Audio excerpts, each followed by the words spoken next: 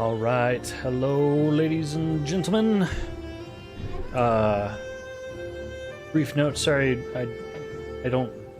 I had something on my face got hurt. Apparently, I have some kind of bruise right in the middle of my where I'd have a unibrow. Apparently, but so I don't know what happened there. So just before anybody asks, I have no clue. Hopefully, it goes away. All right. Some big news as far as the series goes. This afternoon broke me, unfortunately. I have really been enjoying the series and I want to continue it. But I don't know how many times I can regrind. It's very frustrating to die on hardcore mode when you're streaming and stuff, because I don't feel like it's very worthwhile to stream the regrind of leveling skills and all that stuff. So I have now lost 2 full sets of iron and have leveled my bow skill up about 10 times. And now that we're in mountain progression, I feel like the regrind is going to be more than what I'm willing to do. So it's been good up to this point, and I would like to progress this world as much as I can before the end of my winter break. So I'm going to be continuing it on normal settings so that I can not burn out. I've really been enjoying it and I want to continue enjoying it. So that being said, Ragheimer, I'm probably just going to leave him. He is the character that I created for the series. He's currently at 0 skills and stuff like that. So that we can just jump right back into the action, I'm going to join on Ragheim, my main character, and I'll show you what I'm planning to do here, so that I'm not having to regrind all night and then die once and have to do it all over again. So I would like to get back into the action, because I'm excited about the world and I want to keep streaming it. So this character, what I'm going to do is I'm going to equip him with the gear that I would have had in the swamps. So the gear that I have on him is nothing that I have not already made and upgraded to full. So I'm going to be giving him my iron armor that I had previously upgraded on the other world, and then just the weapons and tools that we have created and fully upgraded on the other world as well, which would be the mace, the at gear, and then our pickaxe and axe and bow, and then the 2 different types of shields that we've made. And then I'm gonna replace my lost wishbone, and so that I don't have to kill bone mass again. And then we're gonna go ahead and continue on normal settings in the world. So I've given myself just a little bit of some basic food to get to my base and from those stones, and then we'll get going. I'll even dump this this fancy food that I have going on right now. Okay, there we go. And then as far as skills go, I mean, it's good, but I mean, it's not. I've died a lot in the Ashlands, so all of my skills that were pretty high are not super high anymore. So run's good, yep. Bows are good. I did spend a lot of time grinding recently to level that up. And jump is pretty good. Everything else is pretty meh, so it's not like we've got a gigantic advantage. So, and we're already admitting defeat with continuing the hardcore series, so it will have been hardcore up until killing bone mass, but we're going to continue here as normal because I'm excited about the world and I want to keep it that way. So here we've got Ragheim, and then world modifiers. I was considering just changing the death penalty only, but the reason I'm switching that is because that's what makes it hardcore. Like, that is hardcore. So I can't call it a hardcore playthrough with taking the hardcore part out. So we may as well just reset everything else. And that also gives us the benefit of being able to demonstrate some of the things that I really like to do in Valheim, the way that I normally do it, with setting up portals and stuff, so we get to enjoy all the other parts of the game. The elements that I am kind of sad about is the no map and the portals part, because that has forced us to create some cool bases and stuff that I otherwise might not have. But I think I'm just gonna take what I've experienced with that and try to continue that even with those tools re-enabled. I'm just gonna enjoy making some new bases and stuff, and not really try to rush through things maybe, but there's some locations that I'm wanting to make some bases that I am still going to, like that mountain and meadows that I showed in the last one. That's awesome, and I'm still planning to build there. Also, this character has no map revealed at all, so it's still gonna be kind of similar until I at least travel to our old places. And it'll be kind of cool to see if my little stupid Microsoft Paint map is how accurate that is. Okay. And so let's call this. Oh, I can't even rename these, can I? Well, okay. It's gonna stay named Hardcore. It's not Hardcore anymore, but that's okay. Thanks, Red Dork. Appreciate it, man. So we'll say we did Hardcore up until the start of the mountains. Check. And let's have some fun. So here we are, normal world. We've already got Ike there, but we'll let's go ahead and claim our father's heritage. Claim our lands, our inheritance. So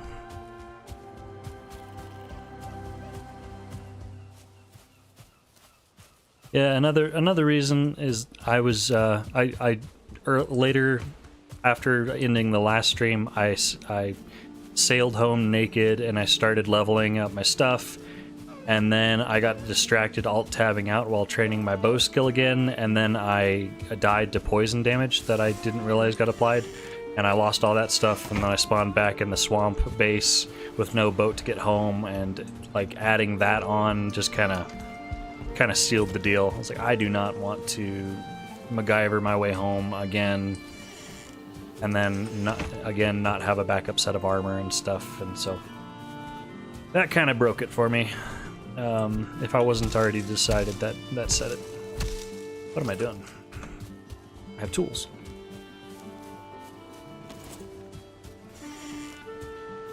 But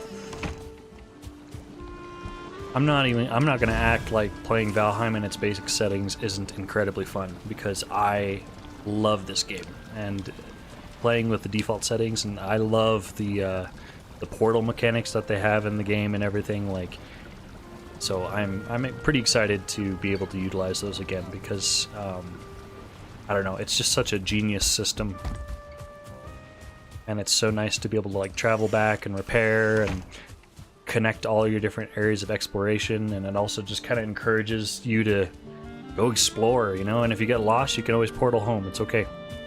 So this is a winning formula for a game in my book. Yeah, I'm glad you've been enjoying it, Red Dork. They definitely did a good job. How are you doing in your playthrough, by the way? You doing swamp stuff? Have you started any crypts yet? Oh, I don't know what I'm doing. I could speed this up here.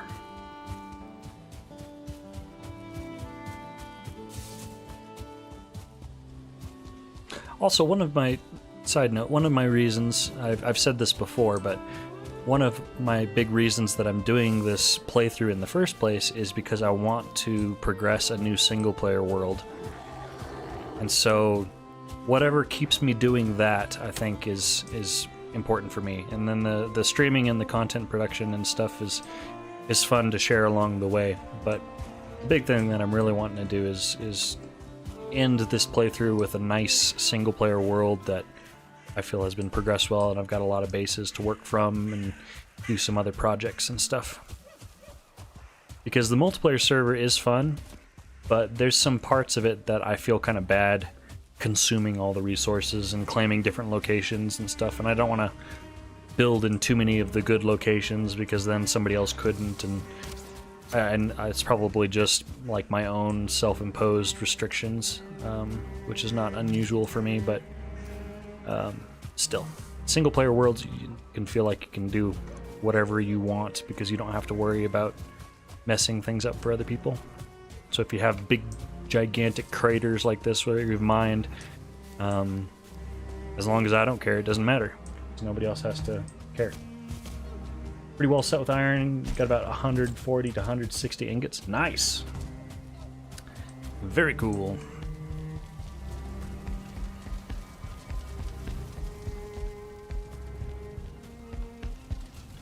Yeah, the jump in your power with getting iron gear is very fun. It's a fun jump in spike in power level. Okay.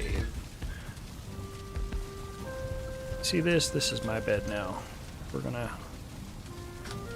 break that puppy. Fine.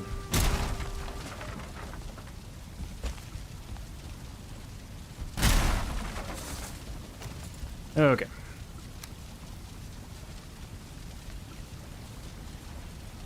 Let's fix our rug that I destroyed. There.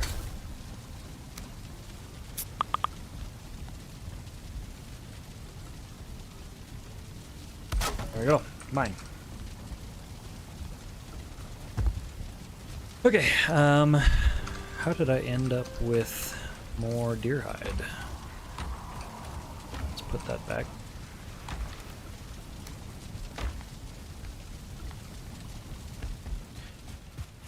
Okay, now what are we gonna do? I have a little bit of arrows. We should get some more before we go back, though. Let's see if we have any fire arrows left over. If not, we might have to go make a run. Also, I figured out why these top chests kept glitching. I wasn't sure why they weren't working. Like when you open it, you see how it doesn't work? It was driving me crazy. It's distance. It's because I wasn't close enough. So, lesson learned. Because I destroyed the top chests in here because it was driving me crazy, but it's because I was standing back here. It's a distance thing. Apparently you can open it further than you can see. Alright, we're gonna need to grind some more fire arrows because I know we're out over there, so let's get a little bit of food.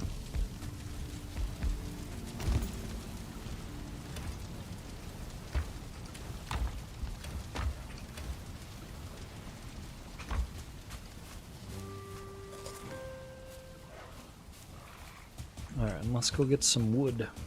Having a great time building a giant boat slash dock slash house. It's easy to get distracted. Yeah, that's the fun part.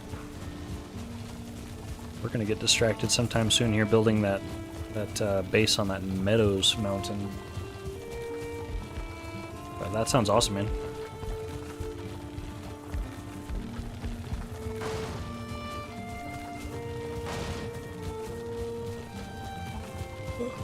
So, we need arrows. I don't know if I'm going to worry about making fire arrows, though, because we're going to make obsidian arrows pretty soon here. So I may as well just save all my feathers. Speaking of which, we should also take some time. We'll get a cart here of wood, and then we'll go on a feather hunt, because I'm going to need a bunch of feathers in order to make obsidian arrows.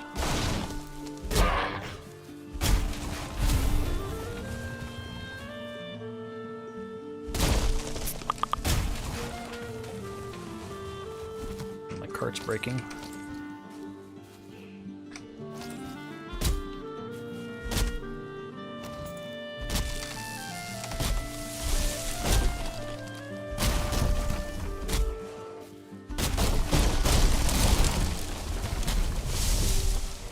Oh, and before anyone asks, this is the only gear set that I'm bringing over, because I've already made all this stuff previously on this world, but I am not planning to bring over any other gear.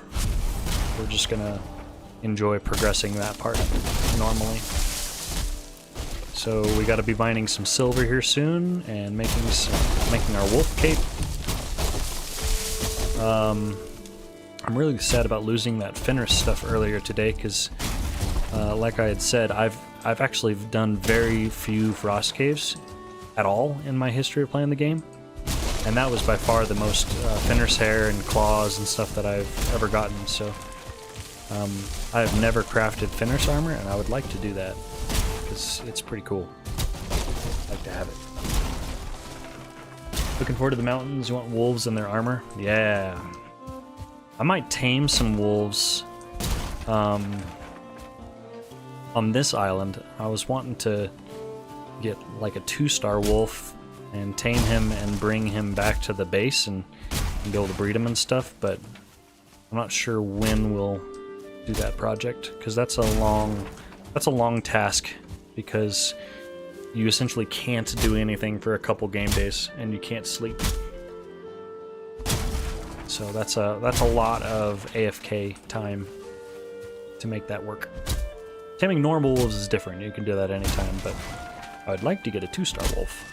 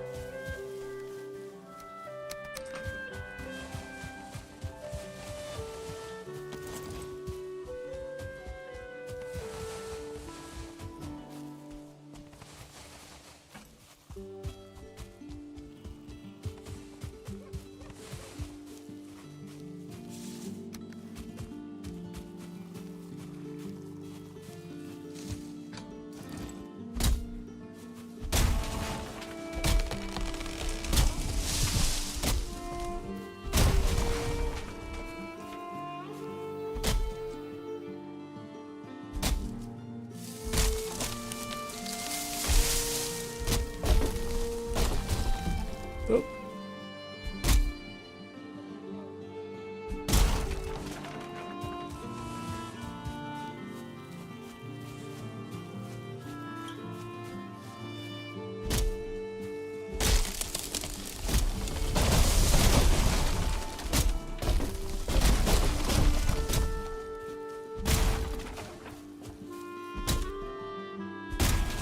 Oh, cool trick, by the way, that I randomly discovered.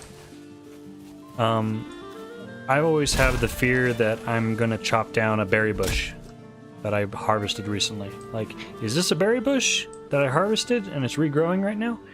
Here's the way that you can check. Push E on it. Because check this out. This berry bush, also it's a slightly different color. You can see it's more of a verdant green. But check this out. It doesn't have any berries on it.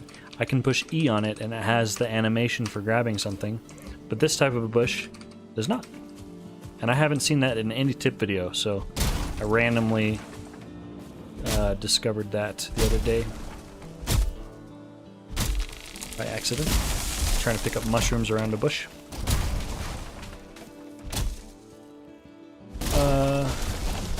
Oh great, y'all, Raiden, do you know your world's update when they release new updates, like new biomes and traders?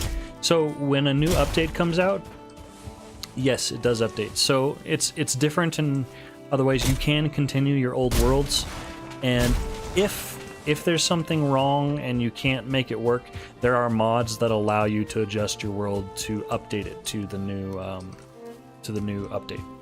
So for example, when the Ashlands came out, if you hadn't explored anywhere down here on the map, I'm gonna get crushed here. Nope. So if you have not explored an area and then an update comes that affects that area, then it's normal. It's totally fine. It doesn't. It fixes it down there, and you're good. You don't know the difference. But if you had previously gone and explored the area where the Ashlands is and where it got updated, then it updates it, but sometimes it can make some weird problems. Like if you had built a base and then they adjusted the terrain, it'll make it so that your stuff is on like floating islands and whatnot. But there are mods that you can just reset all Ashlands biomes or something like that. Or another good example is when they added the Bog Witch recently. The way it works is it'll spawn the Bog Witch in a swamp that you haven't explored yet. And then worst case scenario, if you've explored the entire map and all possible areas where the witch could have spawned, then again there are mods that you can use to manually spawn in the Bog Witch. So yeah, just don't worry about that part. That is something that I got frustrated with 7 Days to Die, is I never felt like I could do any huge projects, because anytime they'd release a new alpha, that world would essentially be unplayable if you wanted to play the new stuff. But not so in Valheim, which is pretty cool. That's why on our server, we're not really planning to... I mean, we might.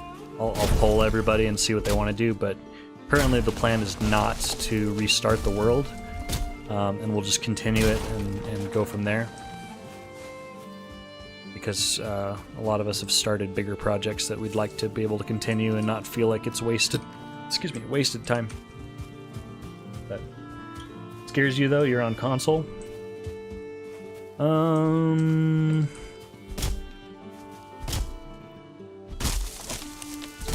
Yeah, I don't know about console. I mean, I'm sure it's fine.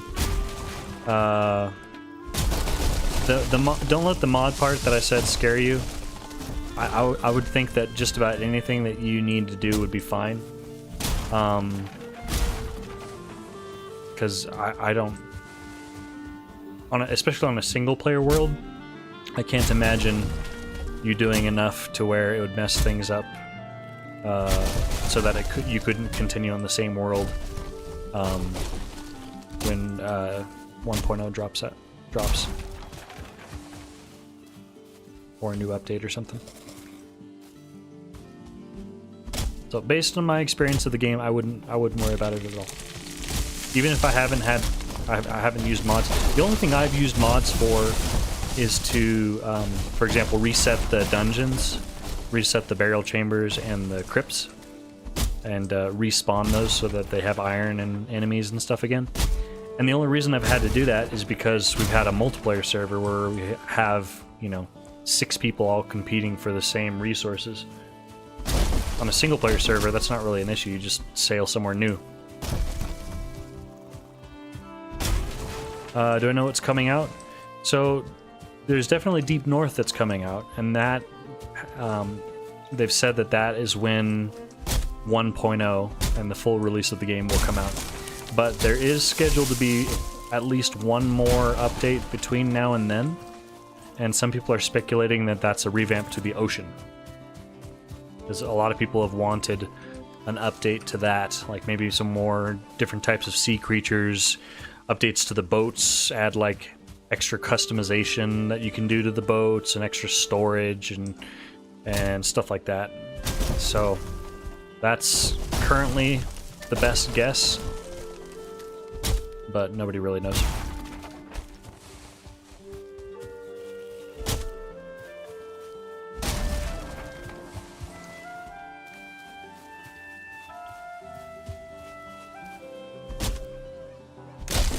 I'm curious how this is going to work with raids, because I don't have player raids. I don't have player specific raids enabled, so I think we should be getting the same raids that we normally would on our other character. It's not going to happen as often and stuff anymore, but I do think that we still have the same raids, access to the same raids. Okay, it's getting dark. Let's go ahead and call this good. We'll head home. And then in the morning, we'll do some feather hunting, so that we can head over to the swamp base with... Oh, we need to gather some fine wood. I need to go ahead and set up a portal network. We may as well get that started. forget I can do that. So we're going to need some more fine wood. Because now we have to spend a bunch on that. So that's going to increase our demand for fine wood going forward. Can PC and console play together on here? Yes, they can. Which is pretty sweet. Now, you can't on a world that uses mods. So, if a certain world has been created and needs certain mods in order to be played, then I don't believe that you can. But any normal play, yes, you're good to go.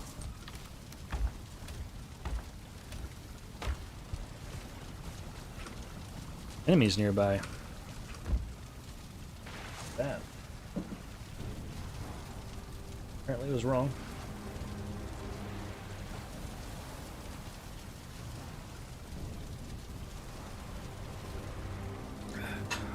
Alright. Feathers. I don't think we have much. We got 32 total. That's not going to be enough to make the obsidian arrows that I'm wanting to. So, let's go hunting. Let's do this. Let's actually bring... Let's set up our portal here. We need to make a little portal hub. So, where are we going to do that? Let's build our little portal hub right here. For now. And how are we going to do that? Let's bring our wood over here.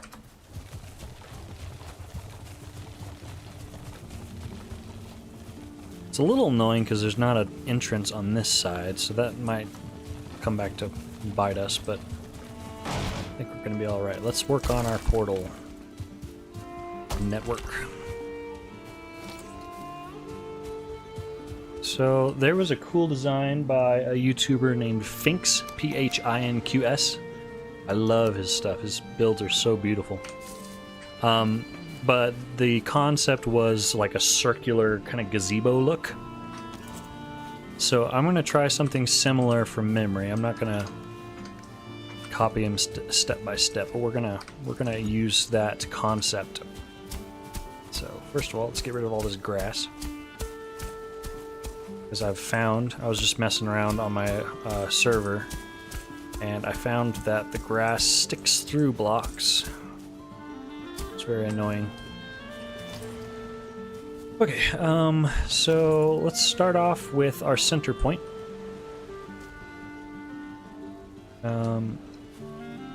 We'll have this be the center point. And I'm planning to have a tree in there. We'll plant like a beech tree or something. And so from here, let's go ahead and plan how far out we want this to be. Actually, let's do this differently. Let's have a one true tile. So this is going to be our true center tile. And then from here, we're going to choose how far out we want it to be. Maybe one more. I think we can fit comfortably. So what is that? 1, 2, 3, 4 on each side. So 1, 2, 3, oops, 4, and then we'll go this direction. 1, excuse me, 2, 3, 4, and let's fix the level here. Get it underneath.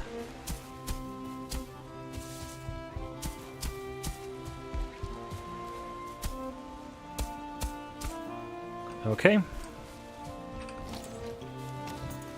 I messed up. Here we go. 4. 1, 2, 3.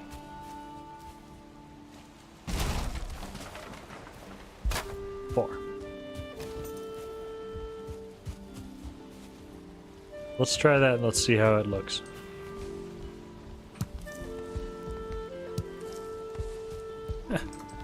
I might, I'm gonna build this up a little bit because I want a foundation.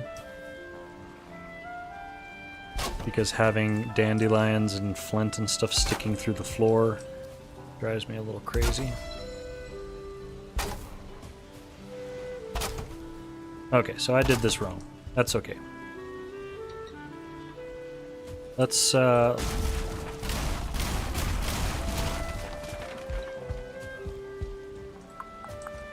let's... 'cause that's not gonna work.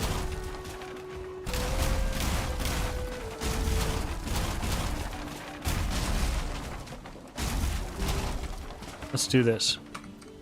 How close do I want it to the house? And the answer to that is I probably want it about...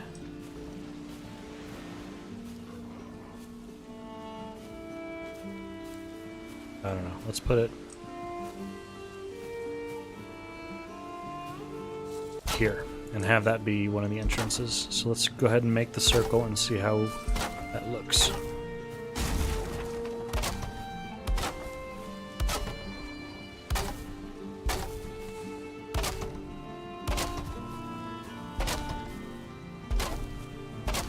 This is why I don't make build tutorials, because I'm very haphazard in how I figure things out when I'm doing it by myself.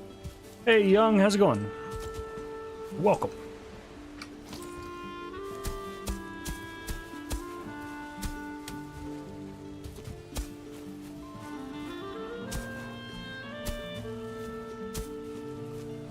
Okay. Gorgeous. Perfect. Let's go ahead and now fill it in with stuff. Let's add some flour. I don't do very much with circular builds, so I'm sure we're going to encounter a problem or two, and we'll learn together.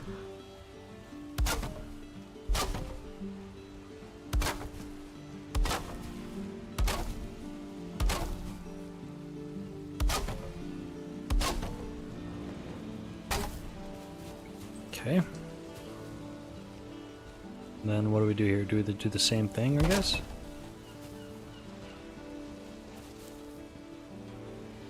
That. I think that's what we do.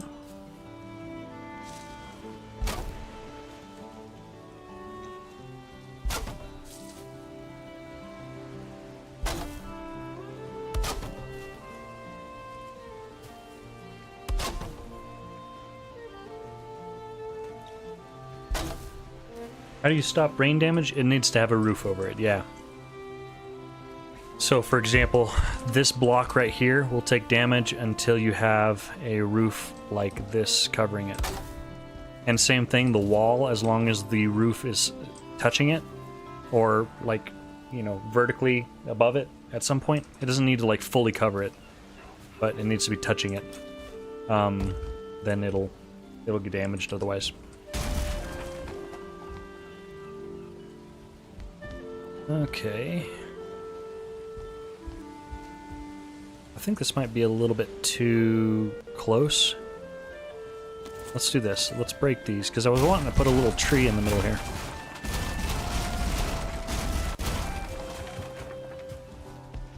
Also, this is fairly small. What if I doubled this? What if... I wonder how it would look if I had two before each rotation. We can have a lot of portals.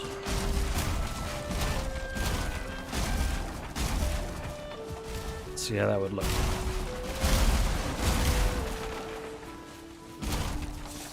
So like this, we go 1, 2, 1, 2, 1, 2. We're not gonna have enough space for that. Alright.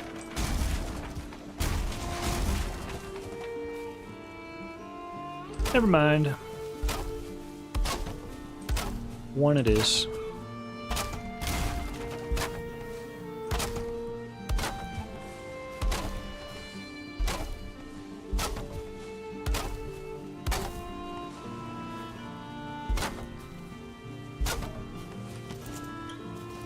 Okay, and then we'll just do the one floor for now. And then we'll plant the beech tree, and then we'll come back to it.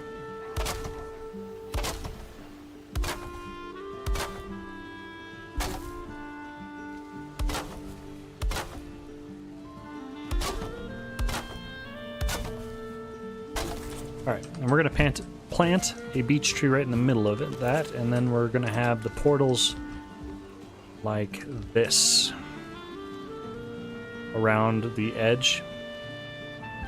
And then once the beech tree is grown, then we'll add that inner layer that we had. Zeno, yo, Happy New Year. Seen your post about stepping away from WoW, but hope you get some chance to stream WoW. Yeah, we'll see, man. For right now, I'm stepping away, but we'll see what the future holds. Hope you're doing well. What about my balconies? So your balcony, you can see mine's taking damage. So if you want your balcony to not have any damage, then yeah, you need to build out over it. Later on, there is an item that you can build in the Ashlands. It's like a portal generator, or not a portal, a shield generator. And that will prevent any rain damage. I just noticed my shirt is see-through. Fix the webcam here.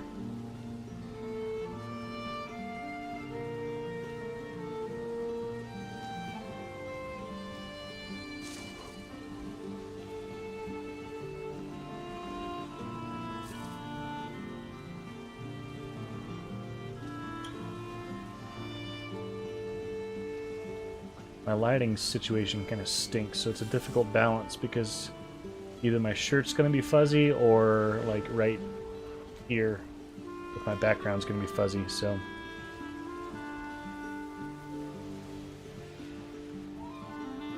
there, we'll meet in the middle. I need to get some better stream lighting. I did just order a new desk today. I had some Amazon gift cards that I got that I needed to use, and so I got a better desk.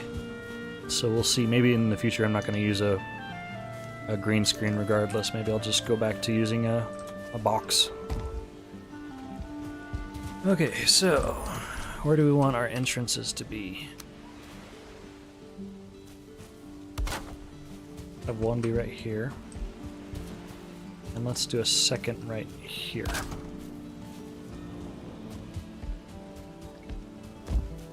One and a half per rotation? I guess I could do that. Before I tear it all down, what would that look like?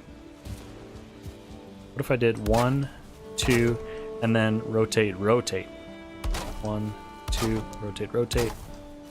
2, rotate. Kind of like a, what is this, an octagon?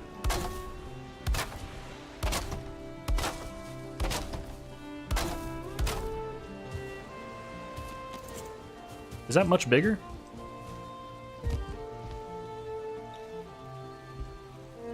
It's not much bigger, but I might like the shape of that more, because that creates a more defined area for each portal, like one right there and then another right there, and that would fit 8 portals.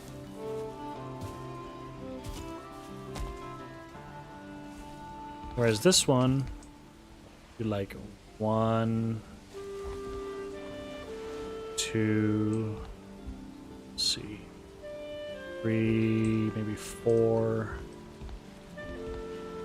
5, 6, 7. It's going to be a similar amount anyways. I don't know. What do you guys think?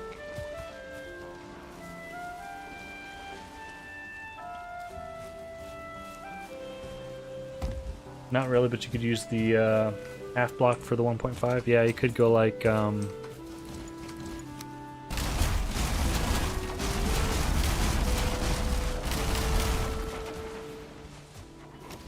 I see what you mean. So like this. That. 1. That. That. That. That.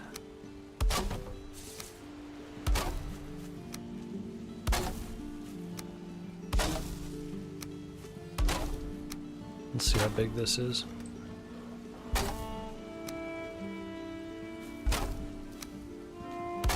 I guess it just depends how much space do we want our portal hub to take, you know?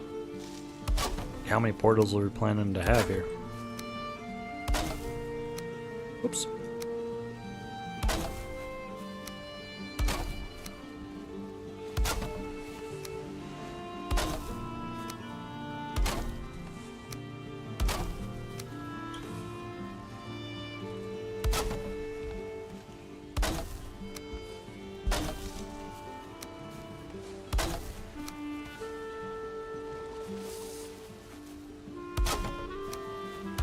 That.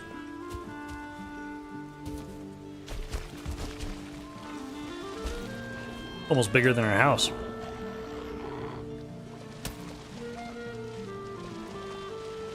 I think we think about it and we'll come back to it, and then once we... Excuse me? Who goes there? I'm not supposed to have any visitors. You! Who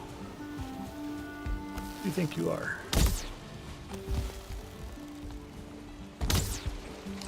Come on now.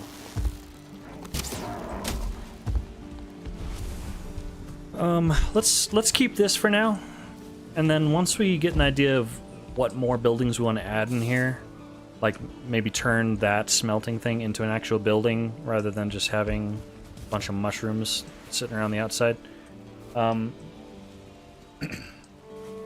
So we'll come back to that, because I think we're gonna have a smaller area for our farm, but later on we do need to add a chicken coop and potentially bring some locks over here. That'd be kind of cool. So yeah, I'm not sure. But in any case, this one's in the wrong place. It's blocking our way, so let's tear down this one. We'll leave the other one for now. We'll go ahead and plant the birch tree to see if we like the look of that.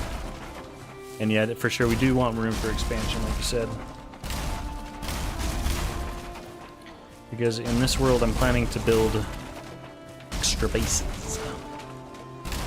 So, alright, let's grab that cultivator, because the thing is, we need to add the tree now, because it won't grow when things are too close to it, but we can build things close to it once it's grown. So there's an order it has to be done.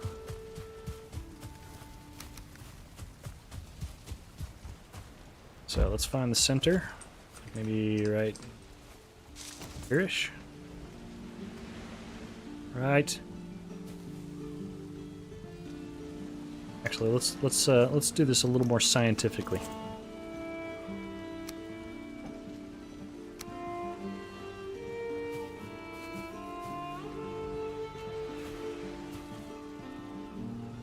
Right there's the center of those stairs.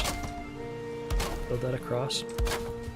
Right here is the center of those stairs. Build that across. Okay, and then we're gonna put it right there. Right there. Oh, I missed. Oh man. Let's see here. Break that. Ah.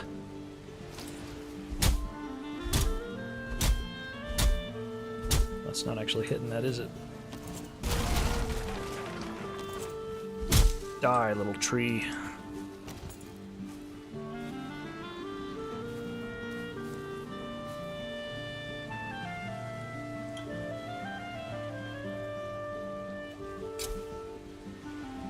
We're gonna call that good.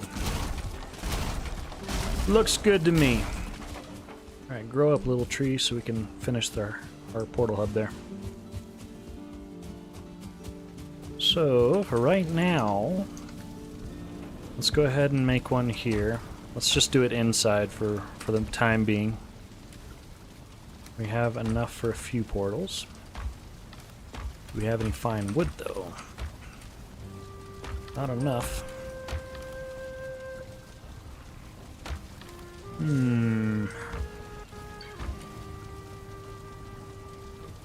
Okay, well, let's do this. Let's keep this all in the same place.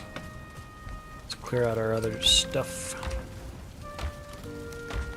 And believe it or not, it's already been another day. I've got to sleep again, so let's do this. We'll go ahead and sleep. We'll go chop down a... Oops. I might move that bone mass trophy. I've done that more than I'd like to admit. Alright, so we just found out we do get the same raids. Because we're getting raided by drakes right now.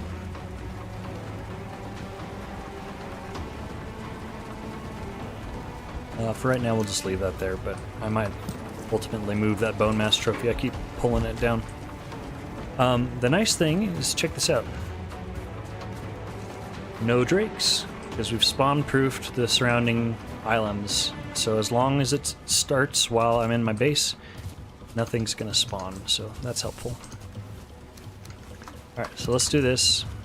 Ooh, we're freezing. Let's get inside. Nice and warm.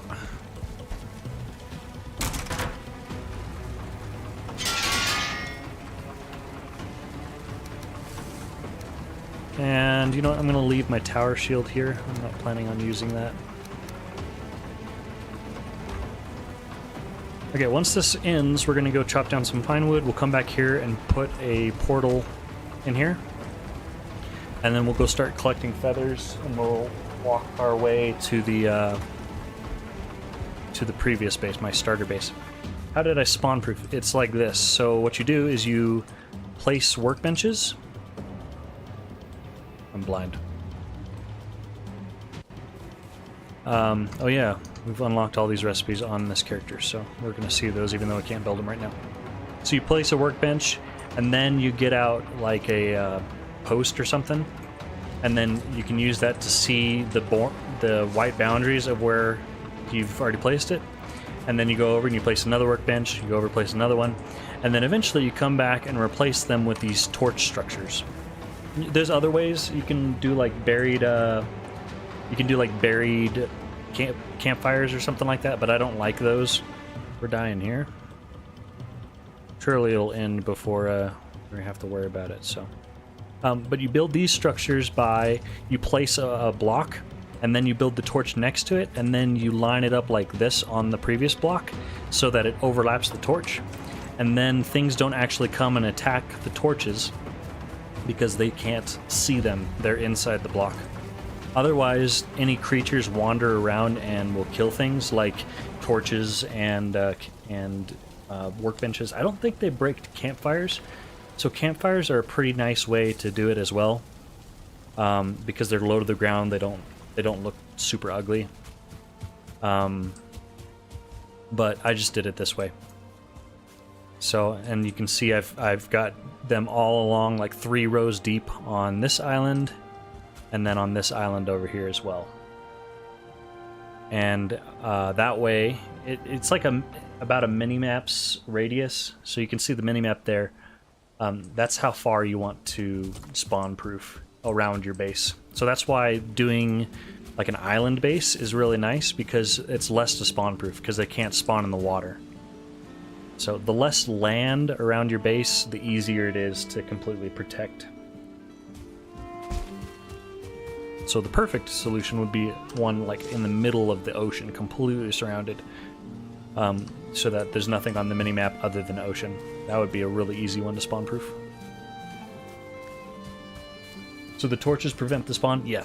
Any player base structure prevents spawning. So any like workstation, like a workbench, a forge, a stone cutter, any of the torches, beds. I'm not sure if the smelters and stuff do or not, but any of those prevent things from spawning within, and it also prevents items from despawning. So you see I have this gigantic cluster of stone here. I know that everywhere in my base is covered with a player structure, and so I can just drop stuff anywhere and it won't despawn. So as a result, sometimes like when I get home from a trip and I don't want to sort everything yet, I'll make just like a dump pile, and then later when I have time and I want to actually take the time to sort it, then I'll go pick it up and put it in its respective chests. But sometimes I'm just in a hurry, so I'll just make like a little dump pile, which probably drives some people crazy, but it works for me. Okay, we were getting wood. Fine wood. Yeah, I'm not sure an exhaustive list of what prevents it, but I know for sure workbenches, campfires, and torches do. And so those are the ones that I use. So another way you could do it is, for example, you could take, let me get some stone here, I'll show you this method. Get a little bit of rock.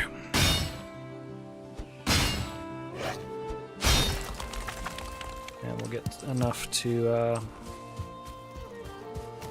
Oh, I turned the resource collection rate back down to normal since we reverted the settings, so... I'm not sure if we'll keep it there or not. It is kind of nice to have the double because it speeds up the progression for streaming purposes, but I don't know, we'll see. So if you just throw down a campfire, that'll prevent spawning as well, but something that you can do is you can like dig down a little bit and then build it, and then you get a hoe and you level the ground over it like that, and it should go out, but it's not attackable right now. You see I can't even click on it, I can't feed it or anything like that. So that's a really... No, you're good. That's why I'm doing it. I like being able to interact and stuff, so I appreciate the questions. This way is a really unobtrusive way to spawn proof, but I don't like this way because two reasons. One, I can't see where I've spawn proofed.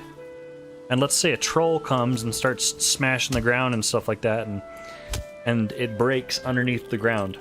I can't tell where I've spawn proofed and where has broken, because it still can take collateral damage from like trolls and stuff. Let's say that I get a raid when I'm right here and my spawn proofing doesn't stretch out that far, and then they come over here and they start breaking stuff. I can't tell where my gaps in my spawn proofing has happened. So that's why I like this torch method, because I can see exactly where something might have gotten broken. And I don't know, when they're lit, it kind of has this cool dead marshes kind of an effect. And then once you plant trees and stuff, you won't notice it anyways. Like, these are all... these were previously cleared. This was all empty. These are all replanted trees, and you can see it would conceal those pretty well. So I personally like doing it this way. The other option is just to not spawn proof, and instead you just make it really secure. Like, for example, a lot of people enjoy building their base below the Elder Shrine, because the rocks for that are not destructible, and you can dig underneath it and it won't collapse. And so a lot of people build like a little tiny tunnel underneath the Elder Shrine, and they dig out underneath there, and that's a really safe base location that you can build. So things like that are another option if you want a safe base. Or like in the Ashlands, the forts that they added, those have indestructible walls, so once you get into it, if you don't break the front gate, you can actually use that as an indestructible base as well. That's safe. What's your first base? Was the trench? Always fell into it? Yeah.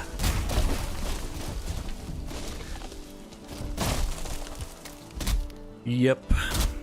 Trenches can do that.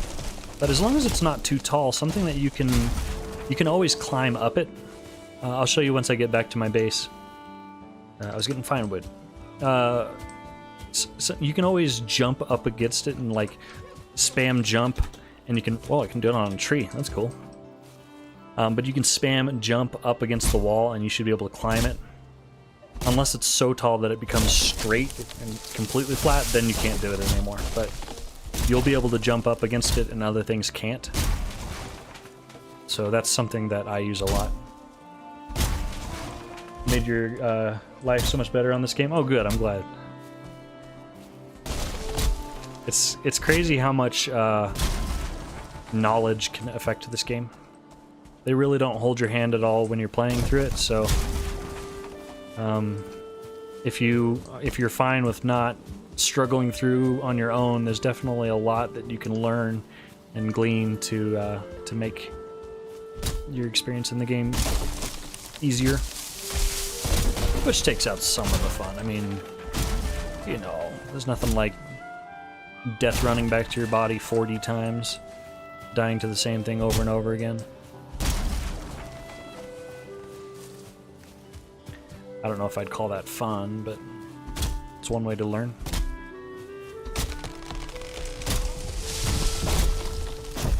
And all this stuff I've just learned from other people's videos too. I'm not some kind of scientist who's figured this out on his own.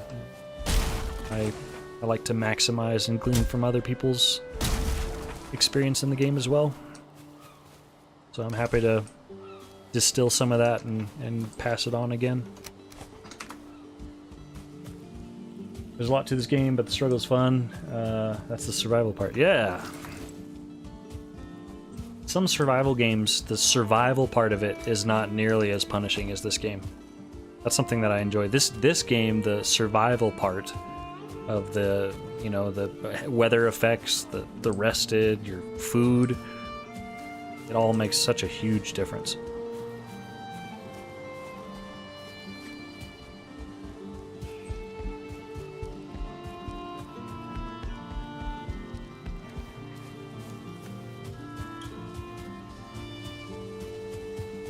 Like 7 Days to Die, the survival element of it is not fully there. It still feels somewhat easy. No Man's Sky is kind of the same way on basic settings. Although I tried the survival mode or the whatever, and that is crazy. I'm sure there's also some knowledge that plays into that as well. For surviving, but I just kept repeatedly dying because I exhausted all the sodium around my starting ship. I couldn't even take off for a while. Okay, we're gonna put a portal there, and we're just gonna plop one down right here too.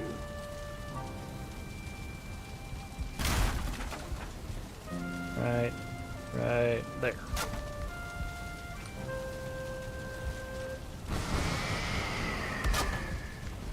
Okay, and we're gonna call this nothing. We're gonna call this starter, and then this one's not gonna be called anything. Now what we're gonna do is we're gonna run and hunt for feathers along the way.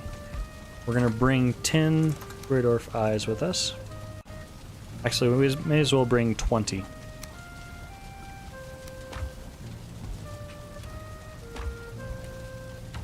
And then we're going to bring 4 of these. And we need to bring 10 wood for a workbench. And so I'll show you what I like to do, since I wasn't able to show this earlier. I'll show you what I like to do for my adventure portal, as I call it. So anytime you're running around the world, let's say that you're, you know, it's getting dark or your weapon's broke or something like that, you need to go home. It's as easy as throwing down a workbench, and then you... Oh, I don't have enough fine wood. Hold on. Hold that thought. Let me get some more fine wood, and then I'll demonstrate my point. But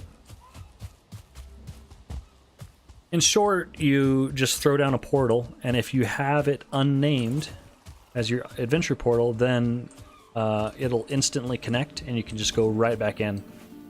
Now, that doesn't work on a server because so many people use empty portals when they first put down something, so I name mine something easy like X or Rag or something like that for Ragnon.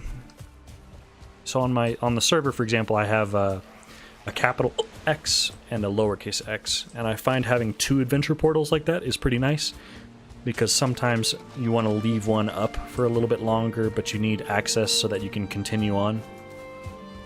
It's also a good practice to make a backup portal. So like when you go to a new island, I make a portal that I leave there and create some kind of name for the island and leave that. You don't even have to have it connected necessarily, but something so that if you die, you can go into your base and name a portal to match that name, and then you can get back to that island. But it can be a good practice on islands just to leave an unnamed portal Like, I might leave a portal on this island named Elder or something, and I just have it unconnected. And on the map, I'd mark it with something like this. And that way I know that I have a portal there named that. And I use all uppercase just so it matches. And then if I need to go there, then in my base, I'll just pick a portal and I'll make it match that name. And then you can go there. So it's nice to have some backup portals placed on islands. It saves you from having to sail back and stuff. Especially when you have used all your boat materials on the first trip. It's especially important with the Ashlands when you know you can only get there with one type of ship and it's pretty expensive to make. And so you'd like to avoid making more of those if you can avoid it. So having backup portals is pretty important. Find wood. Find wood. That's what we're doing. Getting distracted. This is okay, we're having fun. Let's get that juicy fine wood. Are the barnacles worth messing with or no? Yes! They are very worth messing with. So those are used on the Leviathan, the like turtle backs that you see. You jump on, you start mining, you can mine for a while. Each one that you mine has a chance to trigger it to sink. And then you can actually, if you're on a single player world, you can actually cheat that a little bit. If you log out and then log back in, it won't be sinking. So as soon as it starts sinking, you log back out, log back in, and then you'll have more time to finish mining. So you can judge for yourself if you consider that cheating or not, but that is a strategy that you can use because those are fairly rare. But you can use those to make a couple different items that are extremely strong. The first is the Abyssal Razor, which is a knife, and it's strong all the way up until like I forget what tier of gear it's compared to, but I think it's like mountains. It's really strong for a long time. So if you can find one of those early and make an Abyssal Razor, it is a very, very strong weapon for a long time. And then the second thing is actually a unique weapon that you need to do certain things that you can't make anywhere else. It's the Abyssal Harpoon. And that is used, when you use it, it doesn't do that much damage, but it ties a rope between you and your target. And you can use that to drag things. So, for example, if you're in the ocean and you're fighting a sea serpent, you can harpoon the sea serpent and drag it to the shore and then kill it in shallow enough water to where it drops its scales and maybe even its head, its trophy, on the shore where you can like jump into the water and grab it. It's also a good tool if you turn on friendly fire. You can use it to like drag your pigs from one location to the next, or if you're like trying to tame a lox, you can use that to pull it into a pit. There's lots of good uses for the Abyssal Harpoon, and you can only make it using those barnacles. Okay, we got enough for our portal, so let me show you. So, good example, it's starting to get dark. I want to go home and sleep, repair my weapons and stuff, so I throw down a workbench, I throw down a portal, it's not named, and it connects. We jump in, go home,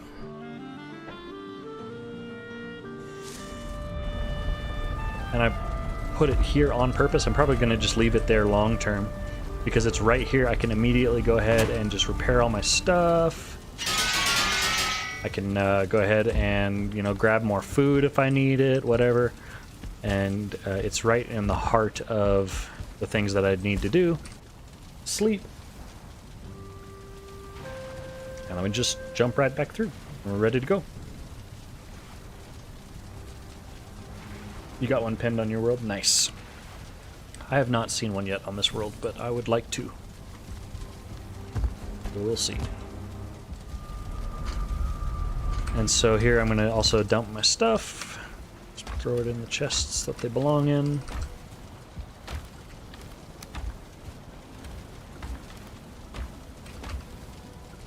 Guess we've used up all our boar meat.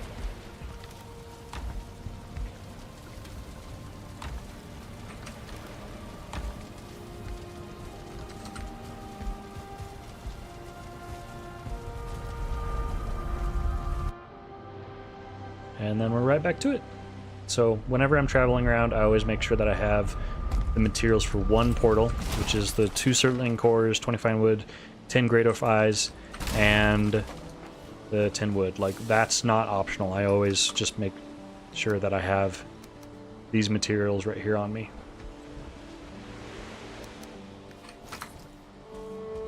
You can skimp on the wood and just chop down wood wherever you are, but the other stuff I don't.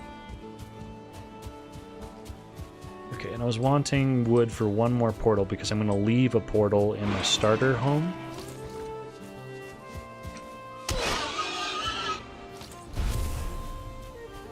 And that starter home is close enough to these sacrificial stones that for now I'll just have them double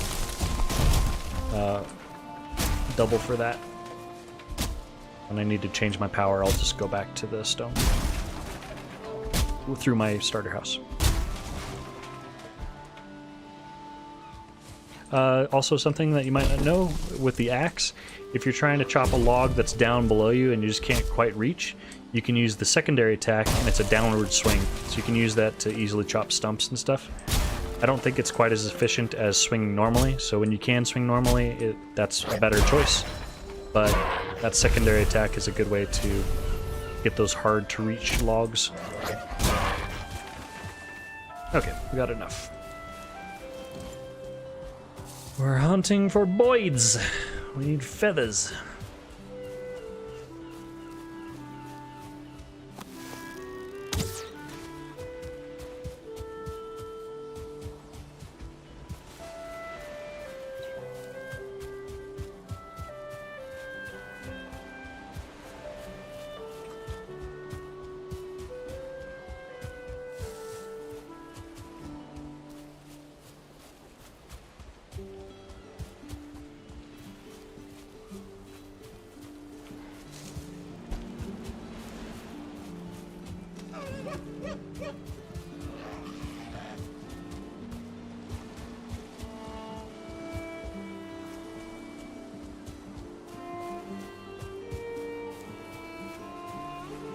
Thought that was a bird, but it was just a water drip from the deer.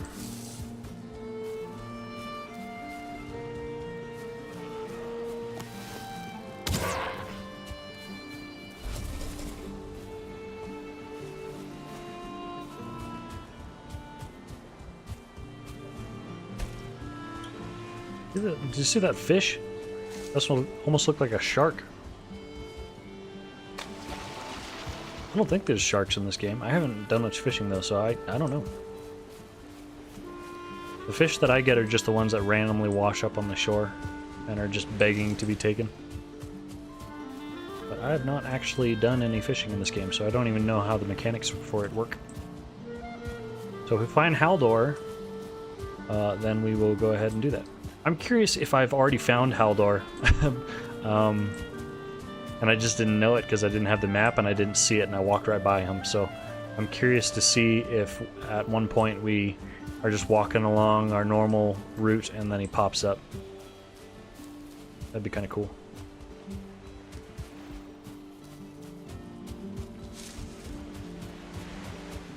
Man, where are all the birds? Apparently when it's raining, they are on the ground more often. So rainy days are the perfect time to go and look for birds for feathers.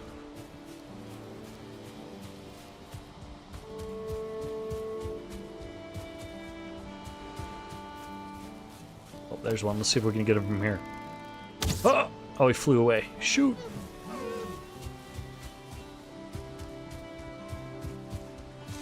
So yeah, rainy days along the coast in areas that have high visibility like this, that's where you can really get a ton of birds. Kobe! Nope. Yo! Oh, come on.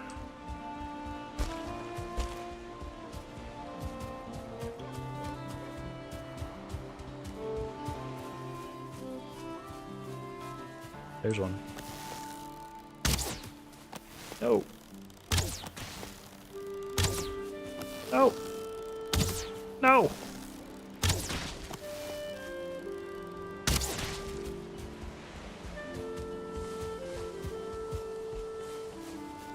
That one just watched his friend explode into a puff of feathers and he just sat there. Didn't do anything. Maybe he was in shock. Didn't know how to react.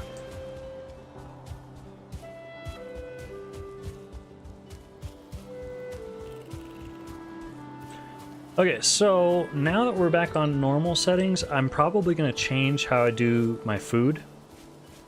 Running the double stamina, or even sometimes triple stamina, was more important on regular settings because things do so much more damage that you need it to be able to survive the hit. On normal settings, we can cheat it a little bit more, and we can roll with maybe just 1 health food and 2 stamina foods, especially with a range like an archer build.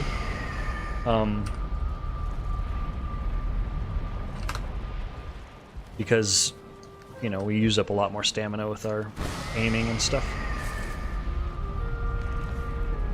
Is that all the feathers that we got? I guess we're just gonna go with that, because I'd like to get to it, so. Let's go ahead and sail back to the swamp.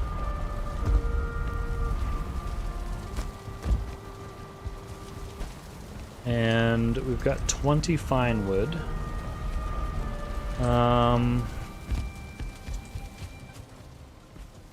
Let's do this.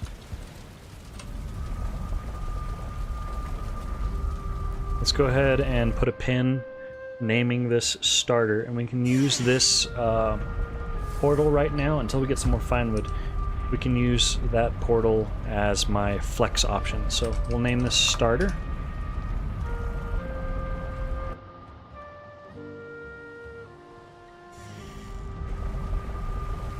And now what I'm going to do is I'm going to change this to swamp. And then when we get there, I'm going to go ahead and make a portal named swamp. Okay, before we leave, what do we need? I need more arrows. We need 2 circling cores to take with us. We need those 10 Greydorf eyes. We can go ahead and put away the birch seeds and the resin. I want to take all the feathers with us, though. So we got 58. That's not bad.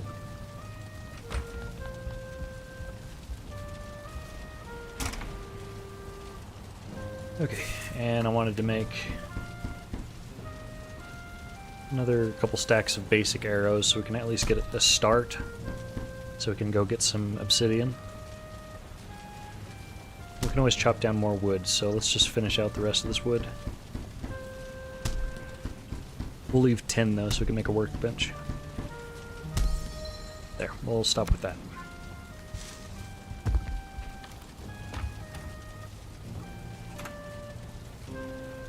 Alright.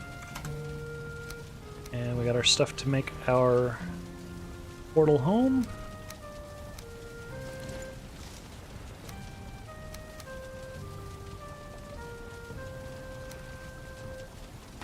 Does take up a lot of inventory space to do that, but that's okay. And then something we needed to bring with us is we had some meads. Yeah, look at all these. We'll bring 3 stacks. I have lots of frost resistance potions over there, so we're good. Let's leave this food here. I'll bring the turnip stew with us though, because we're low on that, but I have plenty of food over there. Okay. Oops. I think we're good. So we're gonna leave all that. We've got the wishbone.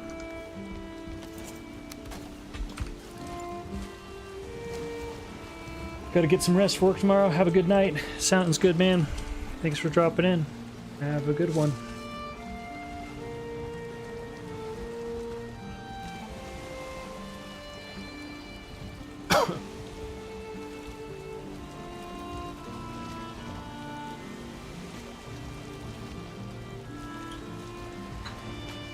Alright, let's get back to the swamp.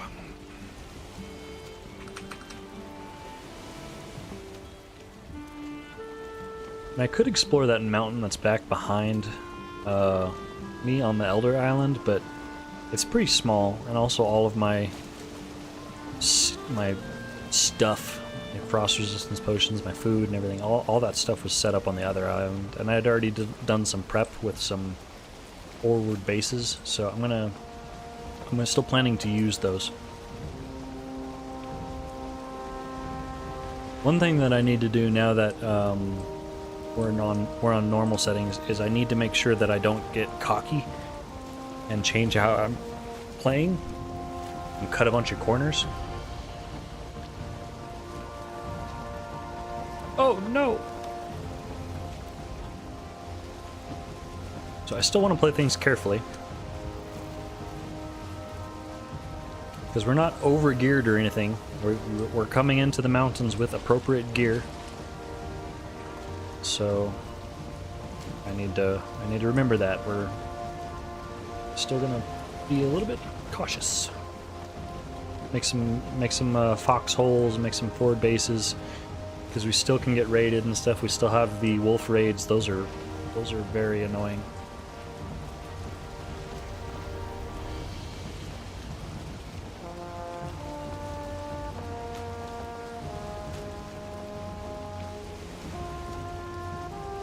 Okay, so far, my little map was somewhat correct. I missed this part right here. I missed this water. But I did say it was nestled in between these two islands, and that's correct. Let's actually pull it up. Map.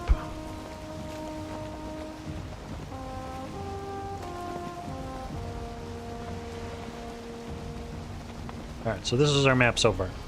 Okay, this is what I envisioned. Let's see how we did.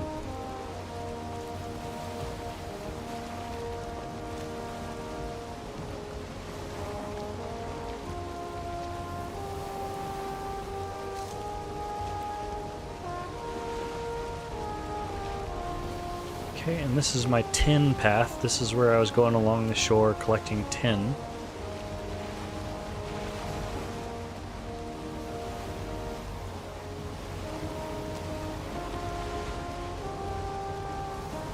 And I was thinking of naming this area right here.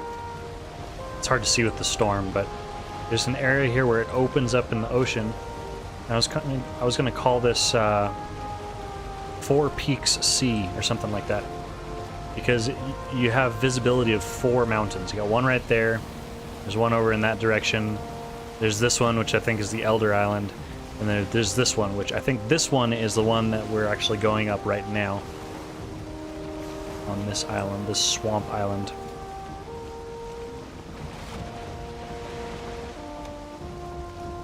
Maybe we'll get a chance to see it once this fog clears out. Oh, it's gonna start raining. Never mind, we won't get to see it at all, ever. And then somewhere up here, I don't think we already passed it, but there's a river like that. And I was wrong here. This is all one island, I'm pretty sure. I think I imagined one. Oh! Excuse me, where are we going? What is this? What did we just walk our way into?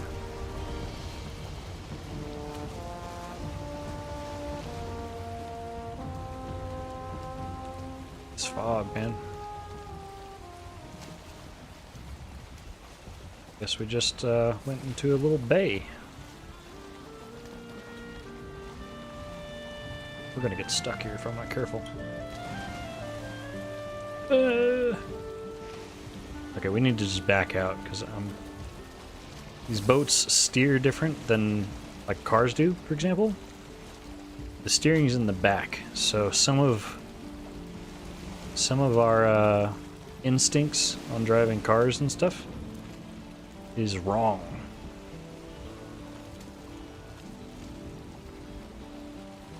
For this kind of stuff, it's actually easier to navigate when you're doing it backwards.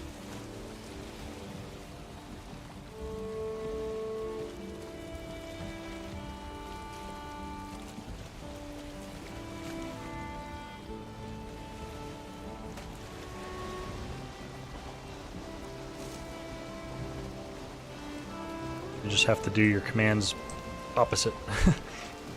Like backing up a trailer.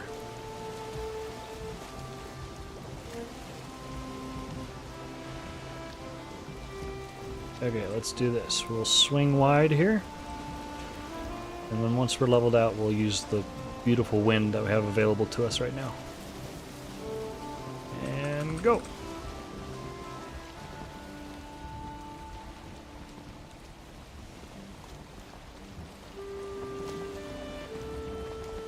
That base looks kind of cool. It looks like a horse head.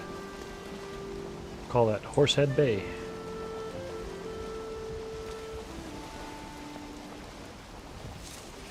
Like a camel or something. It's got a hump back there.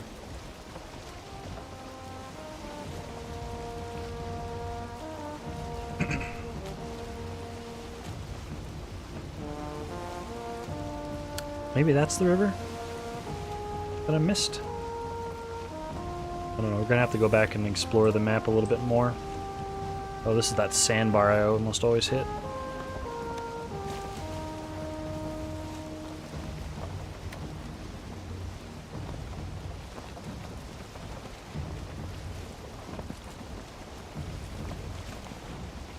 Okay, we should be coming up on the swamp section soon here.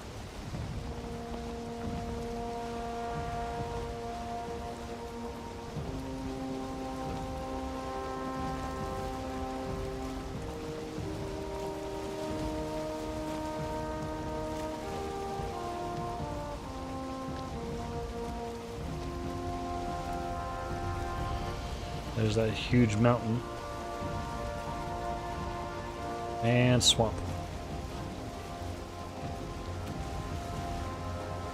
So somewhere we missed the river. Somewhere around here is the river and we missed it. I'm guessing it's right there. But yeah, I'm pretty sure I got this part of the map wrong. I'm pretty sure this is all one big island. And there is no river there.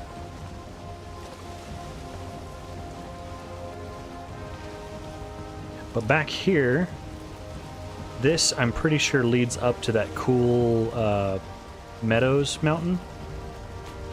And then the trail that I dug going to the coast leads over this way, I think.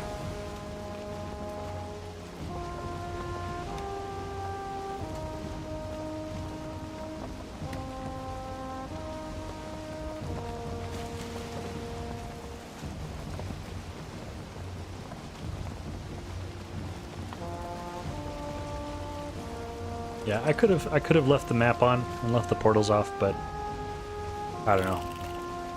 I figure for sake of confusion, it's just easier. I don't have to clarify every time somebody jumps into the stream. It's hardcore mode, but it's not actually hardcore because the deaths don't matter. But we're still not, like, I don't want to have a long conversation. I just think it's probably just easier. So there's a pang of sadness for quitting that, but at the same time, it's I don't know how much longer I could regrind like that, so there's always going to be sadness when you quit something, but it's not like it's a gigantic deal. It's normal Valheim that we're playing right now. This is the intended experience, so we'll survive. Life goes on. Maybe we'll try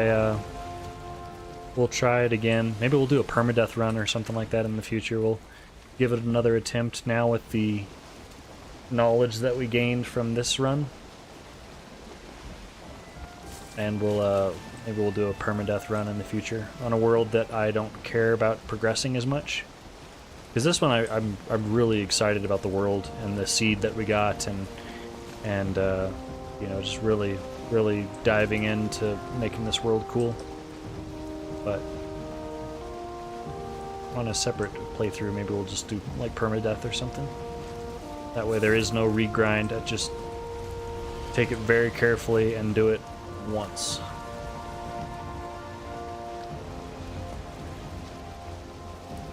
I don't know.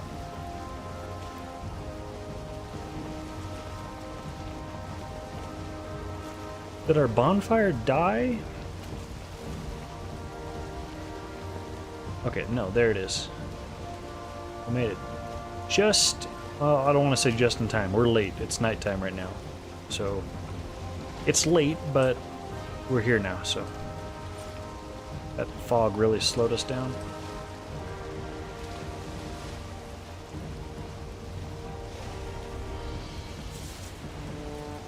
Okay, and I don't think I had anything in the ship itself. Yeah, this is all old stuff. Oh, I had arrows. I'll take those. And I had fine wood. We'll take that too. Oh, excuse me.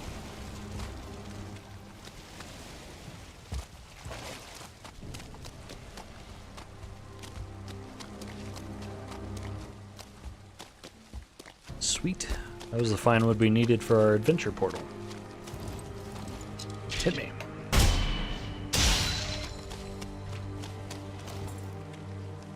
Oh, there's still drakes around here somewhere. Hear it. From that raid that we... Oh, no!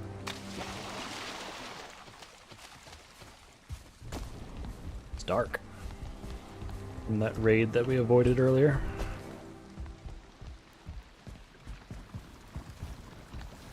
Okay, Schwamp. Let's put our portal... Let's do this. We'll move our bed just a little bit out of the way.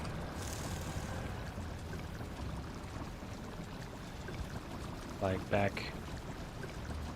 I don't know. There. And then we'll put the portal right there, sticking out of the wall. Schwamp. Alright. And we'll add the symbol here, swamp. Okay. Right now we're not burning daylight, so we can take some time to figure our life out. We don't need bones. Let's just deposit everything real quick.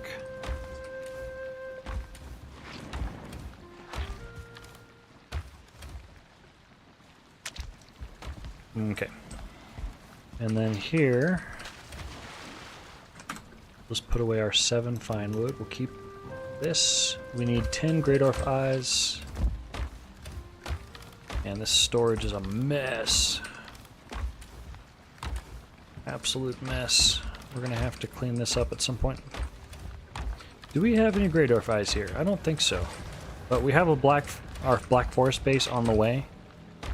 So on our way up the mountain, we'll just double check for Great Orph Eyes, or we'll just go kill some. All right, we don't need all of these arrows.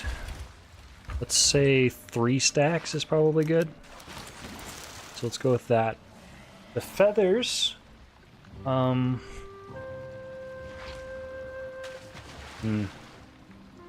can bring the feathers with us. I think we'll just bring 50. And then we'll make the obsidian arrows up there, because then we don't have to worry about carrying the heavy obsidian down. Our first round we'll go ahead and spend on obsidian arrows. And then we'll bank up our freezing glands, and we'll use it on that later. And then for the healing meads, let's just go ahead and bring 1. And then we need our 2 circling cores for our portal. Let's trade out our food for better food. I want deers, or I want whatever that's called, serpent stew.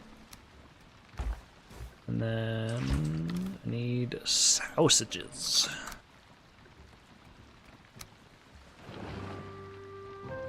Okay. And then we had said we're gonna run 2 stamina foods actually, so let's trade this out a little bit. How are we gonna do that? We need more muck shakes then. Or I guess we can go with carrot soup. How much better is muck shakes over carrot soup? 50 and 45, so that's actually not too bad. So let's go back and make some carrot soup. And we can just do our portal. We don't have to sail back. I almost said let's we're gonna have to sail back, so let's not do that. But we can't. We don't have to. We can just do it. Carottes, and then we need some red mushrooms, which are right here. All right, and we probably don't need a whole lot of this because eventually we're gonna start making some ice cream right here, which is greater fries and freeze glands. But in order to do that, we gotta upgrade our cooking station to the next level. And also that's gonna start using up our freeze glands, which we need for frost arrows. Uh-oh, it's the wraiths. Oh yeah, they don't spawn here, so we're good. This is an event that I'm a little bit worried about, though. This one's pretty spooky. Good source of chains, though. I'm actually kind of excited for this one because I'm always out of chains. Let's do one more stack of this. One more stack of carrot soup. This is a pretty easy one to make. We've got so many carrots that we need to get rid of.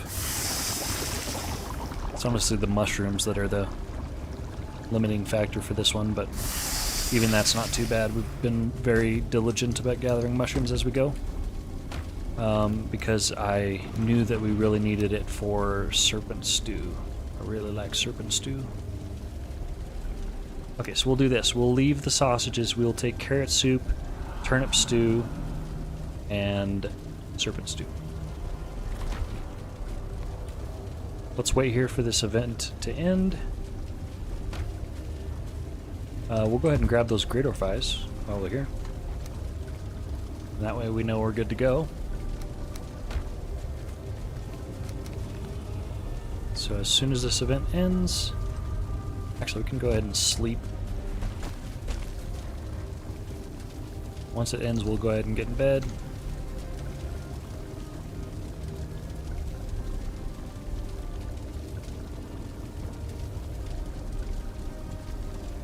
And we'll eat right before we sleep. That way we wake up with full health, ready to immediately start sprinting up the mountain.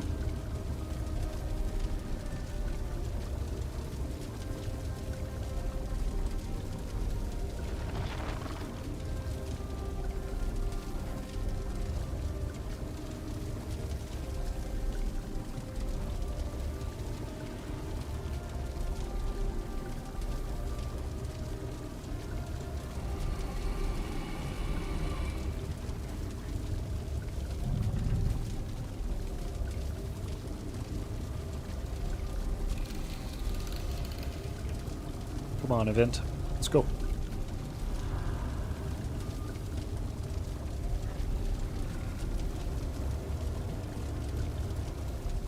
Okay. Wake up full health. I think that's how it works.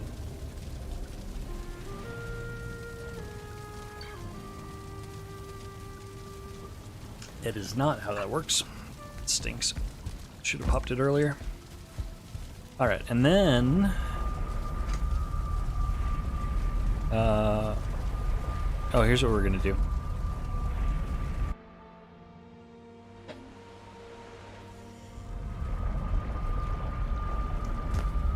Here's what we're gonna do. We're gonna name this mountain. Then... no.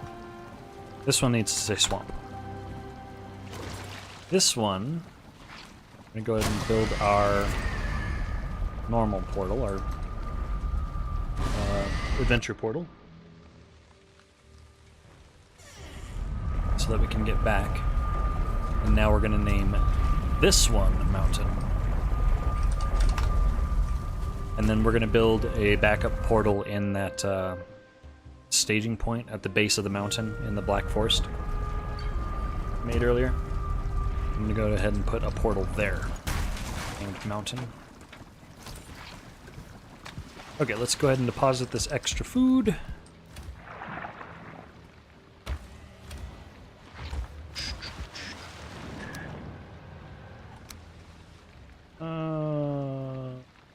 Okay.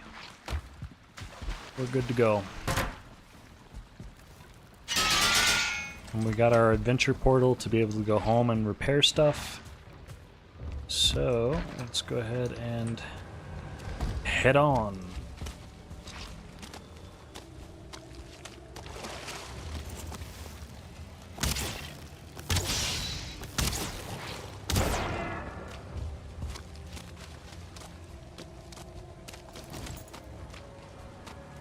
And again, we're going to keep Ike there. We're not going to use that willy-nilly because I want to be ready for wolf raids. And I think we still need to stay prepped for that, so we need to bring our 10 wood that we already have for our workbench. And then we need to make sure that we have some stone to be able to build our little pillar. So let's see if there's stone in here. Probably about 20 stone.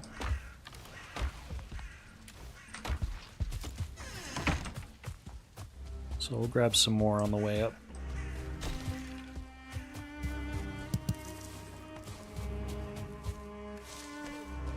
Three more.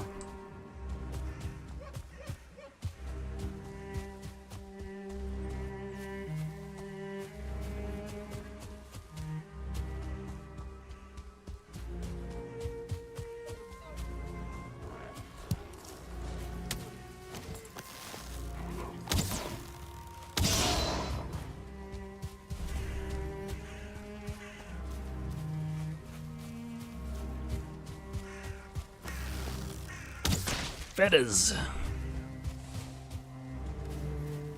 Oh, we forgot our freezing potions. Shoot. That's what we forgot.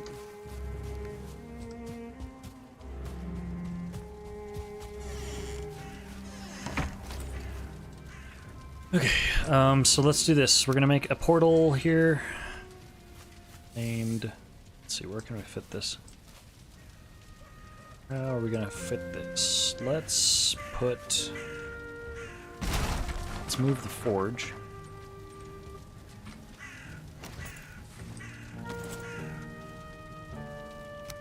Put the forge right here, honestly. And then we can stand here to repair and stand here to repair. And then just jump up. And then we'll put the portal here. If it'll fit.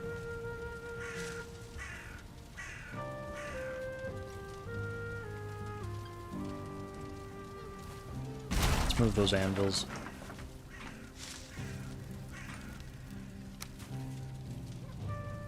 Okay, now it should fit. Oh. Somewhere it worked. Oh. Right there. Right there. Scoot it back just a little bit.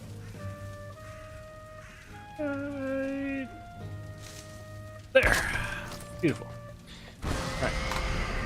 And for now, let's connect that to swamp. And we will go back and get more Surtling cores, because we need our adventure portal now. 9 Great Orph Eyes there. We also need more fine wood, so we gotta figure out where we're gonna get that. I think I might have some sitting around. If not, we might have to go home and just chop down a tree real quick. Right, there's 10. There's 7. We got 17. Oops. There's our Surtling cores. We need 1 more Great Orph Eye and 3 more fine wood.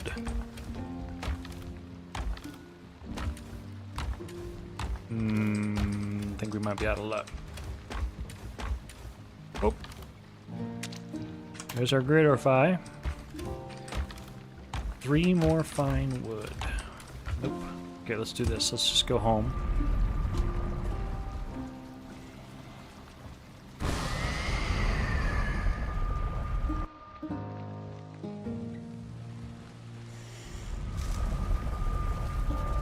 Man, I missed you gone live. Ah, sorry, man.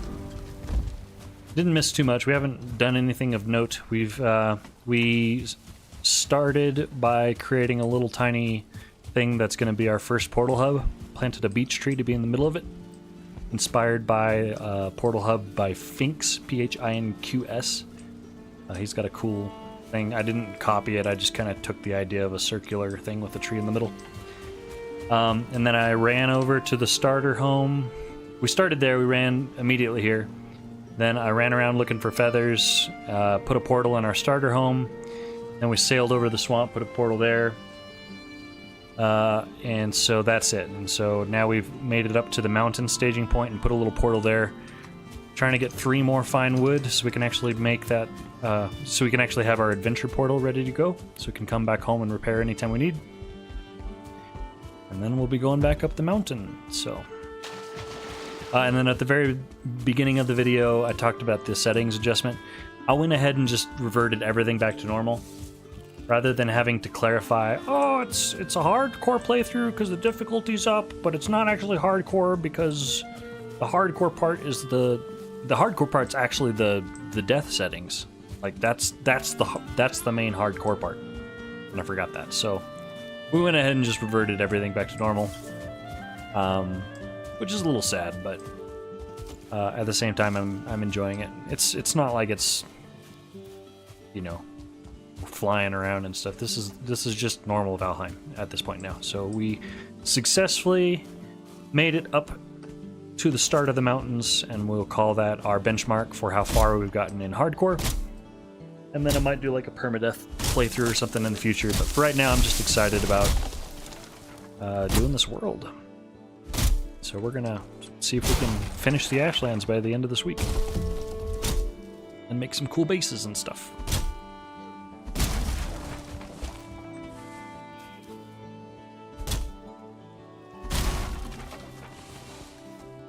Alright, we got our fine wood. Let's go. And then this character is actually my main.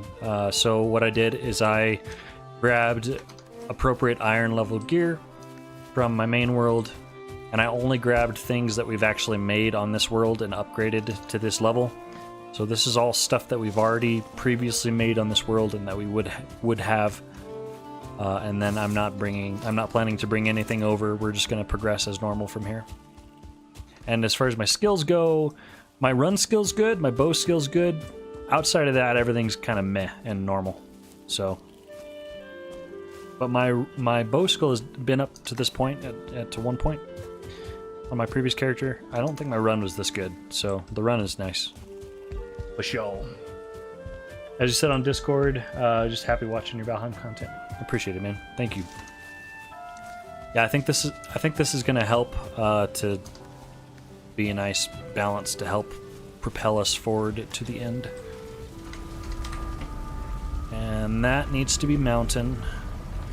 Make sure I have this all correct before I leave. And this stays blank. Now this one needs to be renamed Swamp.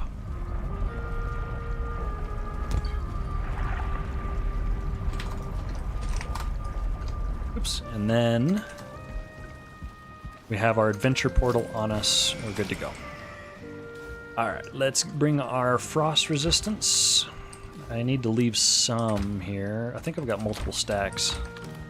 Yeah, we'll just bring a full stack then. Because then we'll have some left over to run back to our body. Which is not going to happen because we're not going to die, right? Right. And then we got 20 stone. Oops. So that we can make our little survival pillar against the wolves. Okay, we got portal. We only need 20 fine wood. So there's our portal. There's our survival stone. We got our potions here. We'll go ahead and set up that so we can use that mead. Might bring a stack of tasty mead as well. And then what we can do is we can put that there. And then if we need the axe, we can get it out. What's our mace skill? Club skill is 4. Ah! Our axe skill is 22. We're actually just better off doing this. We don't even need to bring the club. So let's do that. And my at gear is not high, so I need to level that back up. Because I do like the at gear. Alright. Let's do this.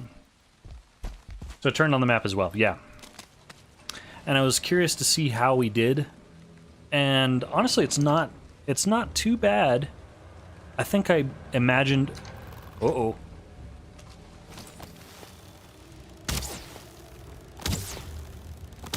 Boy! I imagined a river that doesn't actually exist, I think. I didn't actually get close enough to see because it was really foggy, but I think there's one river right here. And that's that one. And then this is actually just one big island. So. But overall, I think we, you know, we did fairly well. Somewhat accurate. Ooh, freeze gland. I did change the resource collection back down to normal, so. Since we're not doing hardcore, since I only have to grind for things once, we went ahead and reverted those settings back to normal.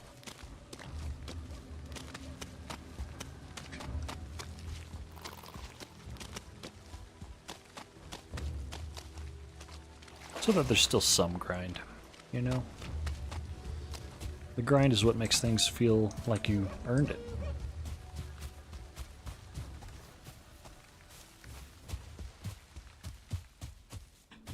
Oh! No hops. Oh, that's something we need. We also need to make sure we have enough wood for a campfire. So we'll bring a couple extra wood here. Let's go to like 15.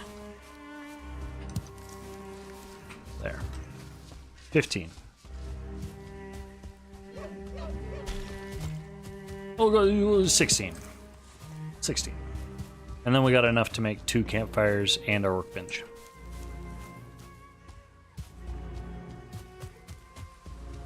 Cool to see how the actual map looks like. Yeah. I need to go and click the boss stones. And so I'm free exploring this because, you know, the map and stuff would have been unlocked on my other character. So we don't even get to see what that would have looked like, honestly. I guess I could log on to him and see, but I think this is kind of cool to see it fresh as we see it together, rather than retroactively get it revealed to us instantly. Okay, and this one needs to be named Mountain. That way, if we die and we didn't get a chance to put down our adventure portal, we can pop back up here and run that way. So, this is our backup portal. And we can actually leave... No, we're bringing the feathers with us so that we can make the obsidian arrows up there. So we don't have to cart down all that heavy obsidian. We're just going to make obsidian arrows with this first round. And then we'll do frost with future ones. Okay, once we start getting cold... Oh, I was gonna label this on the map. So what I do for portals is I make a portal symbol like this, and I name it in capitals, because the map has to be capitals, so I go ahead and do capitals for the actual portal. And that way, for example, right now this swamp portal is not connected, but I know that if I'm home, I can say, okay, I need to get back to the swamp.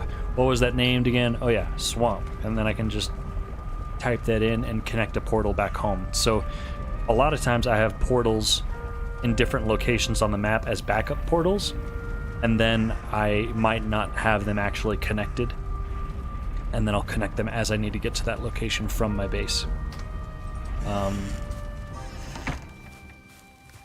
Kind of frees up the amount of portals that you need in your portal network or whatever, but creates good backup places for you to go.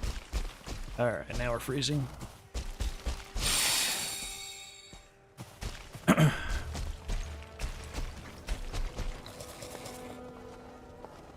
I hear a wolf. Over there, I think. So we lost all that Fenris gear that we got earlier.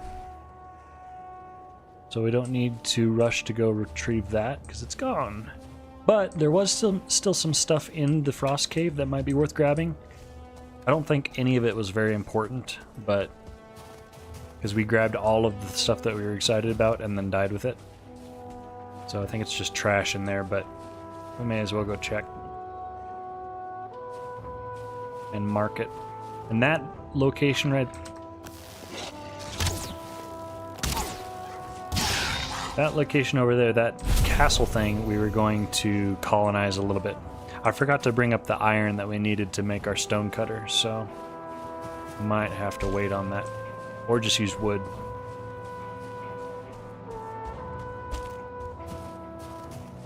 You know what I haven't tried that we could try? I haven't tried digging underneath a rock to make a little cave. So I might play around with that at some point. Oh! Bullseye.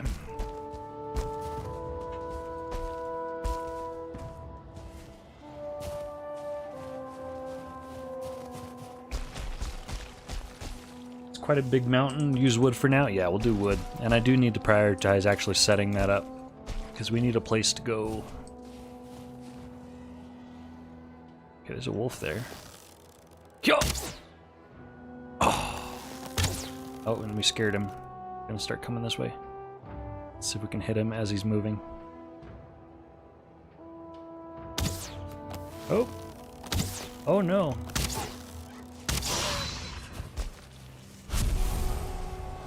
Well, that one wasn't so good. Alright, it's starting to get dark again, and I do not want to be up here during the night with werewolves and wolf hunts and freezing and... No. No, thank you. Oh! Come on, stamina. Alright, let's see if there's anything worthwhile in here.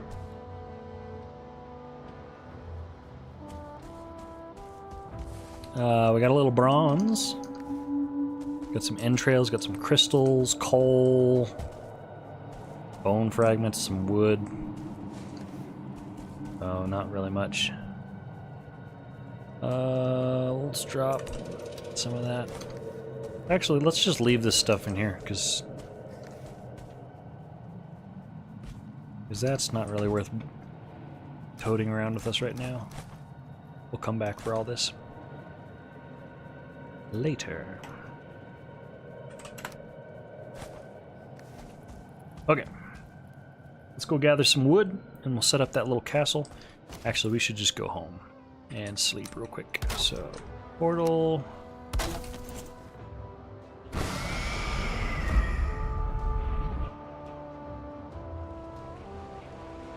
Do you park it in the cave if you get caught for the night? Yes. That's what I was doing in the swamp, too. If we get stuck, then I set a timer for 8 minutes and just go get a drink and stuff and wait inside the crypt. But yeah, in that situation, I'd do it in a frost cave. Although now that we got portals and stuff, we'll just come home. I think you probably missed it, Darren. So I admitted defeat, fortunately. So I had some very frustrating deaths earlier on the mountain, and the idea of leveling my skills for the 10th time and building up a third set of armor and stuff like that, like, it's only going to get worse as we get further in the game. So I went ahead and reverted back to normal settings. I was going to keep most of the settings. I was just going to turn off the death penalty, but looking at it, that is actually what makes it hardcore. Is the hardcore setting is the death penalty. So rather than trying to explain to people that are coming in that, oh, we're not using map and all the stuff's up, but we turned off the death penalty, but we turned up the resource, I decided to just put it back to normal settings for now, because I'm excited about progressing this world, and I want to finish out this playthrough. Ideally by like next Monday would be great, But we'll see. We'll see how far we get. So this is we're gonna check the box that we did hardcore up to the mountains, and then we're gonna finish this out on normal. And then if we do hardcore, we'll come back and do it another time, probably as permadeath, because I don't want to grind again if I die. I'd rather just accept the loss and try again, I think. But this world, I don't want to get rid of this world. I want to finish this one. Okay, we got a little bit of wood, a little bit extra, so we will... Oh, we're not going to be able to hold all that. We're going to need to drop 10. Actually, let's just do the whole 11, because we have that workbench that we're going to need to pick up. Actually, we have even more. We have the portal stuff that we need to grab. That's alright, I gave up before even starting after watching. Yeah, it was a fun experience, and the challenge and the fear of dying up to that point was it was motivating. It was fun, but at this point, I don't know, the frustration of dying with mountain gear, like full wolf armor and stuff. I can only imagine that would be really, really painful, especially, you know, with limited resources and stuff. Like, my thing with the iron armor was I was going to have to find a completely different swamp, because I've exhausted all of the iron in this swamp, so I was going to have to sail around and find some other swamp that has that amount of crypts. And the game really isn't designed to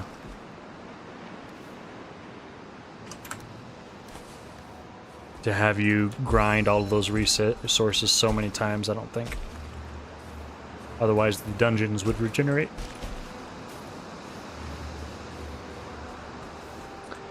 Okay, here's the... That's probably the wolf that killed me earlier. Alright, this is where we're going to build our little shelter. So how are we going to do this? We're going to build... eventually, when we have stone, we might build it right here. But I think for now, we go ahead and use this little thing right here. So, first step, we need a workbench. Second step, let's make it so we have to jump up here so the wolves can't get us. And then I don't think we need to go all the way up there. Let's see if there's any loot. No. So let's break this, because I want a little bit of extra protection from the drakes. So let's just put it like right here, this high. Let's call this good right here. So we need a flow.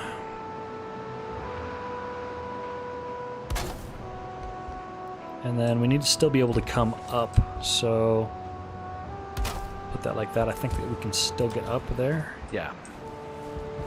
So we can build it like this.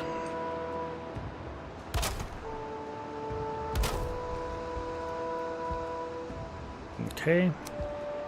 I'm gonna make a little wall.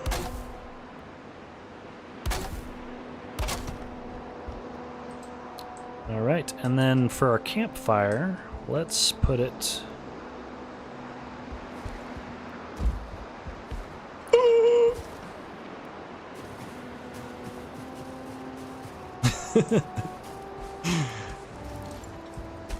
Jumping off a cliff there.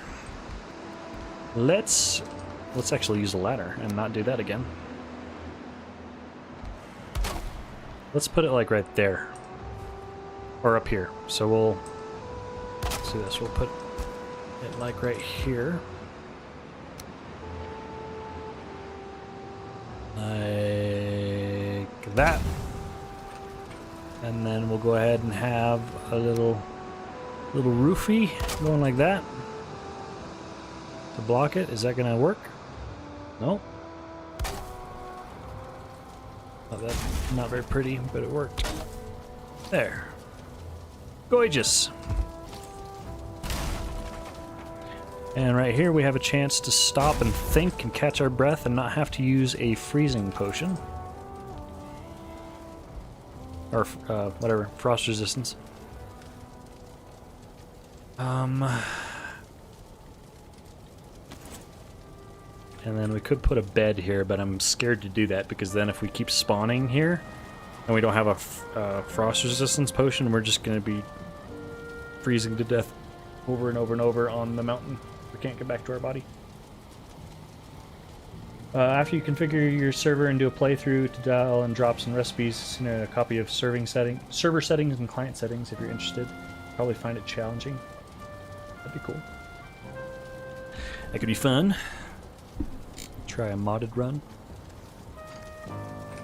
Alright, and then up here, we're gonna make a roof, I think. Like so. Oh, we're out of wood. Oh, here's our extra wood.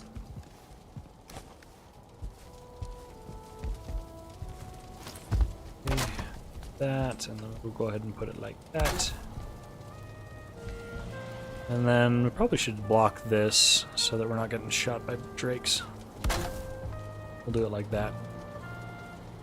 And you know what, we'll go a step further. We'll go ahead and fully block visibility. Like that.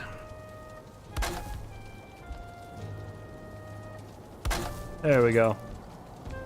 It's glorious. Beautiful. Okay, and then we need some chests. Do like, I don't know. I guess just one for now, because we're out. Let's load her up. We'll keep the feathers here as well. We'll come back and make the obsidian arrows once we get enough. And the workbench, let's actually bring up there. So it's not breaking. Put it like that. Cool, and then now what we need is our stone. We probably only need about 20 of it.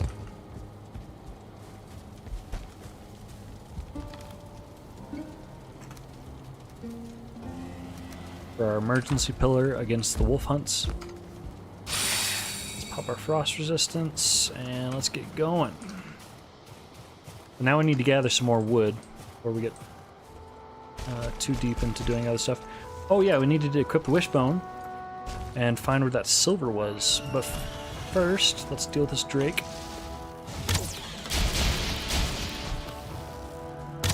There we go. And then let's get the wood. We'll get a little bit more wood so we can make the workbench. And then we'll get the... Oh! There it is. Where are you?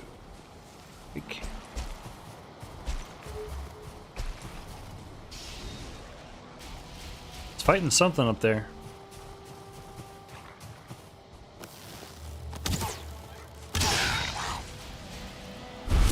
What is it shooting at?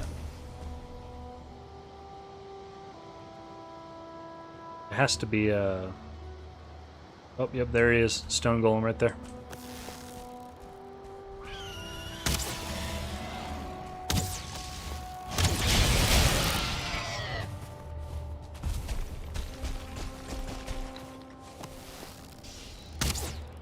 Oh! Okay, silver. Where did it start pinging? I think there's two veins. Because one of them was pinging over here, and then one of them was pinging over there, I think. So I think we've lucked out and we've gotten two. Okay, getting closer. I think it's down here, huh? No.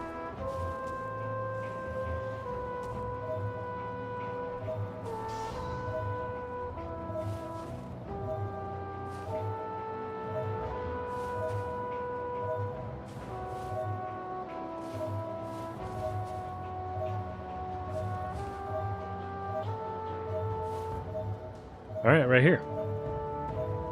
There she blows. All right, let's get that bread. And by bread, I mean silver. Let's mark this so we can come back to it. We need 2. Let's see how we get... Ah, yay, silver! Hooray!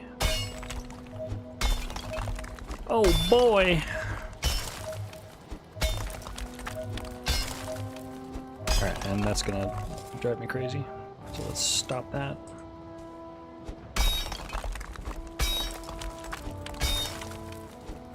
Okay, and let's go ahead and reveal this. Let's dig around it, unveil it a little bit. Although I could just get some and then get out of dodge and try to make a wolf cloak. That might be a good idea at some point.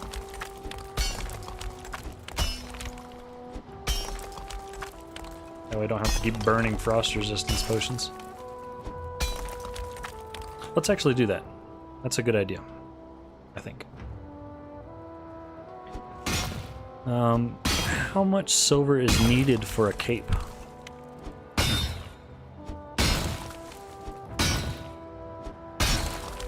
I don't think it's very much. Let's look it up. Valheim wolf cape. The wolf cape needs what? 4 silver. And a wolf trophy. I have a wolf trophy. I don't know if I have 6 wolf pelts. But those are the easiest thing to get out of all that, so we should be fine. Let's leave that in case we forget, but we need 4 silver. So let's go ahead and get those 4. And then we'll go make our cape.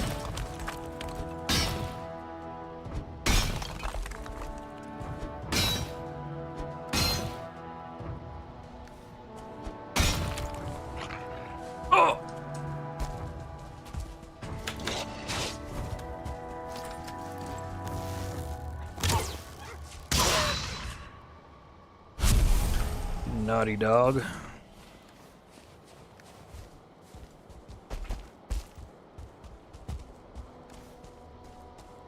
Alright, well that's 2 more. Or 1 more.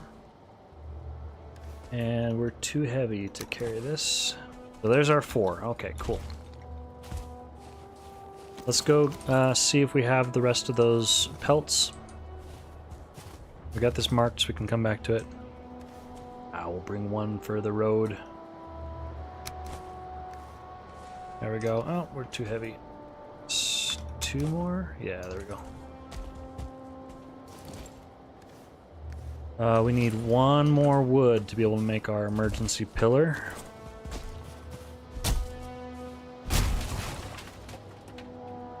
So...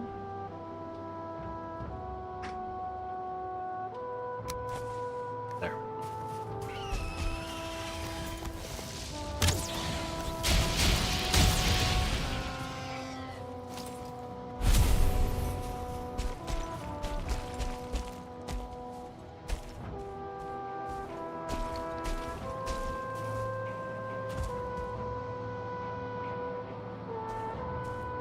Alright, what do we got here?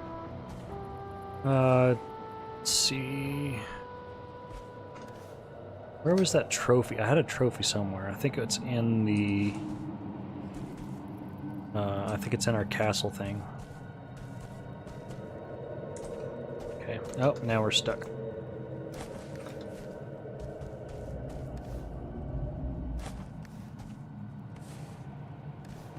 Okay, let's drop... resin, don't need that. We'll go ahead and drop some of this right now, and I think that should put us over the... yeah, we're good. Okay, and then let's do a little strategy here. Let's go put...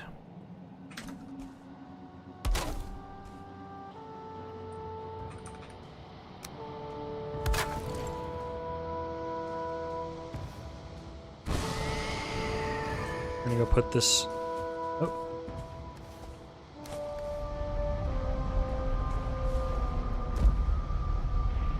We're gonna go drop the things that we don't need to carry with us. So let's have this be our flex option. We don't need to carry those. We can come back to those. I want to carry rocks for our emergency pillar. We don't need the wishbone anymore. Oh, we're dropping it because we're not close enough. Great.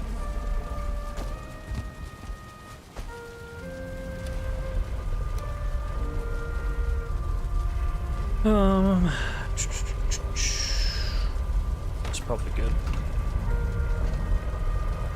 We can always come back for some more arrows, so let's not carry quite that many. Alright. We got our rest debuff again, so that's good.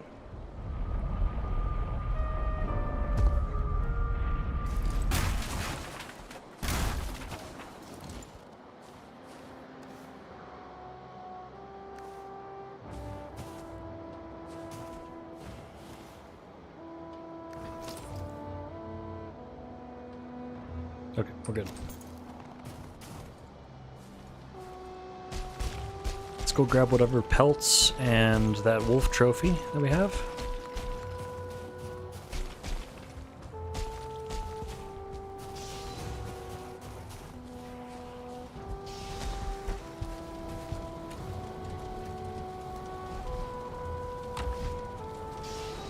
Hello? You said that wing clipped through?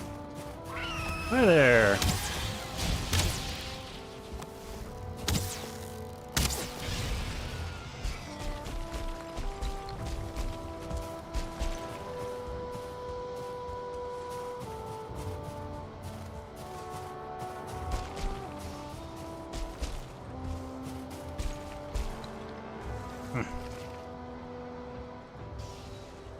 Why wouldn't you just pick up everything in the cave and dump it in your main base when you were there? Yeah, that's a good question.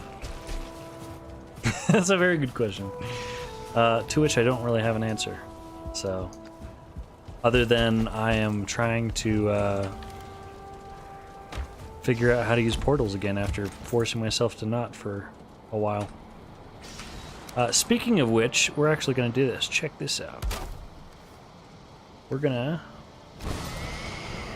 leave the silver here. And then we're going to go bring back a smelter.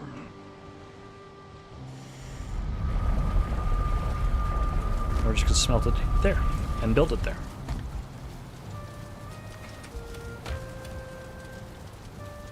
So we need, let's see, 3 more.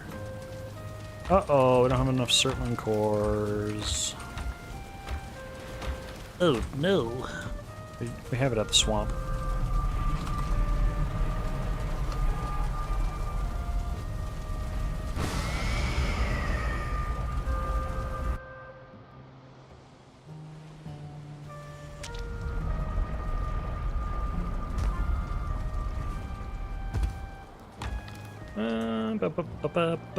We need 3 more.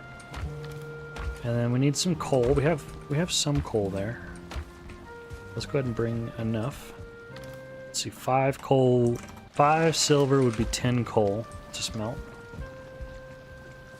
And then I don't think I have any wolf pelts or anything here. We might need to kill some more, honestly. We have the trophy though.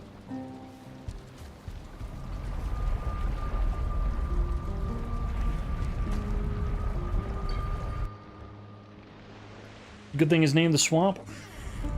Yeah, it makes it easy to remember. And then we need mountain. Let's go sleep.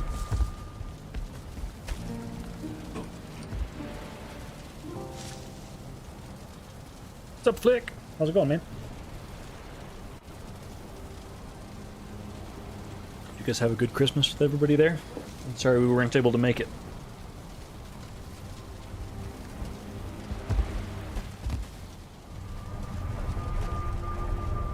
Had some wolf pelts at the main base you dropped off. Yeah, I'm gonna grab them in a moment on our way back. Got a couple more teleports to do real fast. Grab any that I had here. May as well bring the freeze glands as well. Well, I thought I had some wolf pelts here, but apparently not.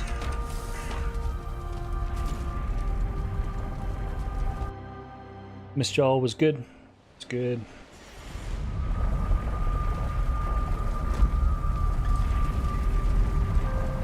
Okay, that needs to stay mountain. Let's grab the pelts.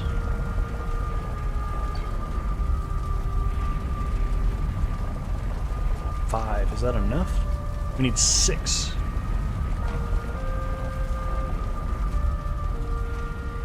We might need to go find another wolf.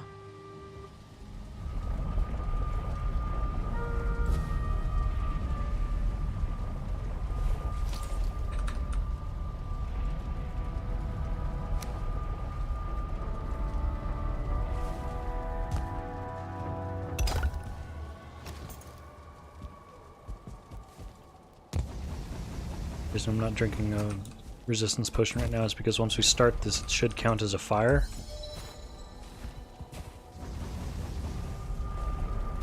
Which protects us. Cool. And then we need one more pelt. Ah! Yeah, we actually need it. So, let's go find another wolf. Let's bring this with us so that we can actually pillar if we need to. And we're gonna have to go ahead and burn another potion. But that's okay, because once we get this, we won't need to anymore.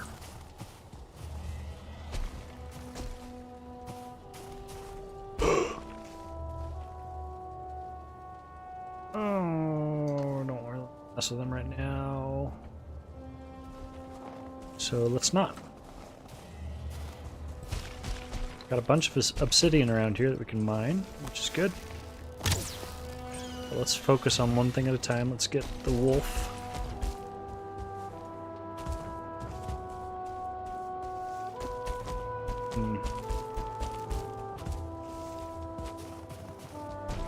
Running on the walls like it's the Matrix.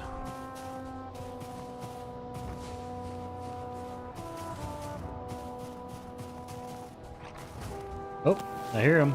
There you are. Thank you for coming to our rescue, Mr. Wolf. Now we got enough. Now I'm probably going to have to bring something to upgrade the workbench. I don't know if I can make a wolf cape on a level 1 workbench. Oh! Itched my forehead.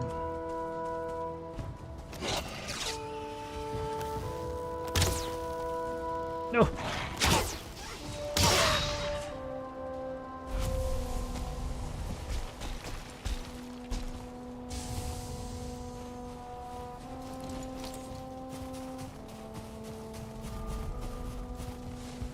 Okay, we got our 4 silver. Let's see if we can make this. No, cannot. Wolf fur cape, we need level 2, which means that we can do this. Let's go back to...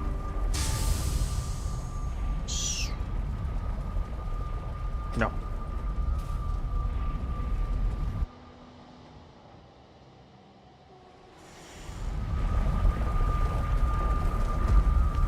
Go here. Grab 10 flint and some wood.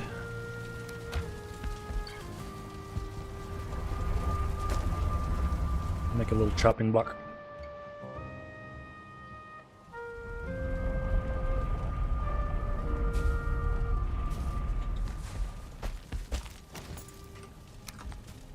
Okay, where should we put this so it's out of the way? Let's do this.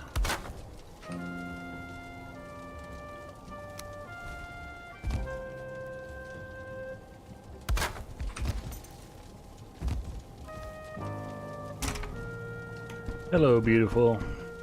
All right.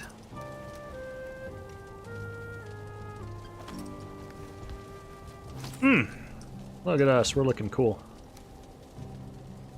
Nice.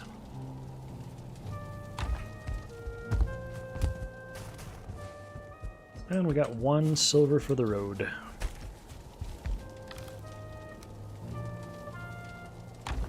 Okay, let's go mining.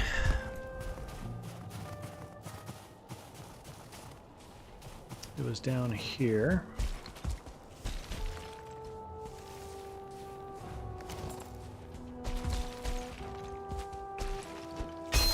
Alright, and then the plan is to fully reveal it before we start mining. I'm just going to go ahead and dig around it. Looks like we're going to be getting a bunch of extra stone, too. It's nestled in between all these different stone nodes.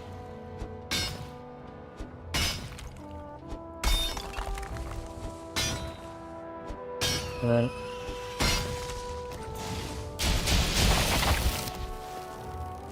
another benefit of doing it this way is we can actually jump up on top of the vein, and it will mess up the wolves' pathing.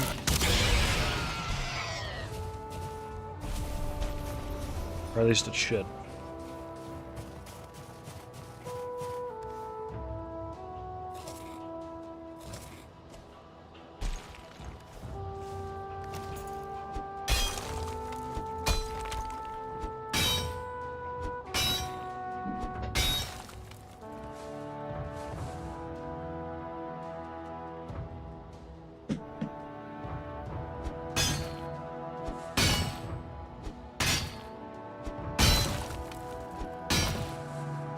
Oh my gosh, it's already midnight. Where did the time go?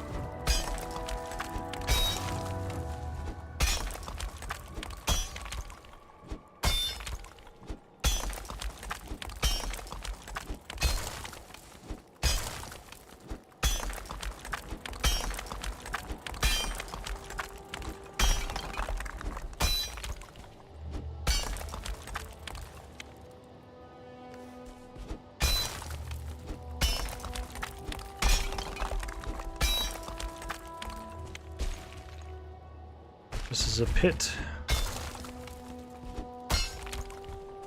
from which I will have difficulty escaping if wolves come. So I need an exit strategy. Let's make one.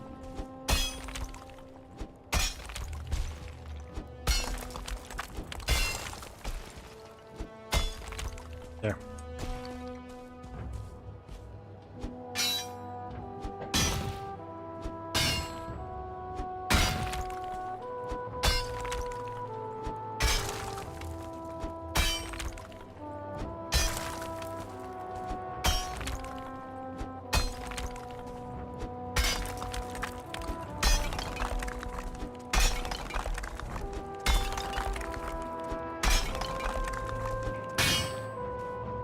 You know, if I go and swap out for bone mass, I might honestly be able to fight them with the Adcare. But I would feel better about doing that with after we get our armor. Because doing that in iron armor is a little sketchy. Actually, while we have this tunnel right here, we could honestly block it with like a workbench. Let's do that now. Oh, we don't even have enough. Shoot, let's take care of that real quick.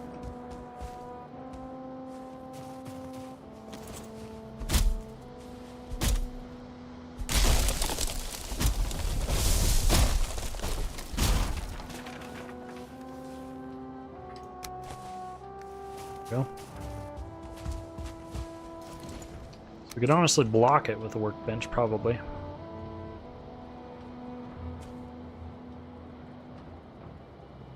I'll bet you they couldn't get around that.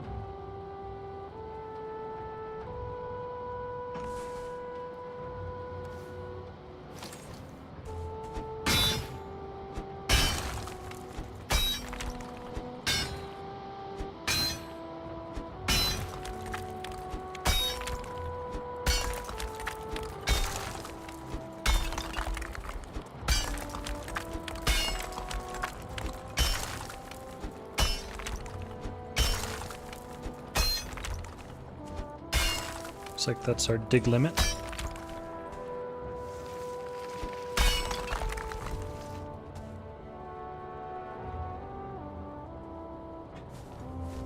Let's do this. We can make a little hidey hole up here. can get up around this way and stand on top of the vein.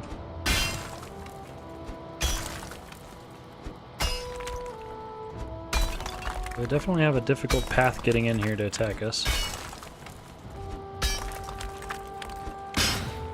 So if we're not safe, then we can funnel them a bit.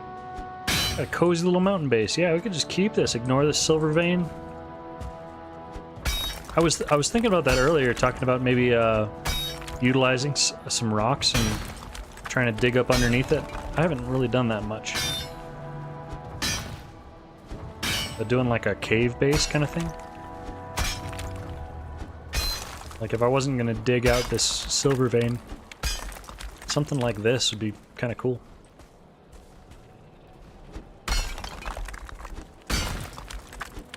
And then a troll raid happens and it all gets smashed in one hit.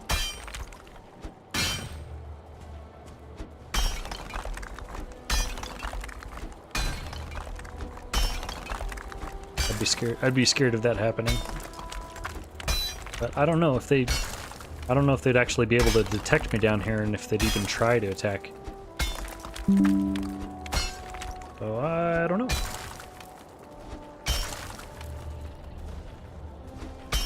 Speaking of which, sounds like we got a stone golem. So we'll get our answer if he smashes right here and everything falls down on our head.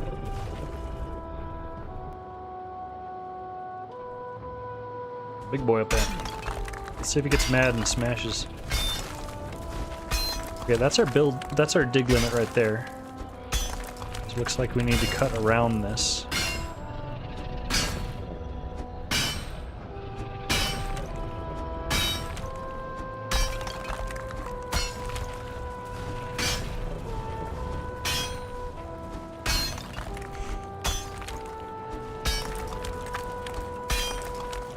He's up there. He's not happy. Looking for us.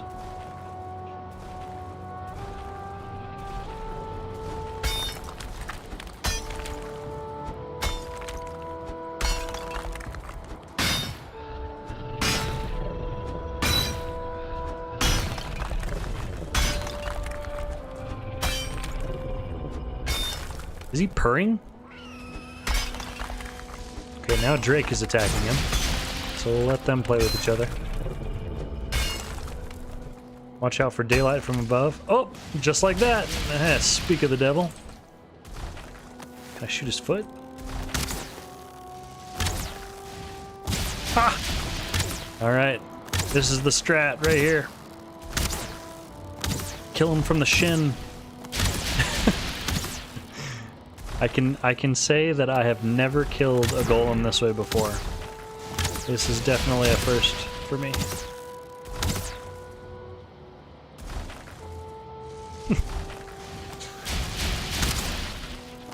Hitting him in his Achilles heel.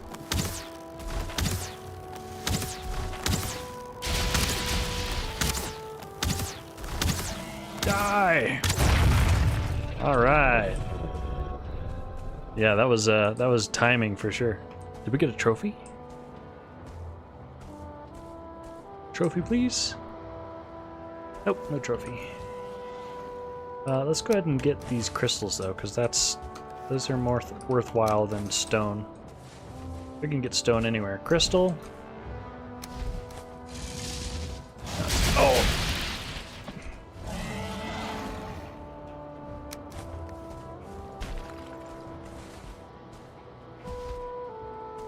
All right, that was pretty cool. Uh-oh, we're running out of durability on our pickaxe. We're gonna have to go home at some point. Ouch.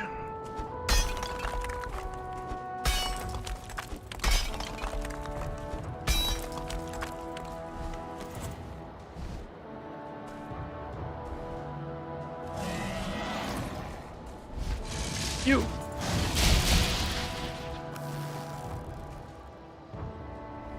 We're just gonna hold and wait for him to come back.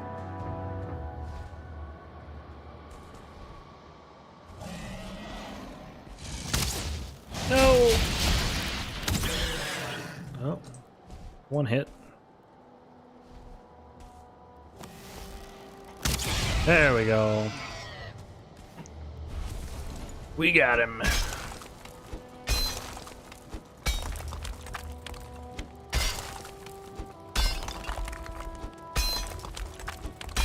Okay, is that the end of the vein? Is it just one snake, or does it have a chute off to the side? Because we've got it revealed from end to end, and now we need to see if there's any branches.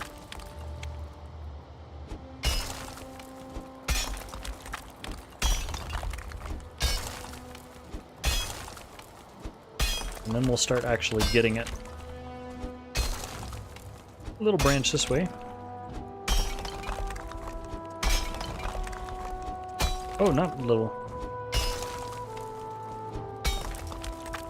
Okay, so... yeah, kind of little. Better than nothing, though.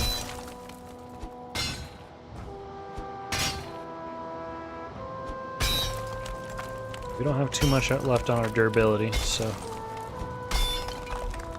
we're gonna need to go back.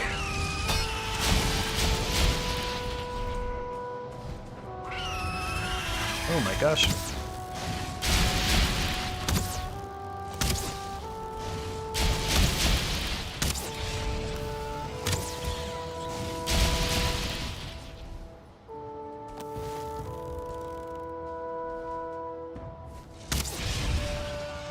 Nice. Alright, let's grab all these glands and get out of here. We'll repair, probably sleep.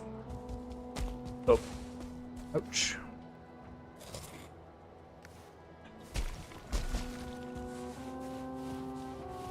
We could start making some ice cream, but I really would rather save them for actual frost arrows, because we're going to need a ton of frost arrows for both the plains and for the ashlands. Like, we're going to be in the mountains constantly, honestly. Getting both obsidian and freeze glands, because I would like to really utilize frost arrows. They're very, very strong. For the rest of the game. Mistlands too, honestly.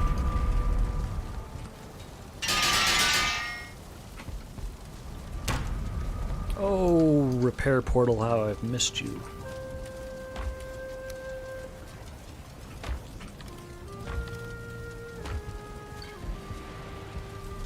I think it's getting dark, so let's go ahead and sleep.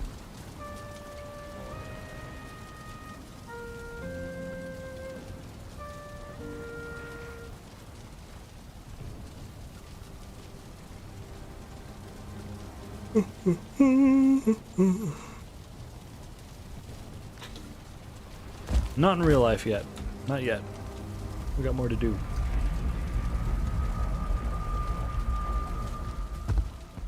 We should bring coal back with us, though. Do we have any coal? Oh, we got a little bit. We'll bring some back with us. I don't know if I want to be encumbered. Let's just bring back that much.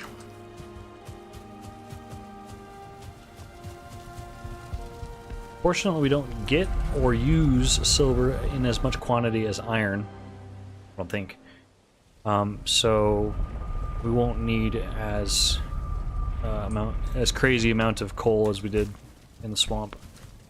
Also, we built several sets of iron by the time it was all said and done, so we won't need to do that either. Blizzard's not good though, but luckily we'll be down in the pits, so should be okay. Oh, that was another golem.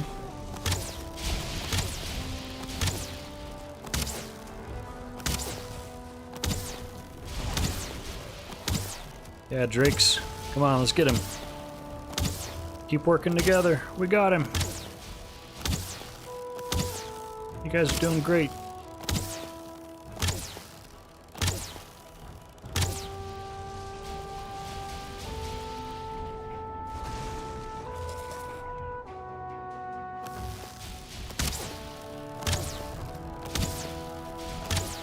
We're not doing bad damage to him. And that's with wood arrows. Once we jump up to obsidian, we're gonna be able to chunk these guys.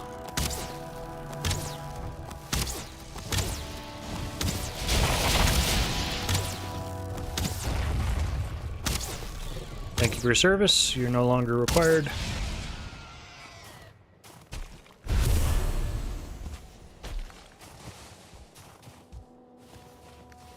And neither are you. Oh.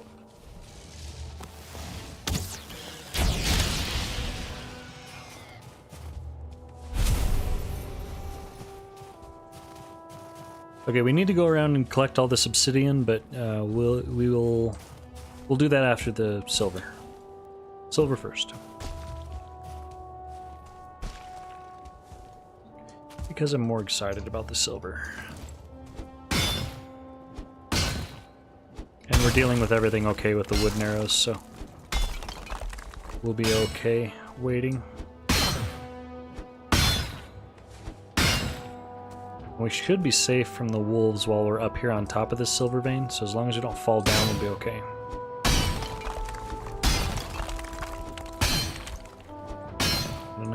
Another little branch over this way. Oh, that's fairly big. Oh, this is the original branch. Okay, so now I think we fully have it revealed.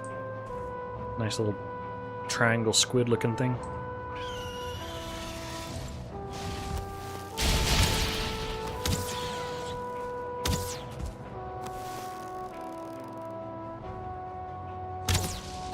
Oh.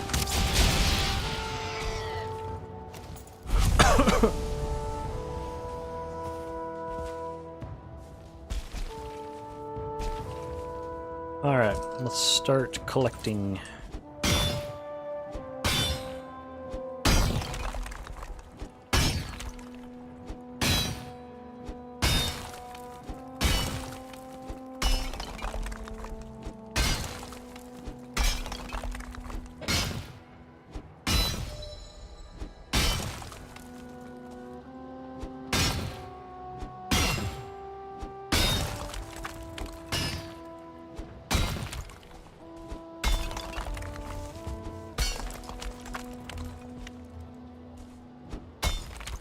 I don't know if we're gonna be able to pop this or not.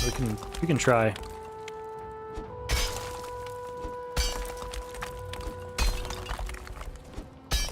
We were hitting the dig limit on some parts.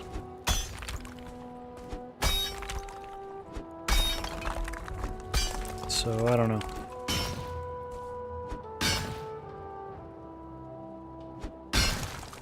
Worth a shot though.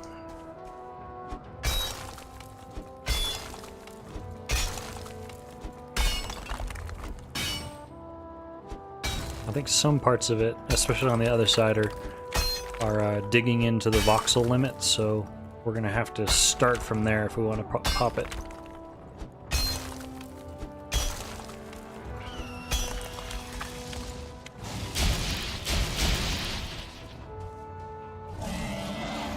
Oh, you're stuck now.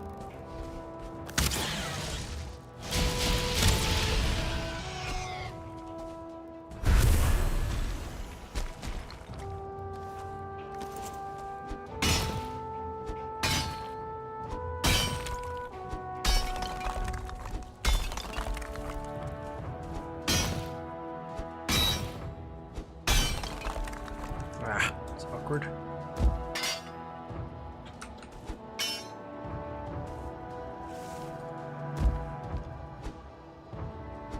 Ah. There we go. And I don't know if that's too close to count, but I'm gonna say it's not. We're gonna try to not go for that. Forget what the distance is that you need to break away from it in order to pop it. We'll just kind of eyeball it. I think right here we're hitting the dig limit. Yep, right there. So we're gonna have to break it from this side.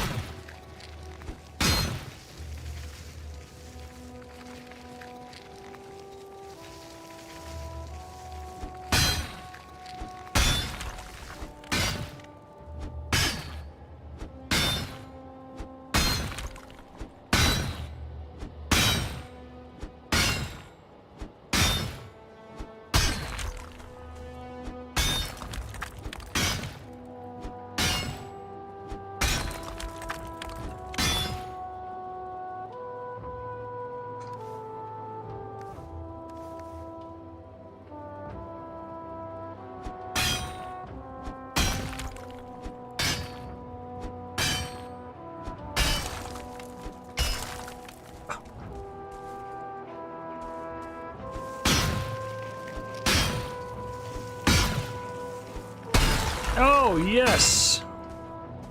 Nice!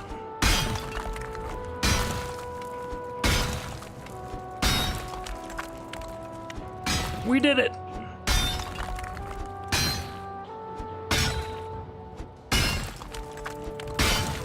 Look at all that beautiful silver ore. We're gonna imagine that most of that isn't stone. We're gonna fantasize that that is all silver. Every single piece of that. Although there is a lot of silver in there. Oh, you're stuck now.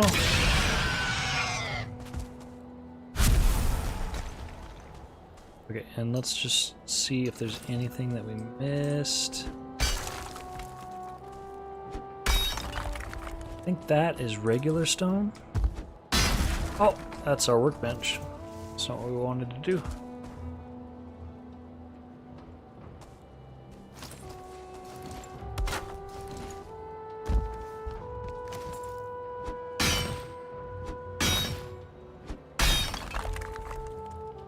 Yep. Okay, I think that's all of it. Cool. All right. Let's do this. Let's just craft stone piles for now. Run around and pick up stone, keep crafting some. Let's just dump all of the silver in one spot.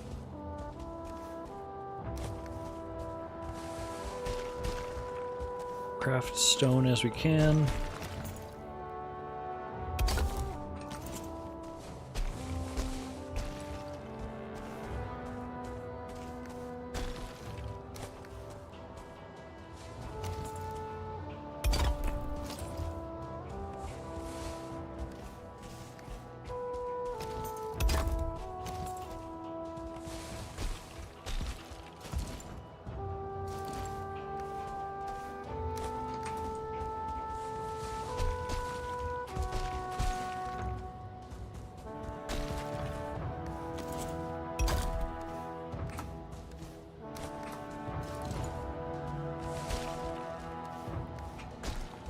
Got a good bit of silver ore.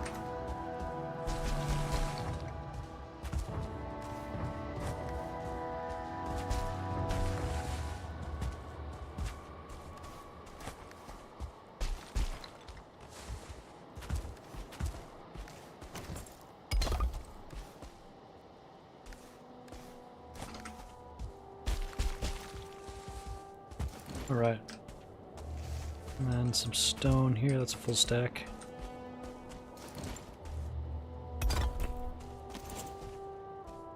Is that a full stack too? Oh, that's only 5. Okay. Then let's see what our haul was.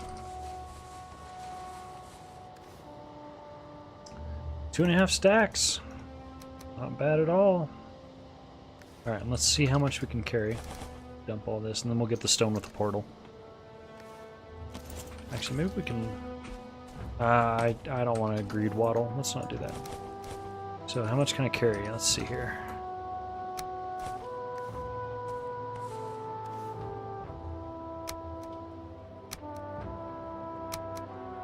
It's 14 each. We can carry 13.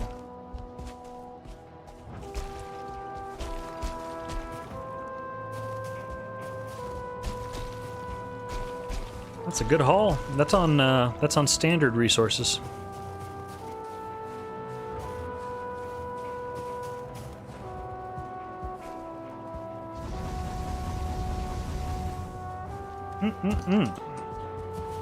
Delicious. Okay, and let's just let's pile it right here. I hear something. What is that?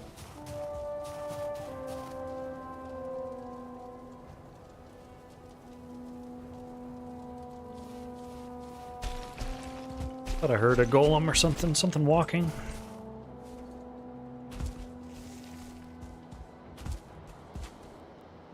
Oh, what was it? 13?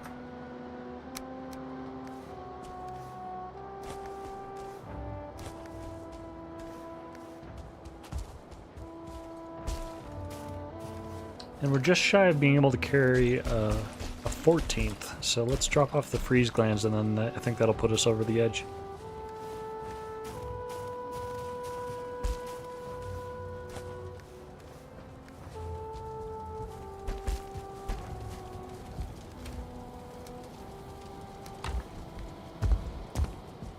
Okay, let's load this puppy up. Good haul. That's exciting. That's gonna get us started potentially on some wolf armor.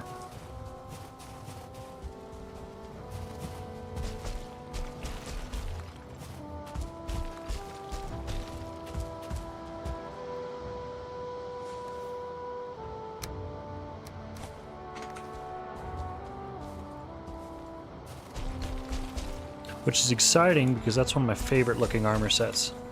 So the longer we get to look cool with wolf armor, the better. Actually, all of the armor sets from here on are pretty cool. I can't really complain about any of the armor sets. What's the worst looking armor set, in your opinion?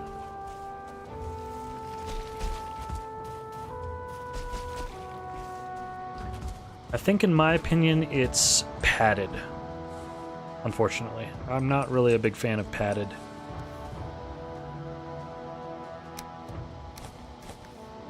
I think it's the shape of the helmet and the kind of skirt looking thing. Troll armor? Troll armor's the best! I love troll armor. When I got troll armor, I was like, oh, this is cool. I don't know, something about, you know, slogging through the swamp in troll armor with the hood and everything is nostalgic for me, I think.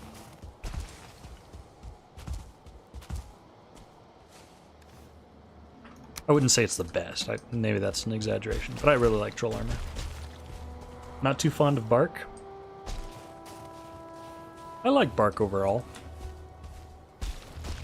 I think the shape of the helmet is pretty decent, but the horn things, I think, could be modified a little bit.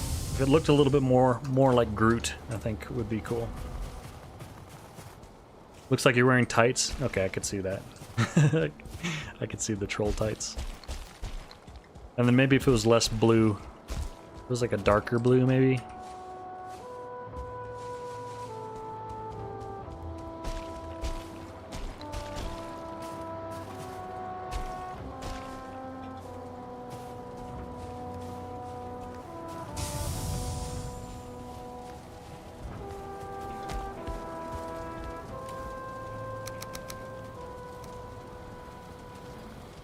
Okay, and let's just bring the coal and we'll just stack it there. We'll just throw it down on the ground. Right here-ish.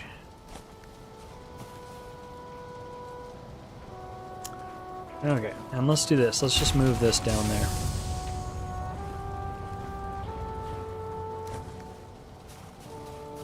And we'll just move all the stone in one swell swoop. One fell swoop.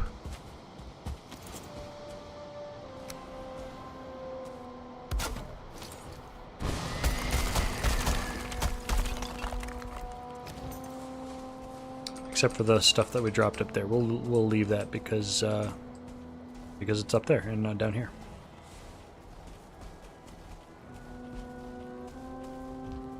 Uh-oh. Oh, we still had 8. We have 8 more that we didn't grab. Feels good. You have around 200 types in modded. There's a few cheesy ones that you pulled out that felt too comical. Interested in what those would look like.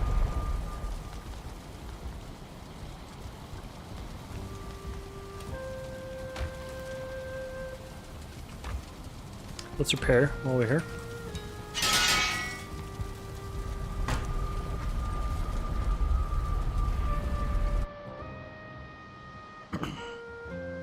But both of the magic sets look really good in my opinion. I really like what they did with the Ashlands one too. How they did more of like a shirt rather than the dress. I don't know. It's nice to be able to move freely and not have the dress thing. But not like the Mistland set was honestly that bad. It looks really cool. It's a cool introduction to magic as a concept in the game.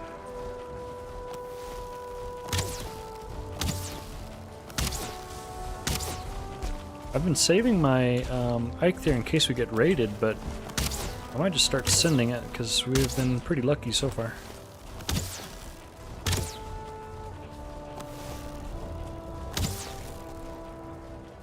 But the moment that I send it, I'm not going to have it when I need it, and then we're going to die. So I guess we'll just sit on it.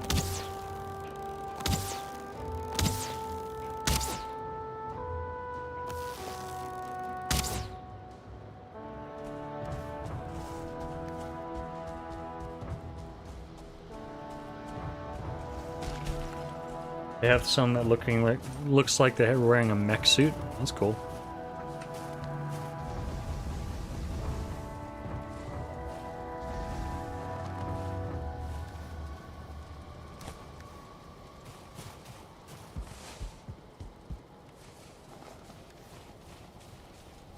Okay, now the question is, can we craft the rest of the armor using a level 2 workbench? Because we upgraded this. Let's see, this requires, yep, level 2 for the Fenris. What about the wolf? Oh no, wolf is the other one. Wolf is the forge, so we might have to bring a forge up here. Which wouldn't be too bad, honestly. Okay, let's go ahead and put our portal down. I think this is backwards, but let's see. Let's put it downstairs.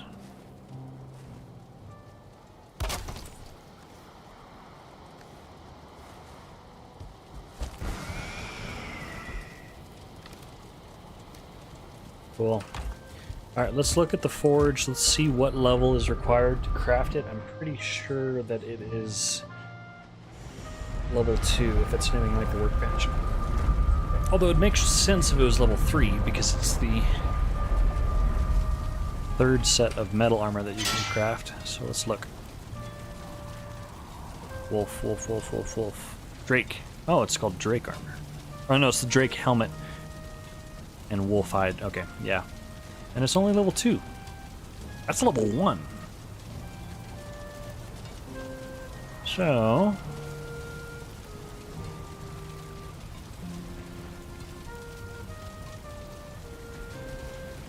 level 2 for the wolf hide. What about the chest?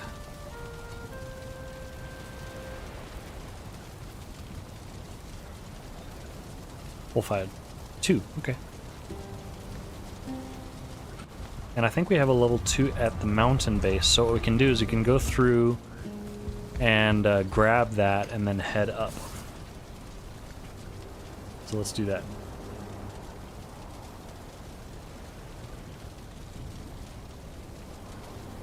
Level 2, craft 3, level 2. That's about the cape. Okay, gotcha. Ended up modding in 3 armories that can be unlocked at Black Forest, Silver, and after beating the Queen, do the same with forges. Ah! Rather than doing like upgrade stations, you just did separate forges.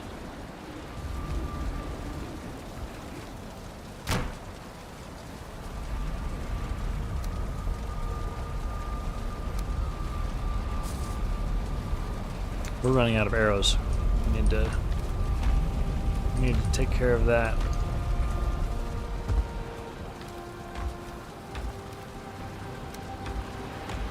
Let's make another stack here, and then I think I have some at the mountain base we can make.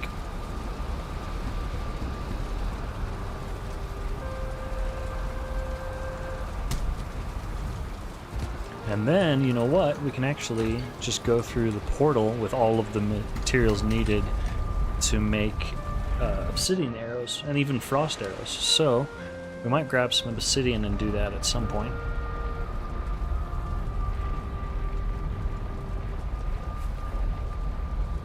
Oh, I was confused. Forgot we were inside. I thought we were at the other portal. What was I doing? I was grabbing the whatchamacallit? The forge. That's what we were doing. Let's go ahead and replace one of these with fire arrows.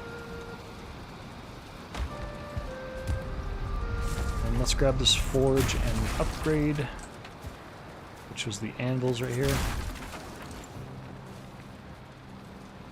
I think that's everything we need. Let's see. Forge is stone, coal, copper. Stone, coal, copper. And then the anvils were bronze. Okay, cool. That's everything we need. Let's do it.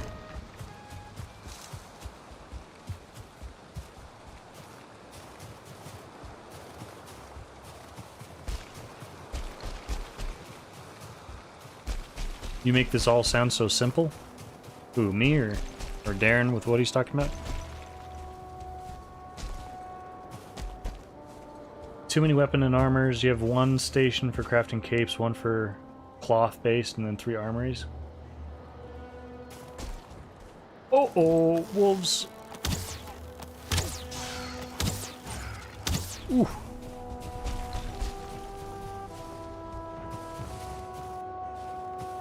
Guess those juicy pelts. Me? Oh. Well, thank you.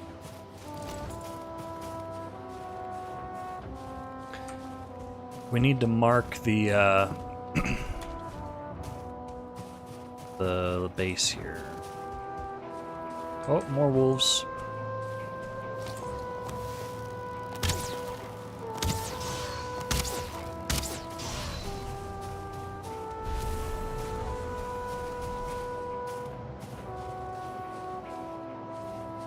I'm already lost. We enabled the map again, and I'm lost. Where's the cat? Oh, it's because we're underneath it. Oh man, where's the castle? It's on top of our head. How old's this world? I started this world before Christmas. I started it on. I should pause, shouldn't I? Friday the. Let's see. It's a little over a week. Actually, 2 weeks at this point. I forgot it's Thursday. So I think I started it like around the 19th or the 20th, around there. But well, thank you about the bow. I'm getting a lot of practice this playthrough. And I think from the huntsman bow and up, they all share the same accuracy. Uh-oh. They all share the same accuracy, so that helps build consistency. And I've been practicing on my other world with the Ashlands bow, the Ashfang. So now that we're at the Huntsman, it's a lot more consistent, which feels very good. Mountains are rough to find things, get lost even with a map. Yeah, what I was doing was, I don't know if you can see it from here, but my little base that I dug, I made a little arrow thing pointing back to where we go, and I'm planning to make some foxholes. I'll show you how I make it in just a second, but we were bringing up the forge. Let's see if we can fit it right here. Actually, it's small enough to where if we stand here, we can actually hit both. And then we'll do the same thing that we did in putting the upgrade up above it. Let's get some wood.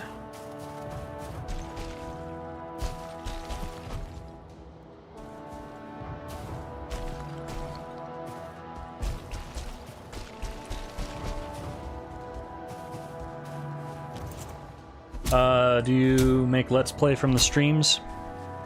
For now, it's just the stream VODs. I should be better about editing them into shorter clips and stuff, but for right now, all the VODs are on my YouTube. And then for this world, I opted to not stream every moment that I was playing it.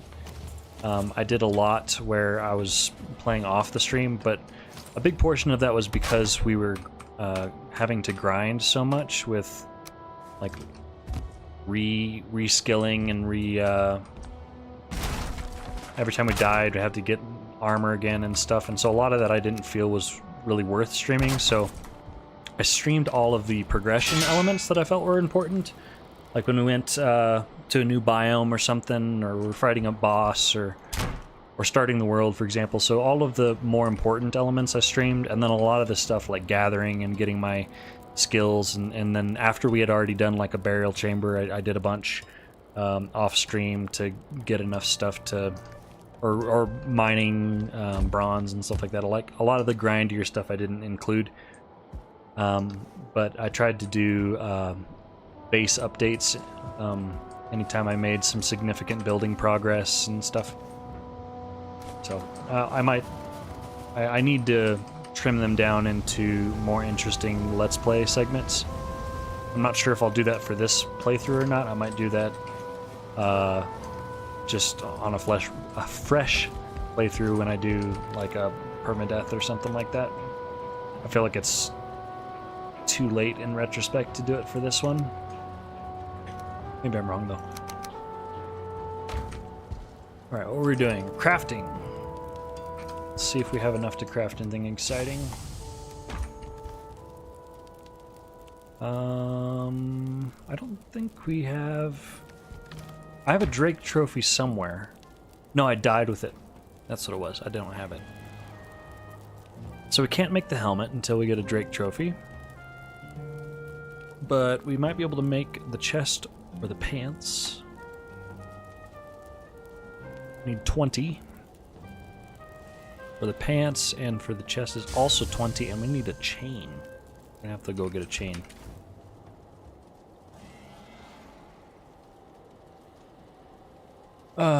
Progressed really far on hardcore, by the way. Okay, good. Let's. I'm not sure how far people typically get. I feel like mountains are where I've seen a lot of them kind of end, and now I can see why. But I wanted to see if we could make it further, but I don't know.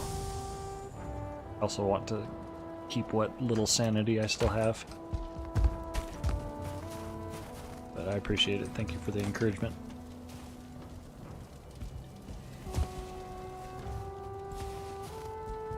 We could bring another smelter here.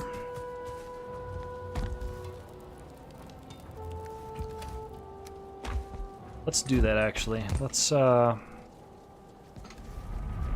Here's what we'll do.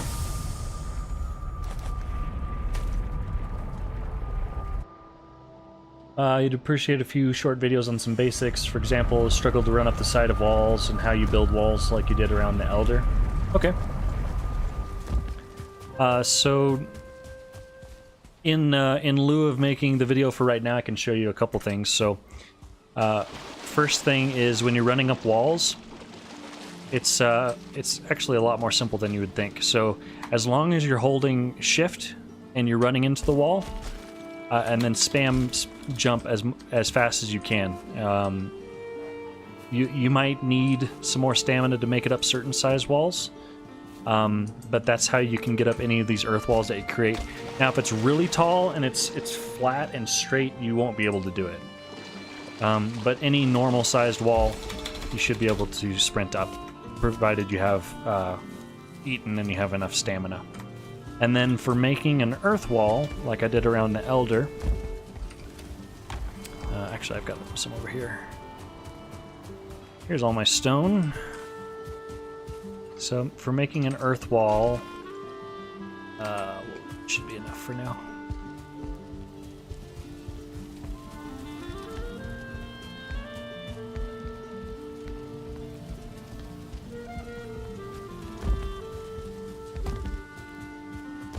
As long as you have a workbench like that, and you get your hoe, and then you raise the ground, I'd say about at least 4 tall, so 1, 2, 3, 4. You can see it's about that tall. And then to actually build the wall, ideally you want it flat.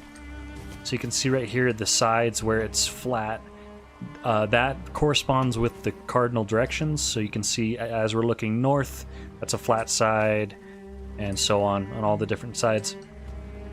So ideally, to make a wall, you just pick a flat side and then you progress it out this way. To do that, let me go this direction because I got a little... we'll go this way. You look at the top right here, because when you're raising ground, it actually raises it to the level that you're looking at, which is different than leveling. When you level the ground, it's at the level that you're standing. So you can see right here, I can look somewhere else. I can look higher, but when I flatten, it's going to lower it because it's based on where I'm standing. On the other hand, if I'm standing on something higher and then I raise it, level it, it's going to raise it to the level that I'm standing at. So they're opposite. But raising the ground, you look at the level that you want to raise it to, and then you click, and what it'll actually do is it'll expand it to that height. And you save resources by doing it that way. Some people do it like this. They stand and they look, and then they raise this. And then they go over here and they raise this.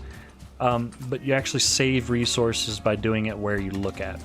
So let me get our workbench moved a little bit here. So, for example, if I was making a wall here, I would just take that and I would look and just keep clicking like this and build it out. You can see we're making a wall. It's not consistently the same height. So after I was done with the wall, then you pick a height that you want to lower it to. So let's say I think that's too tall. I want it all to be at the level I'm standing at right now. Then I switch to level ground, and you go like that. And that's how you can make a wall anywhere. So, yeah, that's how you can easily make an earth wall, both around bosses. I did that for bone mass as well, around your base. And then as far as terraforming the land like I did for my island, it's the exact same process. It's just then you would instead do it with a width as well. So for example, my island out there, when it started, it was probably all about, I don't know, maybe that height or so. And then I picked a level that I liked and I flattened it all out to that level. So what I did is I then took the raised ground and I built it out this way, and I kept going horizontally until it was flat. But that helps a lot. All right, good deal. I'm glad. I need to move that workbench back so they don't spawn on my bridge. Yeah, any other questions, let me know, and spit it out. But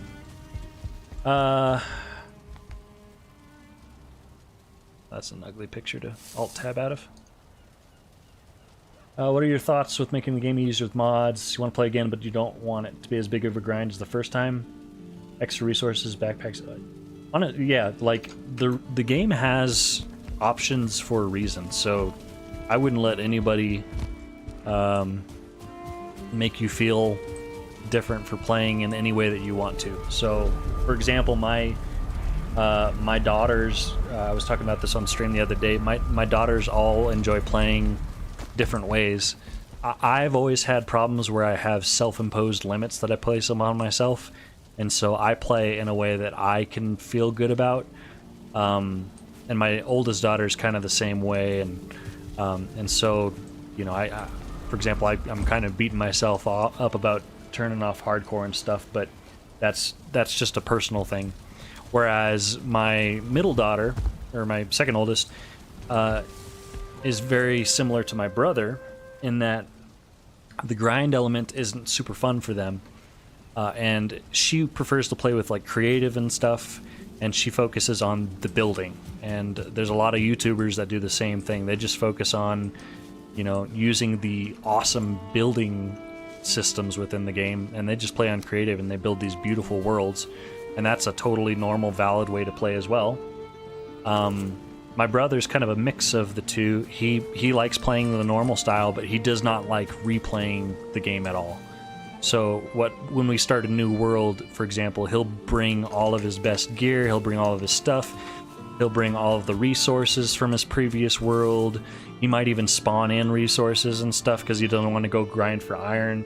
Like, it's the mods as well. That's he doesn't do much with mods, but Darren's been talking a lot since we've been playing. Like, that's what he enjoys as an IT professional. Is he enjoys seeing how he can change the game and make it fit his liking with mods. So I wouldn't. Whatever way you enjoy the game, I would say that that is the best. So do that. And there's nothing that says that you can't experiment and then say later that a way that you tried the game is not a way that you'd prefer, and then you switch back. So it's all fine. We were grabbing some of these.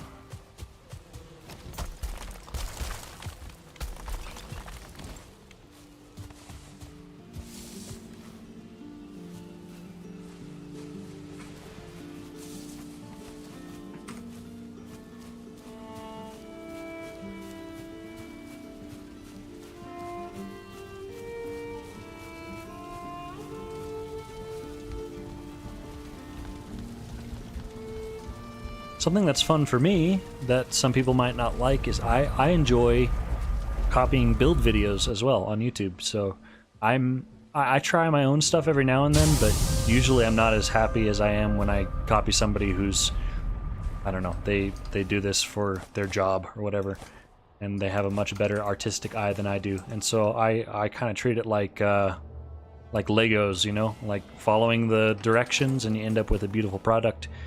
And for me, I enjoy doing that just fine. And so a lot of the stuff that I do, I build using other people's guides, and I try to credit them when I can. If it's something that I show on stream, I talk about where it came from. For example, my main house is by somebody I've enjoyed watching his permadeath playthrough, which inspired this series. His name is Clawproof, and he has a really nice base design that I have been using. So yeah, that's something that I enjoy, but some people, you know, they hate using other people's stuff and they'd rather just do their own. That's great. Alright, we're running out of space here, but we're just gonna throw these puppies down where they fit and call it good.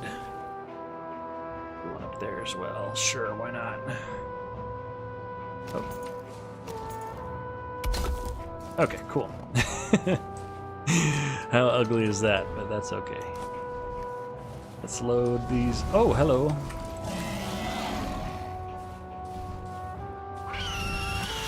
Are you gonna be able to shoot us through our forest of smelters?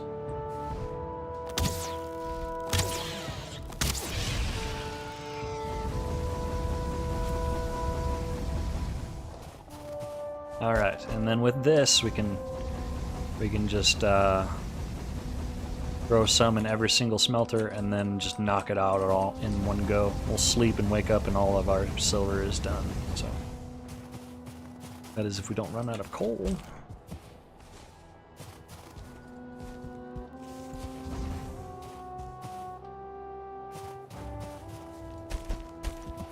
And we're gonna tear these down after and probably make it look a little better. We need to come up here with some iron so that we can actually make a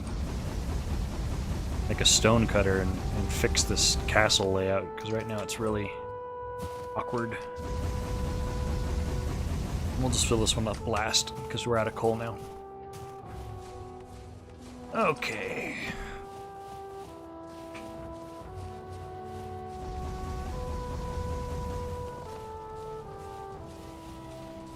Something. Yep. This is definitely a well thought out, well planned base layout. So I think I might make a build tutorial on how to make this smelting base. Alright, that should be enough. Now we go to sleep, wake up. Christmas morning filled with silver. This is not where we want to sleep. Uh-oh. Oh, it's just the normal silver. I thought we forgot to smelt some. Enjoyed the build videos too. I've been using a couple of Zom Zero's beginner builds. I don't know if I've seen his. I really like Finks, Pinqz or S. I really like his designs. They're very beautiful. Some of them, I don't know if he considers the stage of the game that you're in when you build it, so a lot of his stuff just uses like black marble and stuff, and you know, you got tar roofs, but you can always replace that kind of stuff with materials that you have on hand. Smitty Survival also makes some really beautiful stuff. I love his stuff. Trying to think of some others. Versaw makes some pretty cool stuff.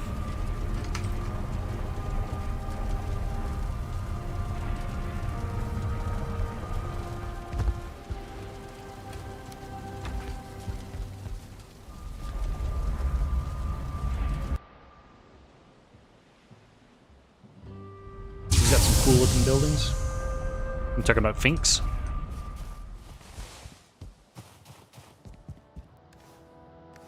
Let's do this. Can I get it up there?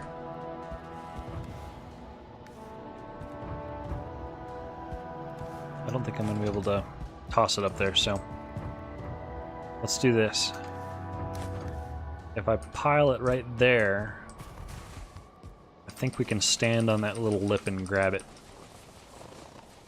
It's going to be a little awkward. Let's see if we can do this.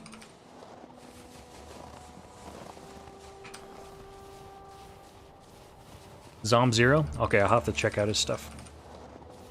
I'm not familiar with him.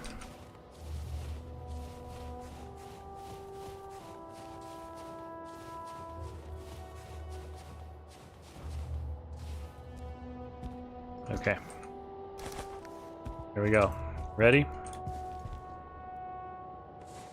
Oh yeah, we got it. Okay.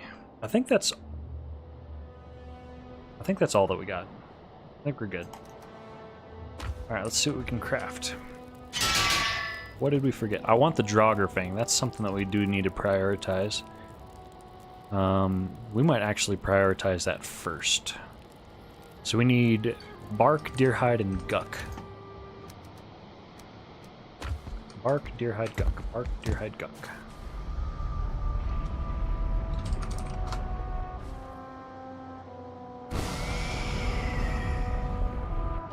Fink's ultimate storage house is nice, but yes, most of his build needs late game resources. Yeah. His ultimate storage is one that I do like. His portal hub is also pretty cool. It's kind of a similar circular layout. Wood. Shoot, what did I say? Wood, guck. Pinewood? Where's my guck? Look at this beautiful storage system. So organized, well laid out. There we go. I don't want to go back to the portal. I'm going to look it up. Valheim Draugr Fang. Fires. Bark, silver, deer hide. That's what we were forgetting. Deer hide.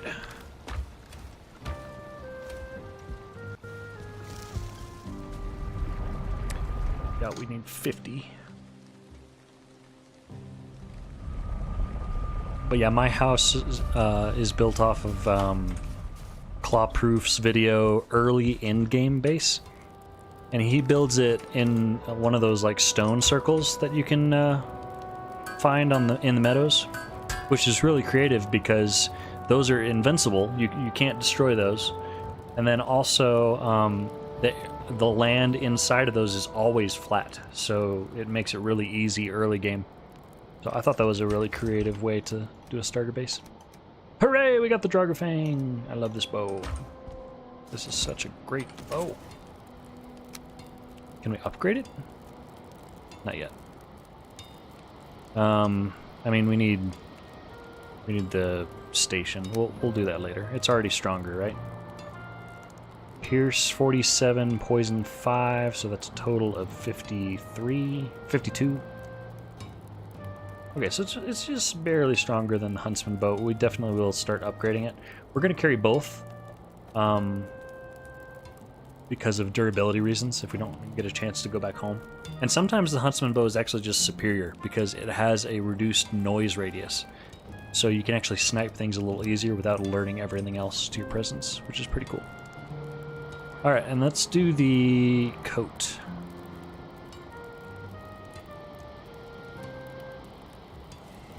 Coat. Chest piece. We need chain, wolf pelt, 5 wolf pelt. We've got enough, so we just need the chain. Let's go grab the chain.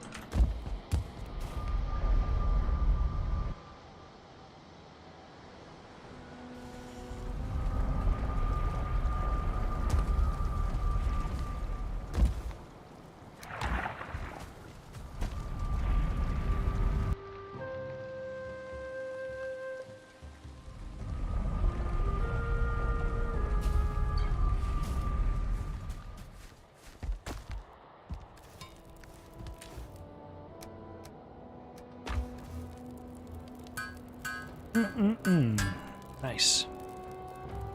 And some pantalones. We need more pelts and more claws. So really, we just need pelts. So let's go find some wolves. I can wear this now. Let's see, this is armor 20, which is actually equal, but it gives the frost resistance. And it looks cool, so look cool. Forgot to drop off the silver. I'm gonna forget it. I'm gonna put it back in the chest. Oh, we don't have enough space to... Or we don't have enough wood to make another chest, so let's just take this stuff back for now.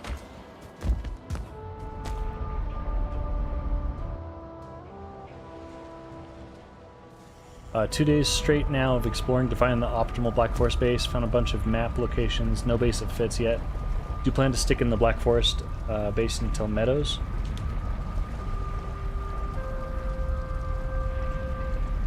Stick in the Black Forest base until Meadows? I'm not sure I understand that part.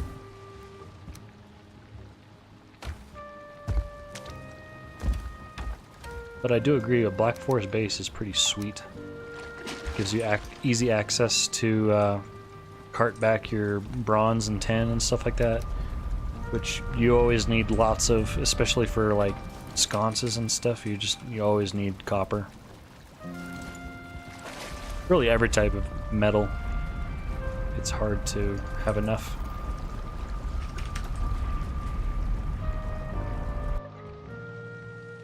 Plains. Okay, plains. Yes, a plains base is extremely good. I want to go set my... I'm going to set my spawn point real quick back to home. I accidentally set it in the swamp.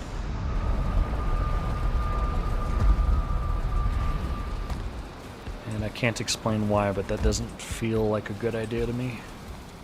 There. Okay, cool. So now what we're doing is we need to go find another silver node and hunt wolves along the way. If we can find a frost cave as well, that'd be good. But let's just go exploring. Let's go explore. Oh, we look cool. Yeah. And just in time for a blizzard. We'll call this Castle Ruins. The blizzard's going to make it hard to do what we want to do right now, which is scout. Because we're looking for a motor stone. Oh. We're looking for either a motor Vegisphere, if that's how you say it, or the actual shrine would be sweet. Frost caves. We're looking for another silver node. We need to... I forgot our wishbone. Oh! Got stamina here.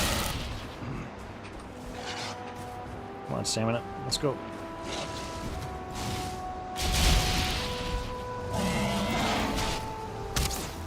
Oh, I missed.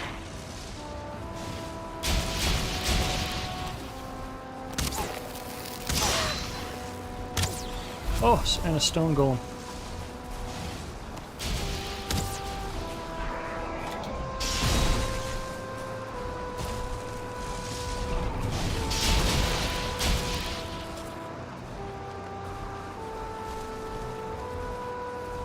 We shouldn't be on this mountain during this time.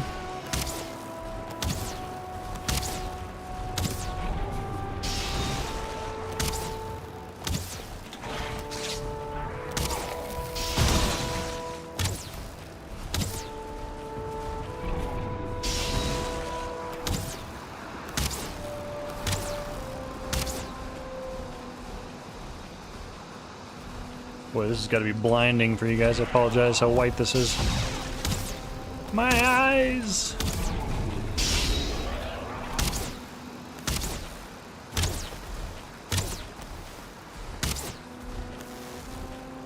Playing with fire here. Playing so close to him. Ooh, I almost didn't have enough dodge there. I'm going through these tasty meads like candy right now.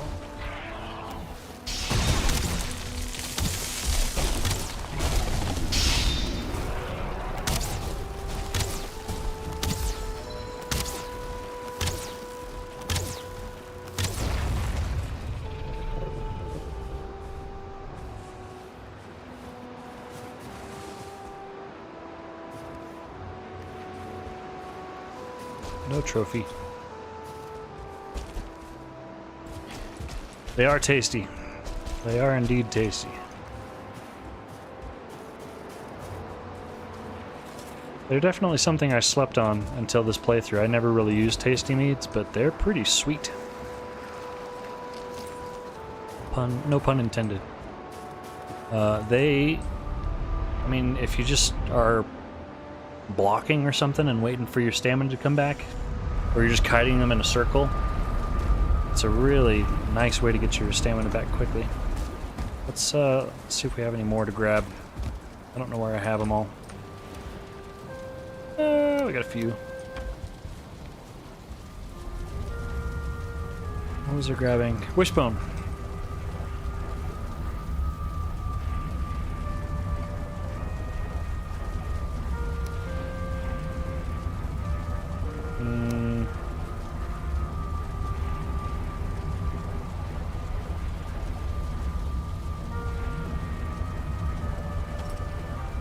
I don't know, we'll call that good.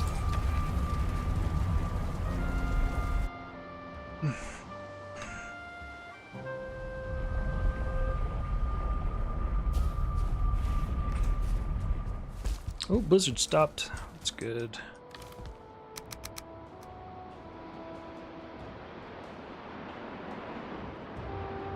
And do we want to cut the corners and go without our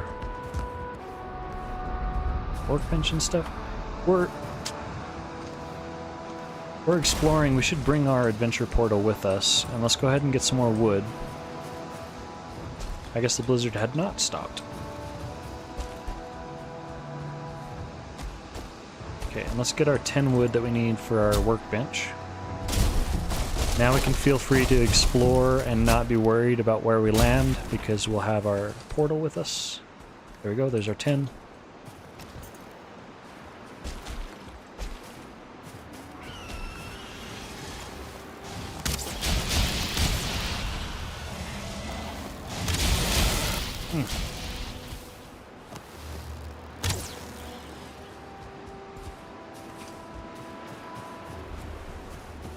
Need some more Drake trophies. Hopefully they start dropping. Oh, I can't see anything with this blizzard. I don't know if exploring is really worth it right now. somewhere it started pinging again, and I think it was for another silver node. I think it was down here. Let's see if we're right. Oh!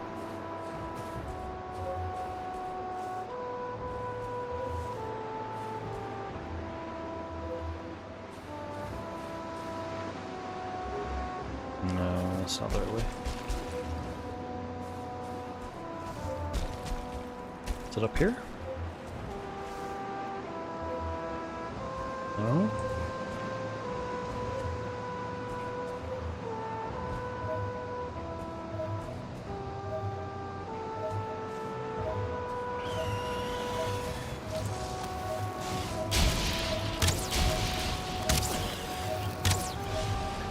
Ragheim, how do you actually paddle on the first boat? Hitting forward keeps dropping my sails. Okay, so the way sailing works on all boats is the same. You have a circle, and at the top here, there is a dead zone. It's black. Anywhere else in the golden circle is where you want to have the wind. So the wind will be coming at some angle, and if the wind is white, then you drop your sails. And so as far as your up arrows go on your boat, one arrow, so when you push W once and you have one up caret, that always means that you're paddling, and you want to do that whenever you don't have wind. So when the wind is somewhere in that black circle and the actual wind icon is black, then you want to be paddling. Any other time, anytime the wind is anywhere in that golden circle and it's white, then you want to go ahead and move up to 2 or 3 carats, which is the amount of sail that's dropped. You can either have half sail or full sail. So you always want to have either none by having 1 carat or full with having 3. The only time you'd ever have less than that, if you wanted to have like 2 or something, is like maybe you're slowing down or you don't want to go full speed and you kind of want to keep it a little slow because you're going along the coast and you're looking for crypts in the swamp or something like that. If you just want to go slightly slower than you're possibly able to. But yeah, that's how sailing works. And that's the same with all 3 boats. The carve, the smallest boat, well, first of all, the raft is worthless. Don't use the raft whenever you can avoid it. It's pretty bad. The carve has the benefit of being the fastest when you're paddling it. I heard a golem. So the carve is just very nimble. You can navigate pretty nicely with the carve. It starts... Ah, man, it's another golem. You can start quick, you can stop quick with the carve. It's really good for all that. So, and it's also not very deep, so you can... Oh, a wolf. The carve is also very shallow, so it's good for areas with a lot of rocks and stuff. So if you're exploring coastlines of Black Forest or something like that, the carve can be pretty nice, but it has pretty small storage space. The longboat is pretty superior in every way. It sails faster when you have wind. It has way more storage. It's just, if you're paddling, it can be slower. So when you don't have wind, it can be a little bit more difficult to maneuver than the carve. But in about every other way, with health and everything, it's more superior. Superior. And then the biggest boat, your car, is the least nimble. It turns very slow, but it goes... Uh-oh! It goes the fastest with the wind. I believe it's the slowest with paddling, but don't quote me on that. And it has a ton of storage space. Well, there's your first mistake. You were using the raft. Oh, yeah, that's what it is. I have no advice for the raft other than don't use it. Unless you have to. The only time I would use the raft is if, for some weird reason, your starter island didn't have Eikthyr on it, or didn't have a Black Forest on it, and you needed to be able to go to a different island that actually had Black Forest so that you could get bronze to make the carve. But yeah, it's pretty bad. It's 0 storage, very slow.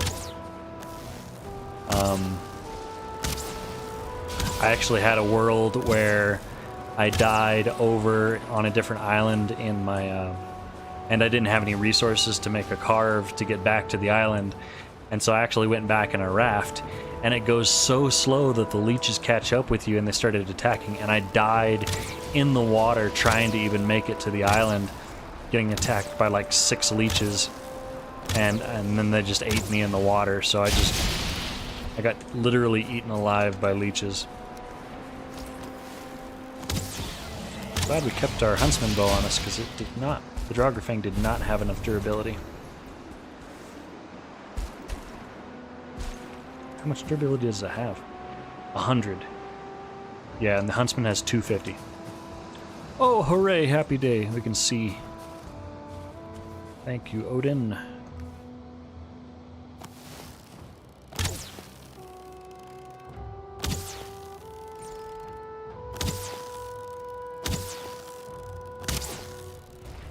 Hey, we got him.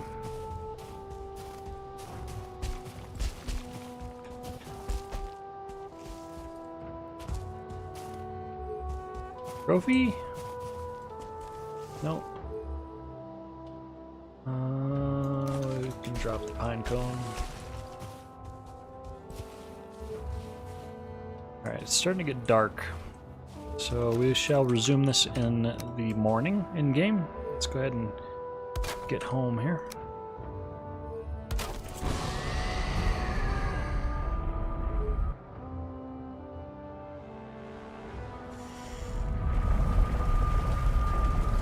Okay, you know what? Let's name this adventure.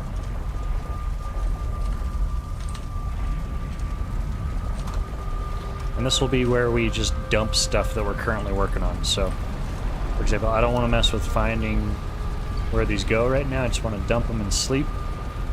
I also don't need those with us because we have the cape. And I think we're good enough. I mean, we could pop it against the drakes, and it will give us more resistance, but it's whatever your highest is. It doesn't stack. This is resistant versus frost, and this is... It's not even very resistant, so I think it's the same. So I don't think it gives us any benefit, but I might be wrong. I don't think they stack.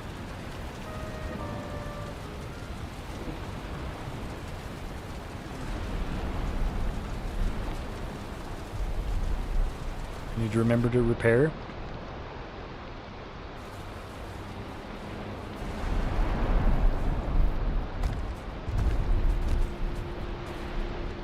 Oh, I was wondering why it was so dark. All of the resin in our house went out at the same time. Because we loaded it all at the same time. It's funny. It's just suddenly pitch black.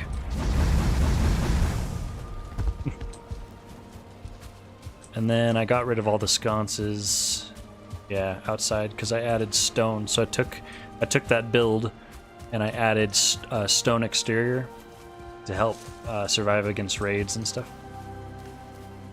And then we don't need to load the wall. We don't care about that right now. We need to get back to work.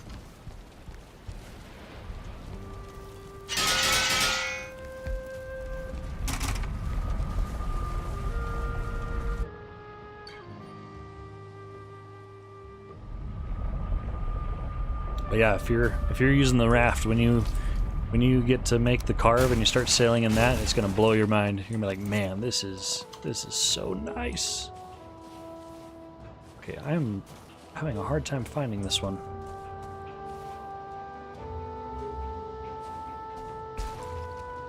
This way? No? Is it this way?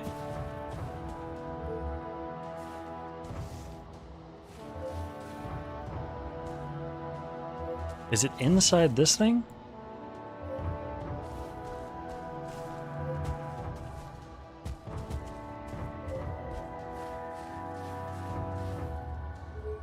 What on earth? Is it inside this rock?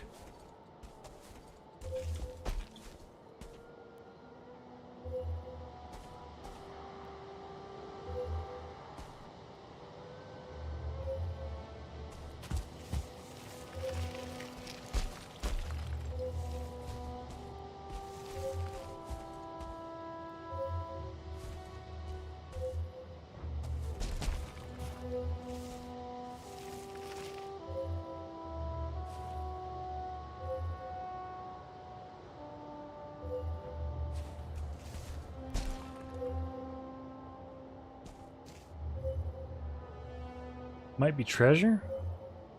Might be.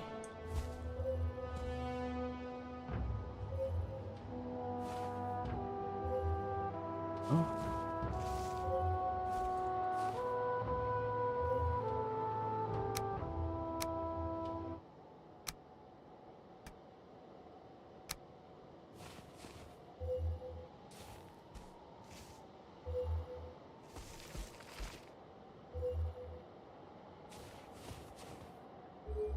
Oh, that's bad.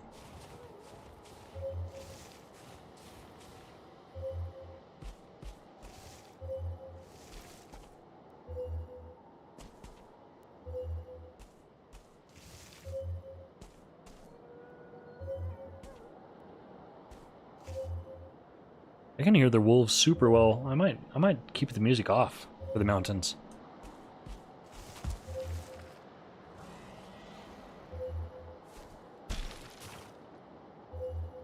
What on earth?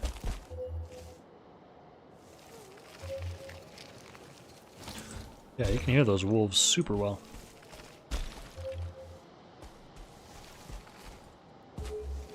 What?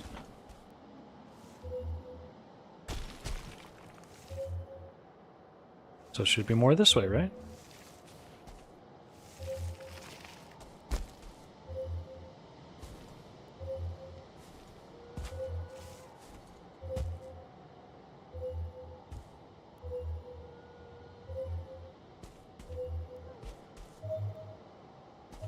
Okay. Now we're getting there. Is it inside this thing?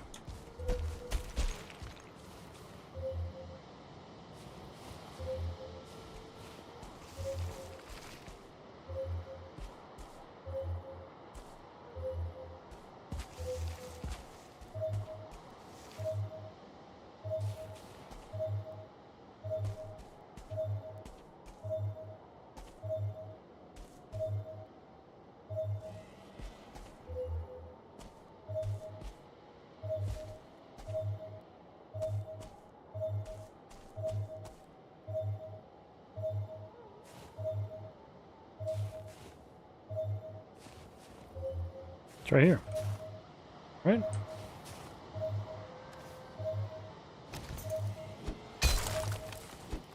Should have brought my stag breaker with us. So we could hit the ground and see damage numbers. Come on, silver. And not a silver necklace, please. Please be silver. That's the most disappointing thing ever when it's a graveyard and it's treasure. Like, oh, come on. Die somewhere else. Don't die on the mountain.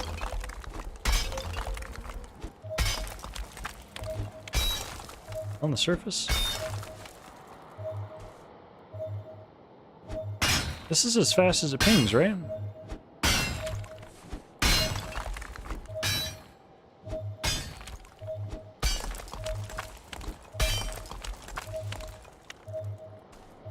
Ah! Ooh! Yes! Alright, let's turn that annoying thing off. Hooray! Silver! Hi-ho, silver! Oh. Those wolves. Aha! You can't sneak up on me, I heard you.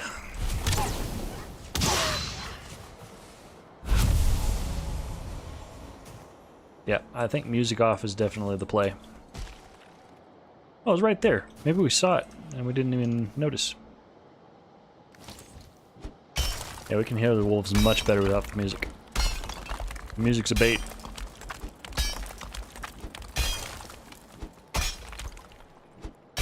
Did I see the egg? What? No. Hold on, let's mark this.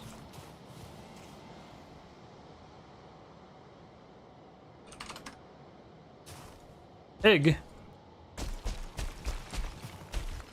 You pulling my leg? Is that a new castle? That's a new castle. Let's go check for a stone.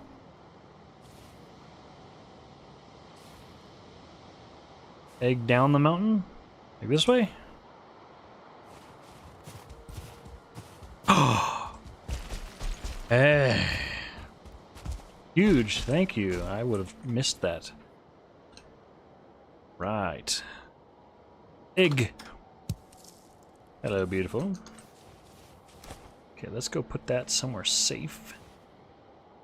Oh my gosh, it's so heavy. And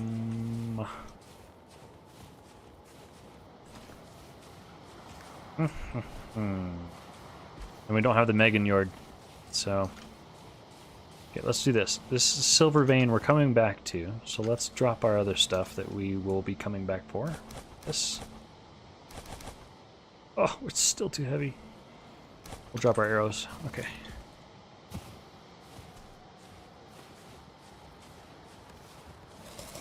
Also, we need some more food.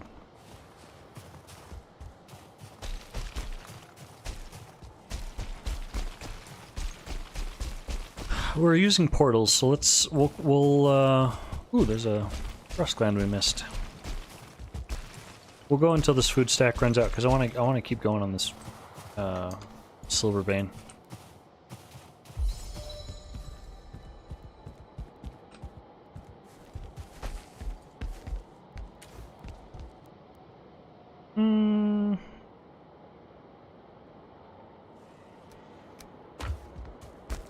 Never mind. We'll go back now.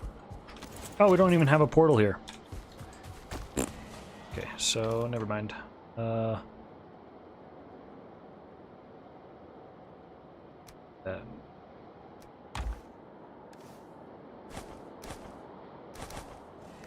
I won't be devastated if the crystal for some reason disappears, if they attack the base and destroy all of my player base structures and it despawns. I need to go gather some more wood though. And actually make some more chests. I hear doggies. There you are. Yo!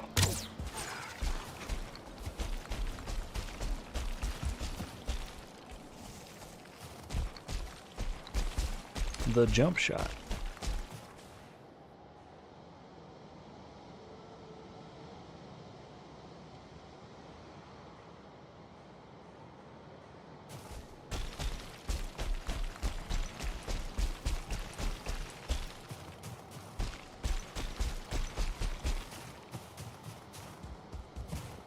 Nice. So we got this marked, and I think it regenerates a new egg once every 18 game days or so? I don't remember, but it does regenerate. So worst case scenario, we don't find any other eggs, we can just play the game and wait for it to respawn there. Okay. Let's get back to digging this.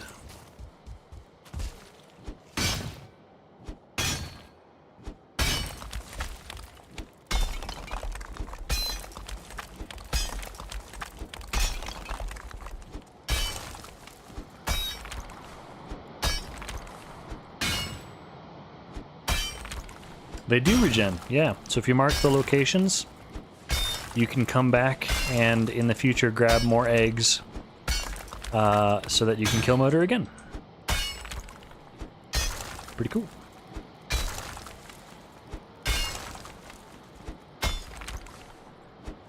So something that I do is I leave a chest nearby, and I should honestly leave like a portal or something, but I leave a chest, and then I just every now and then come grab an egg and put it in the chest. Stockpile them.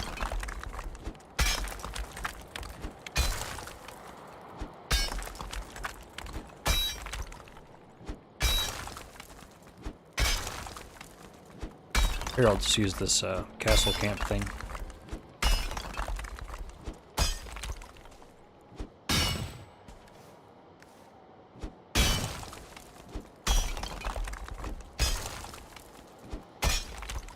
It explains why you've taken eggs and rediscovered them. Yeah.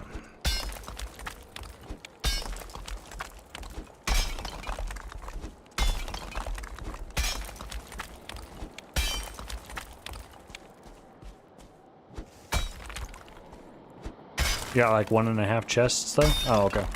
So you got plenty.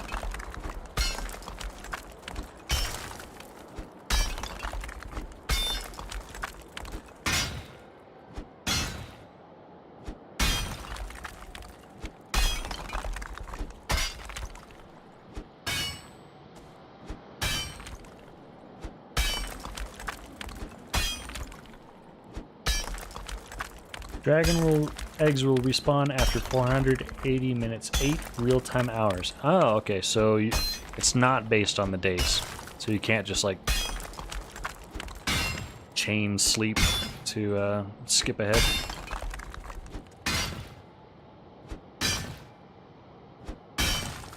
That explains why it feels like they respawn so often on our server.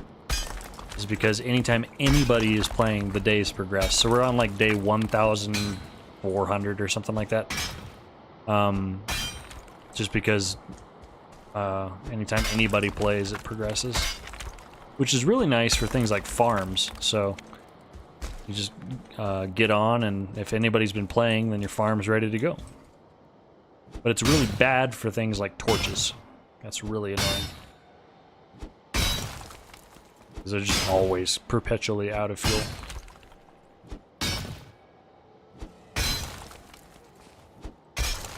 But I'm pretty sure there's a mod for that, right, Darren? A light fuel mod.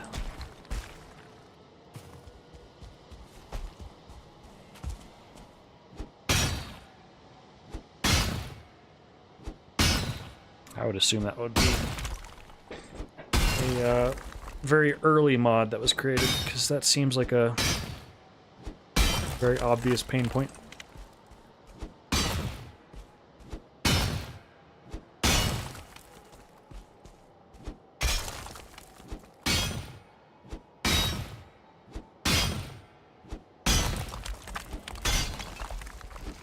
Yeah, light is really annoying in home base. Yeah.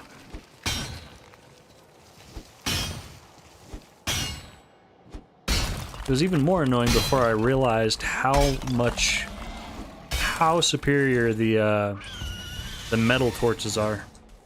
I didn't realize they're like so far superior of the standing wood torches.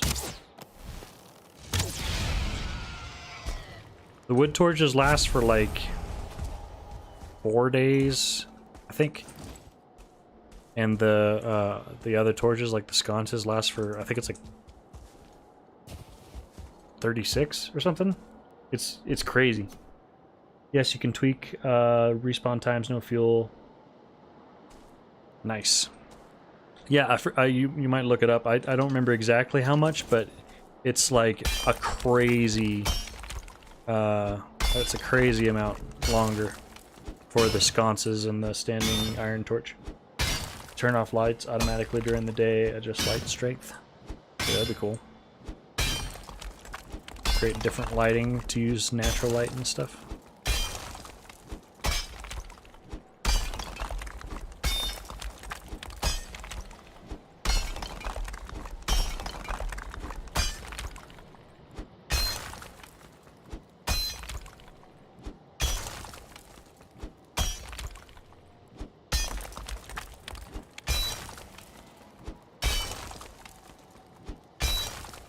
Is this the limit? That's the limit right there. And there. And there.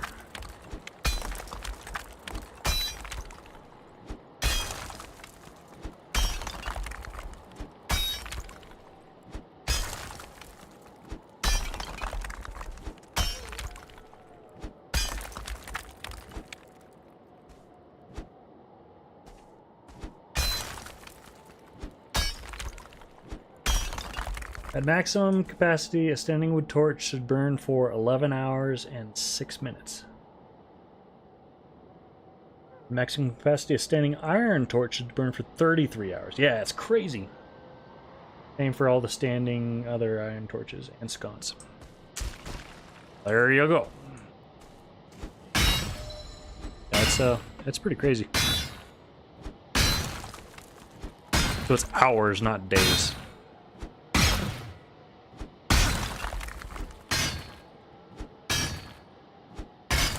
Which actually is more days, because an in-game day, a day-night cycle is 30 minutes, right?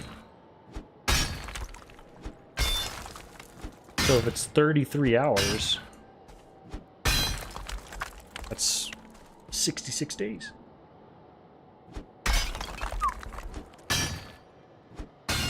Lazy Vikings is a good mod with many options. Right on. Forget the ones that I played with. What are the ones I've used? Let's look.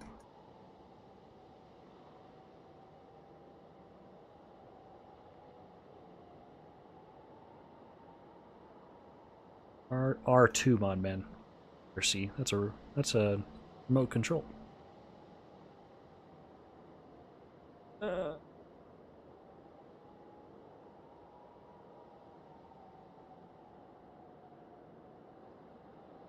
Okay, so I've used Beppin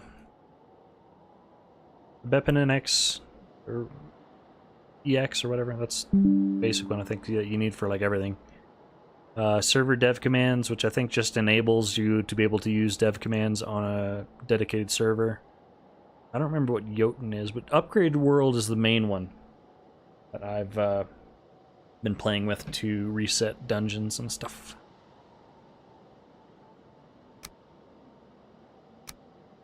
But I use them very, very infrequently.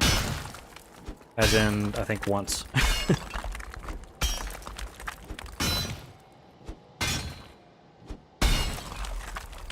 Okay, we popped a little bit of it. Let's see if we can get the rest now.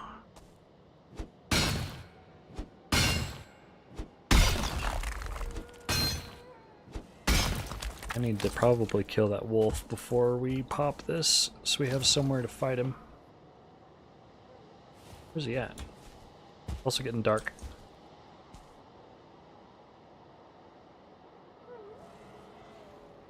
It's over there, I think. Oh, nobody's right there in front of me. Hello.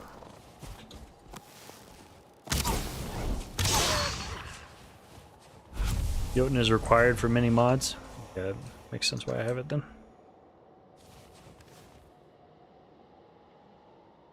I don't have a deep understanding of anything I use. I just do what it tells me. And sometimes not even that. Let's see, there's that, and then we need to go home. May as well bring some of the stone with us.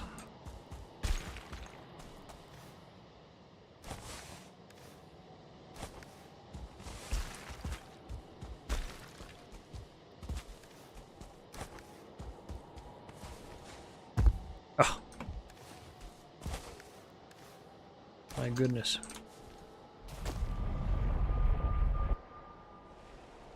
If I have a server like Valhost and you get other players playing too, do they need to install that mod? It depends on the mod, I think. My uninformed knowledge of that is that some mods, like the ones that I use, for example, do not. But certain mods require the every user to have it, so they'll need to have like R2 mod man and have those same mods installed, I think. Well, there we go. Hey.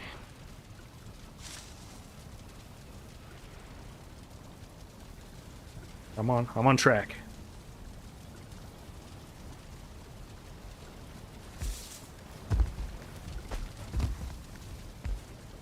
Obsidian, store that. We're all repaired. Oh, it's already 1:30. Okay, let's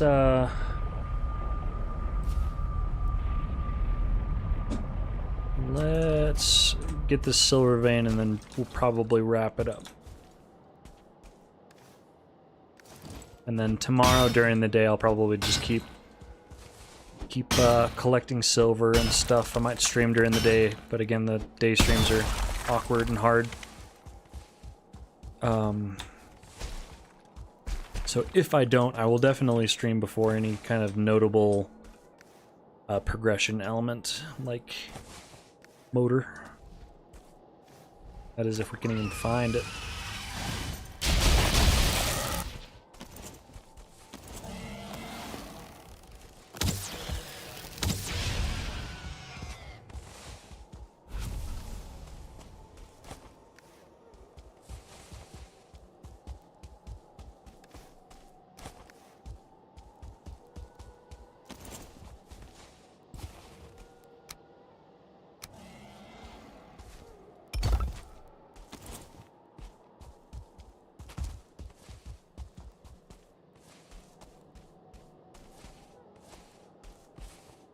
So we may as well just pick this up and then we can sort it. It's a better way to do it. Okay, silver. And then let's craft some stone blocks. We can't even do that.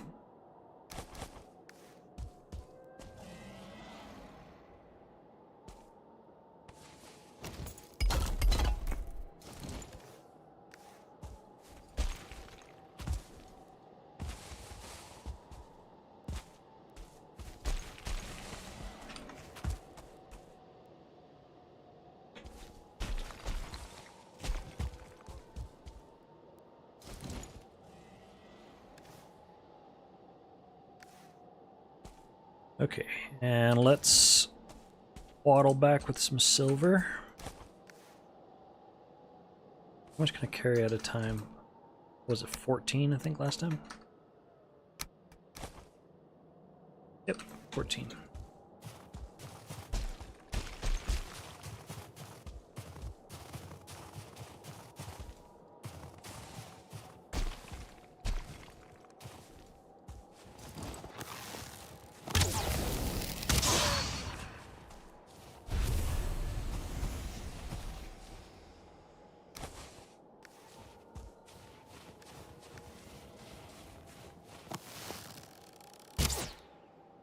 A little lower. Boom. Drakes are weird. Drakes always look like they're farther away than they are. They're always smaller than I give them credit. So like that one I was sure was way over the edge, but it's right there. I don't know, maybe it's just me, but I always feel like they're much smaller than I thought they were and much closer.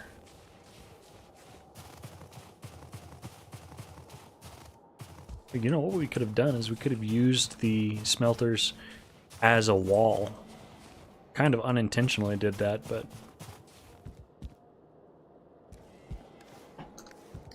let's load these up. We'll get some coal.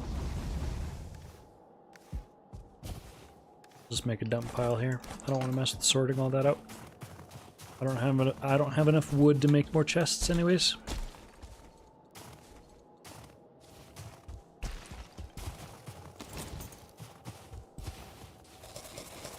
Now we're out of food. I forgot to grab more.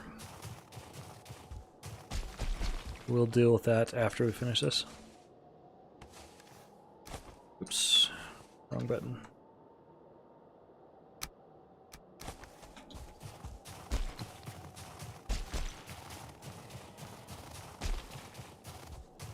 Still have not gotten raided. As soon as I pop Ike there and it runs out, I guarantee we're going to get raided.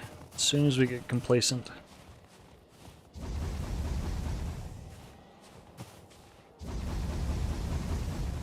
But what the heck? Let's do it.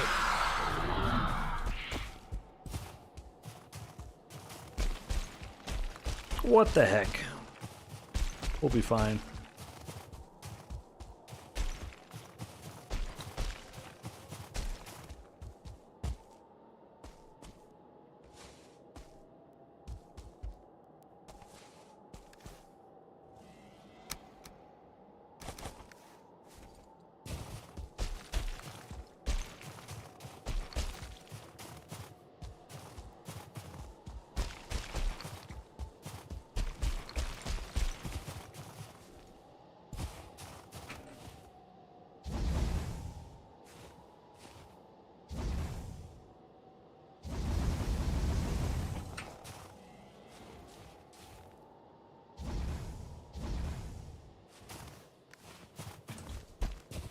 This smelter setup is gonna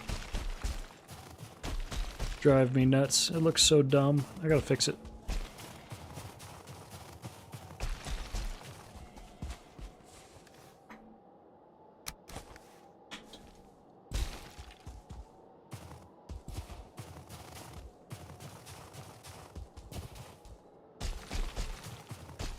I need to come up here with 2 iron so I can actually make a real stone cutter and make a base that's a little bit more presentable.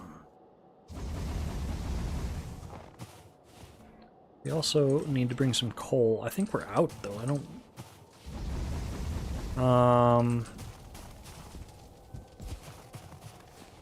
We might have some at our little Black Forest kiln area. So maybe we'll run down there and check. And if not, then we can go ahead and make some there. And then we'll portal it up or something. Is that all the silver? I think so. Oh, oh, there's some.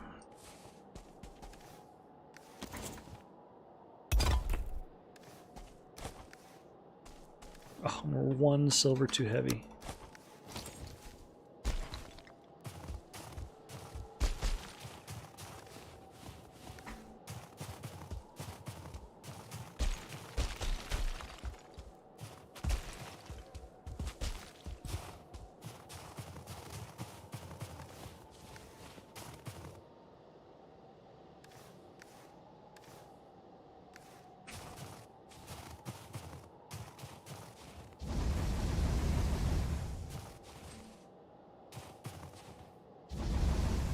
Okay. That's all of it. 1 silver ingot we can put in here so it doesn't get misplaced. Where's that drake we hear?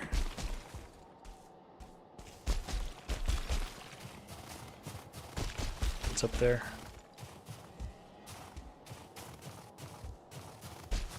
Alright, let's do this. We'll go ahead and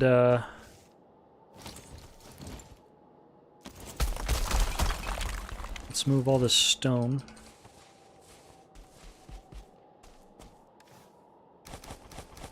Toss it up there.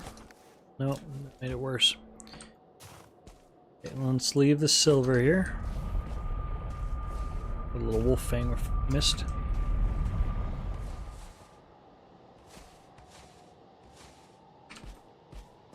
Okay, we'll waddle this into the portal. Then when we come back, we will break the portal and take it with us. And then we'll go get that coal.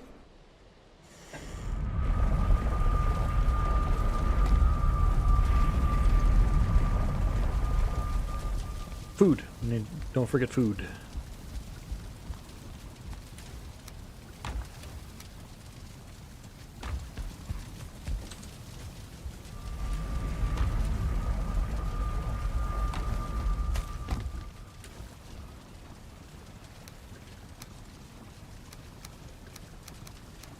Actually, we don't need that because we're running double stamina foods now. So we need our turnip stew. So that's going to be in the swamp. That we had all that.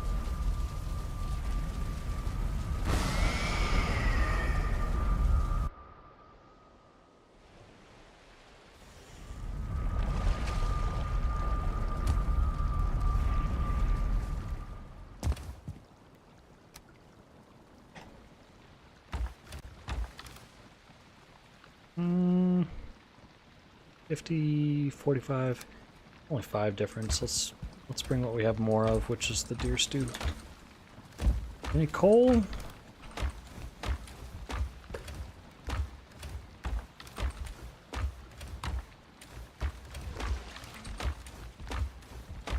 Nope. There we go. There's some. That might be enough. I think we had like 5, and each one of these covers 2 of them, so yeah, this should be enough.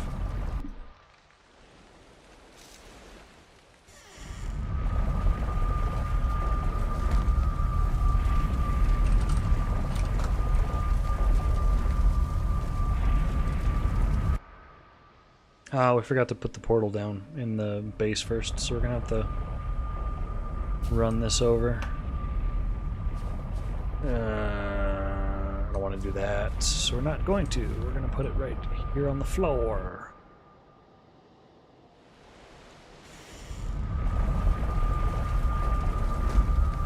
Just drop it right here.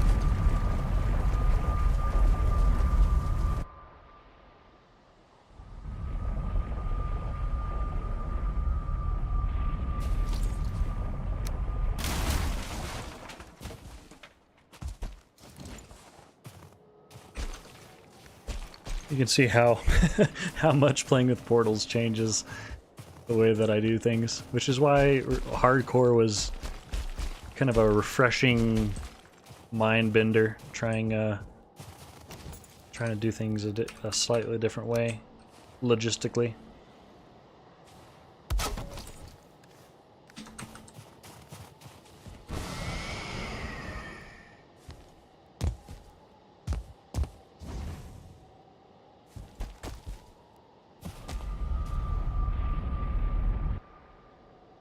But, I mean, showing this kind of a playstyle is also helpful, because I would say the vast majority of players do play with portals, so being able to see this kind of logistic, these kind of logistics helps as well. Because it's potentially more applicable to people. Can we reach that? Nope.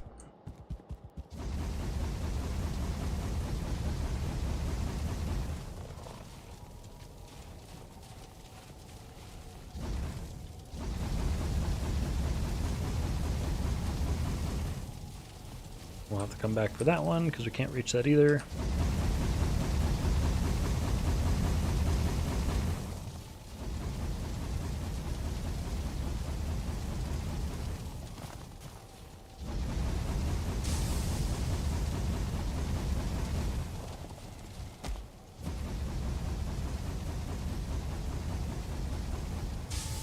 No beach options to build. Know of any good hillside base options you might steal? I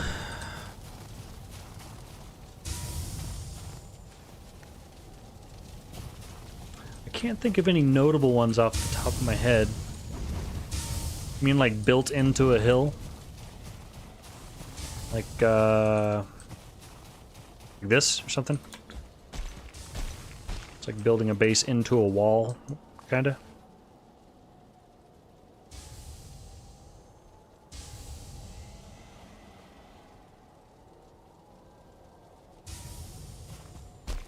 I don't. Oh, like a dirt hill? Kind of like our Meadows Mountain that I was wanting to build on.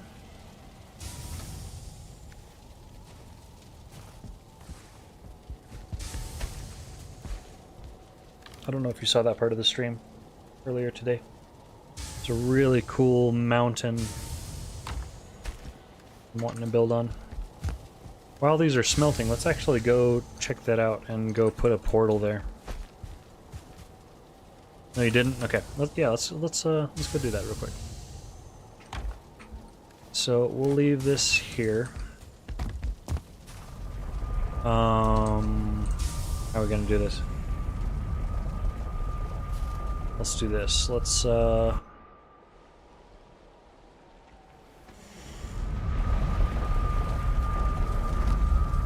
name this one Castle.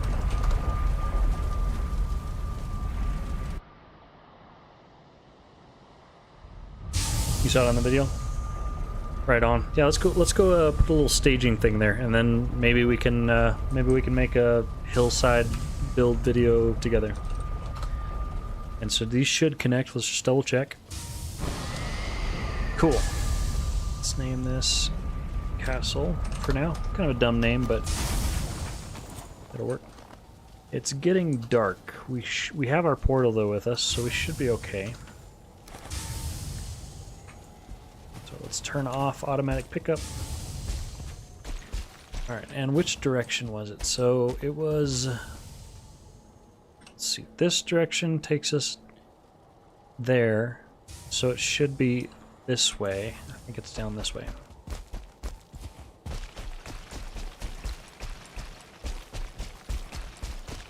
Yeah, because there's the other mountain peak that it was sitting in between, so I'm pretty sure it's over here.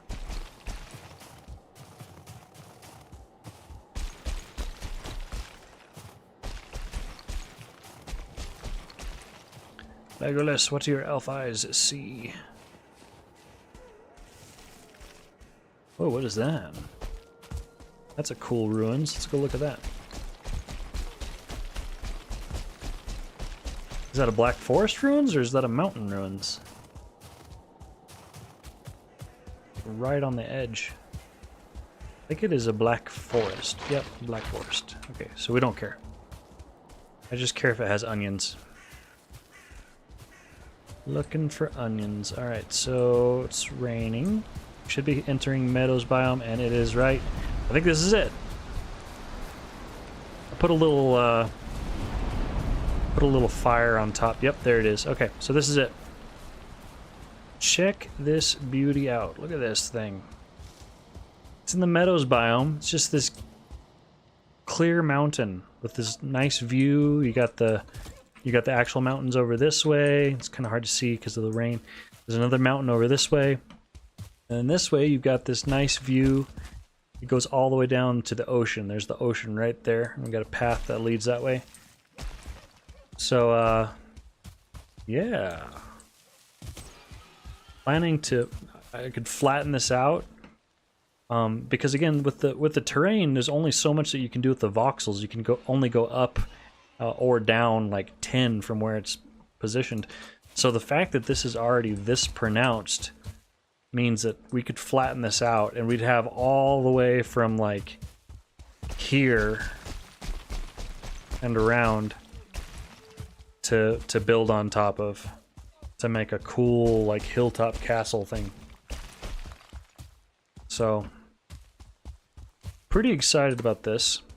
And then also it's a nice central location, so you can see right here it's really central. It's equidistant between our little castle thing on the mountain and the swamp, and then down this way is the well, actually, now that we have access to the map, let's look at that. Where's it at? Yeah. Where's that shoreline? I was curious where this was. Okay, so that's... Oh, so it goes right here. I was thinking it was this shore. But that makes sense, because earlier today when I went down and explored this coastline and I built this path, I was looking around for some of these things, like where I was mining tin. Because here I ran around and I mined tin for a long ways around. But I didn't see any of these structures, and that makes sense because it's on the complete opposite side of the island. So we could build a road going this way, too.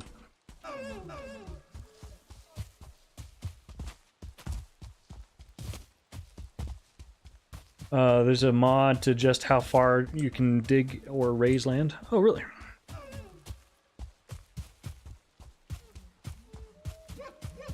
Dig down to the center of the earth. Make the world's biggest hole.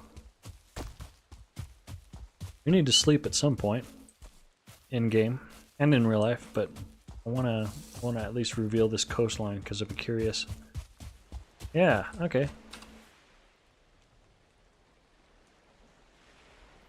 So now that we're using the map, at some point I might run around the outside edge of this. I like to reveal the entire island that I'm on. And honestly, I prefer to do that with running than sailing because it's honestly easier. Unless we run into some plains or something like that, and it's a little bit sketchy, and we get, chased down by death skeetos.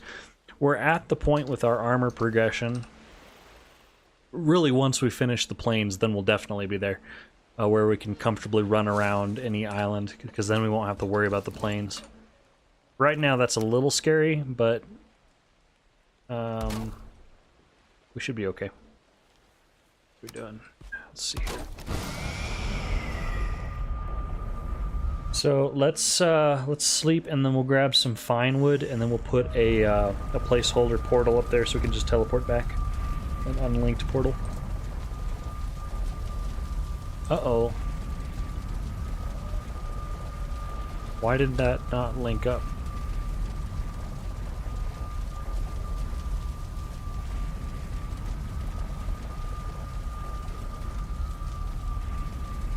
Oh, it didn't link because we didn't leave a portal there. We named it Castle and then we tore it down. Okay, so there's actually nothing up there. There's not actually a castle portal there. We just have a castle portal here. Okay, well, whatever. We'll run back. It's funny. So we need to get some more fine wood so that we can teleport back, leave a portal at the top of the mountain, and then we'll just run back to the castle. Let's see, do we have enough fine wood? We got 1 fine wood. I don't think that's gonna cut it. We need to plant some birch trees or something, some oak trees to increase our amount of fine wood, because we're definitely starving for it now, suddenly needing to catch up with all these portals.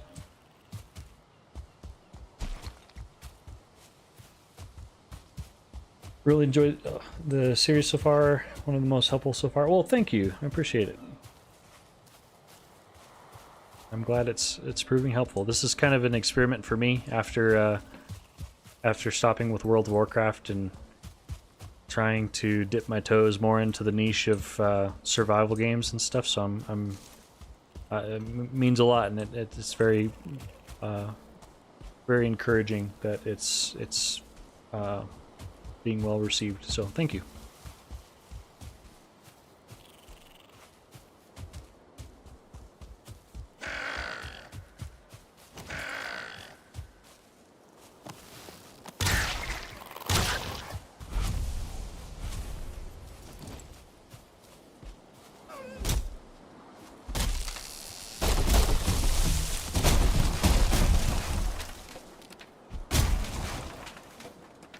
Oh, that's why, because we don't have auto pickup.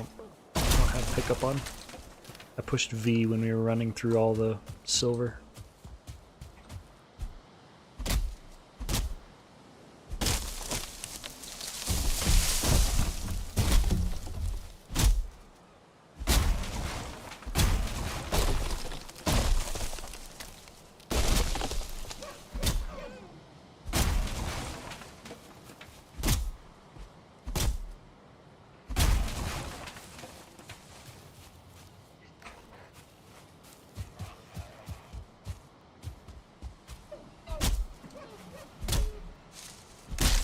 Turn back on the music now because we're not in the mountains. I was wondering why it felt so quiet.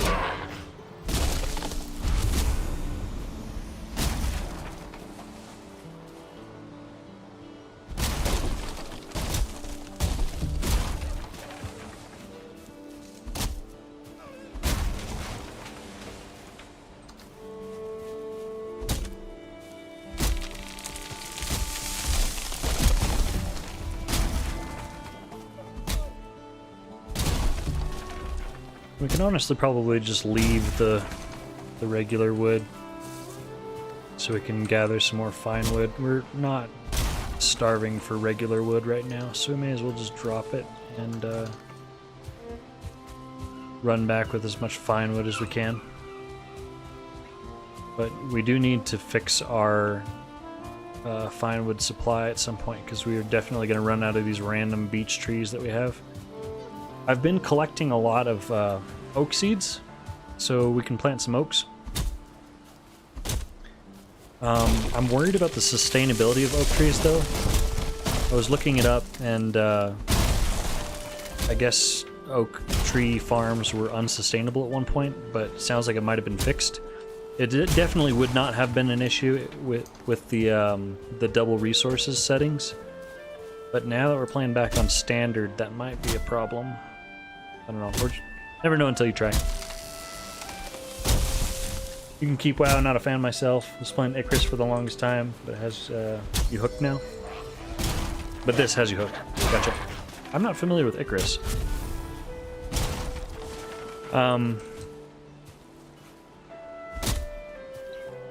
Yeah. Yeah, WoW was good for a season.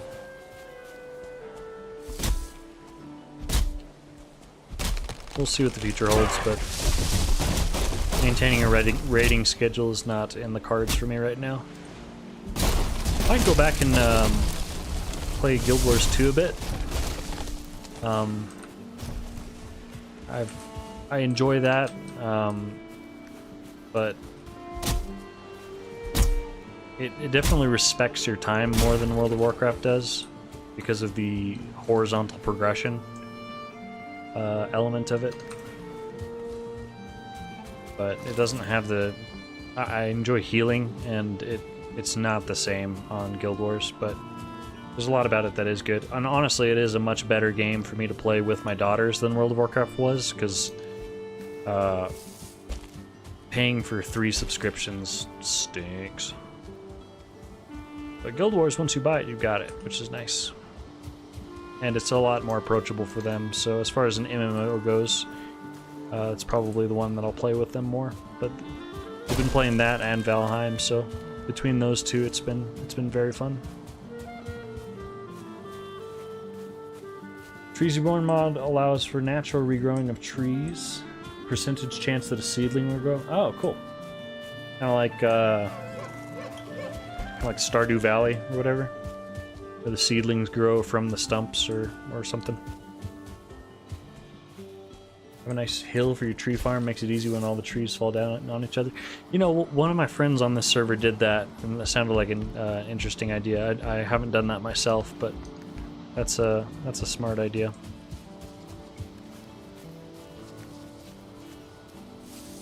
Should honestly probably go ahead and take care of that right now. Yeah, let's do that. So let's put this stuff away.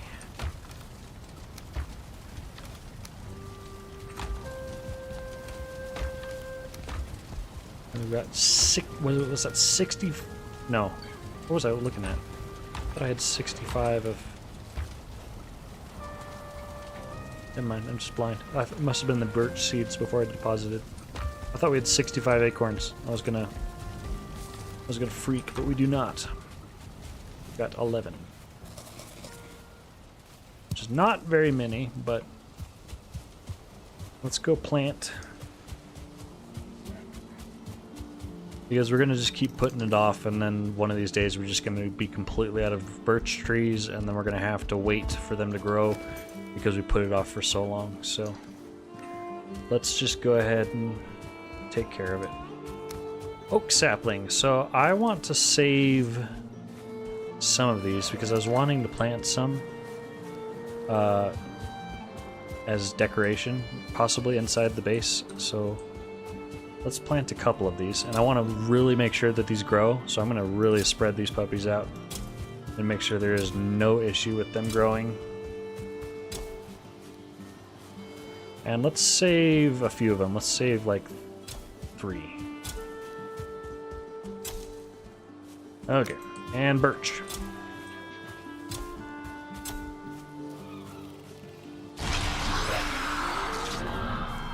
Excuse me, we're working here, Greylings.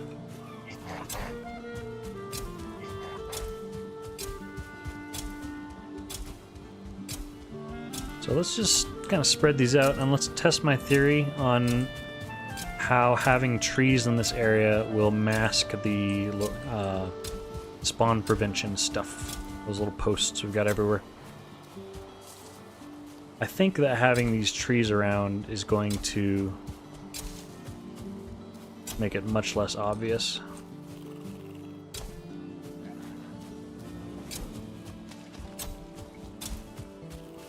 Let's see how we're doing on these. Already down to 39, wow.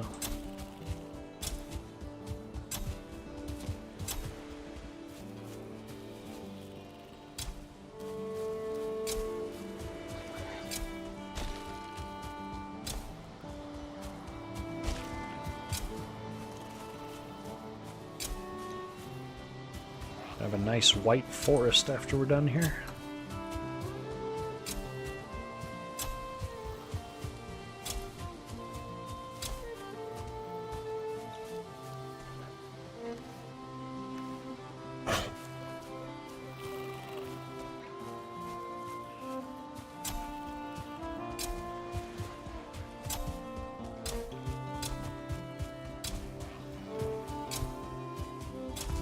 Put a little here, a little there.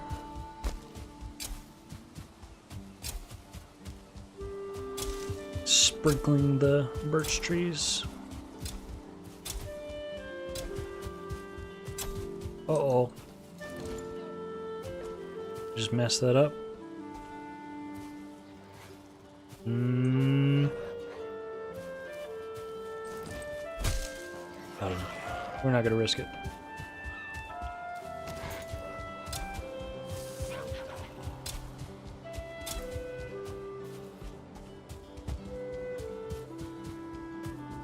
Okay, that's all we got. Cool.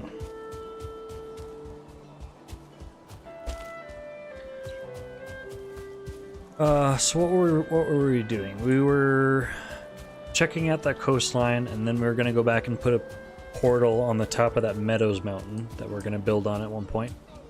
And then we need to get back up to the castle, which we messed up our portal there, so we have to run back. Then we can check out the silver. Maybe craft another piece of armor or two. And then I probably need to go to bed. So let's do that.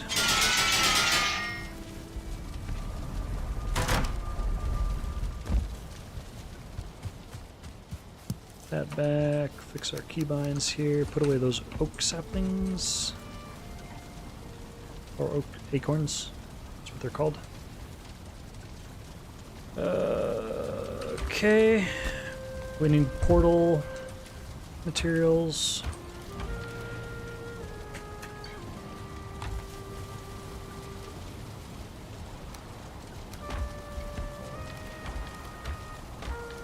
Are we out of Surtling cores?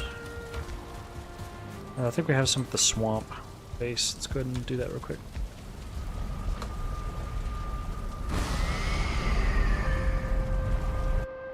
We have a couple Surtling spouts here in the swamp. We need to probably just set up some kind of system to run quickly by those and farm them.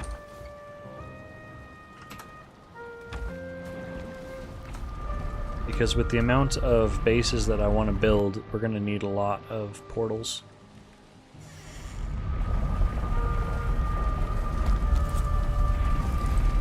Okay, and we wanted to name this castle.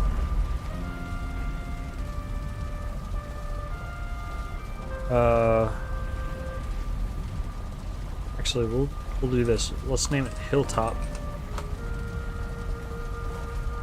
And then on that hilltop, we'll name the portal that, and we'll just double check that they actually connect.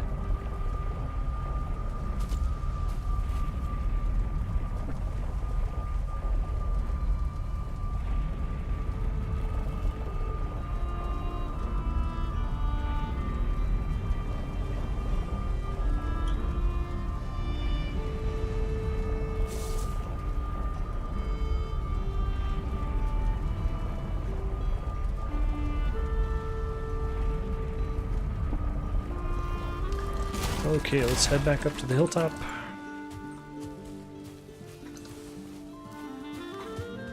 Make sure that we actually got everything. We did.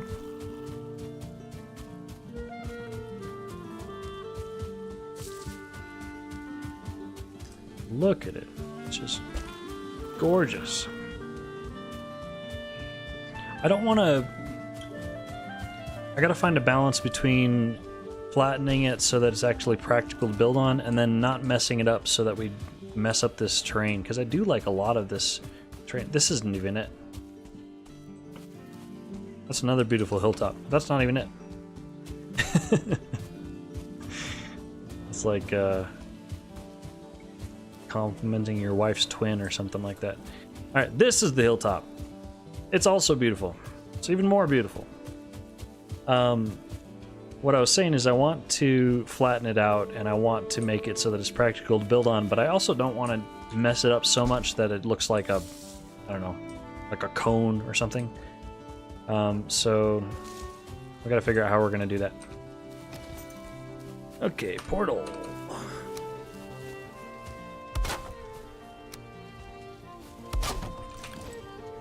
Hilltop.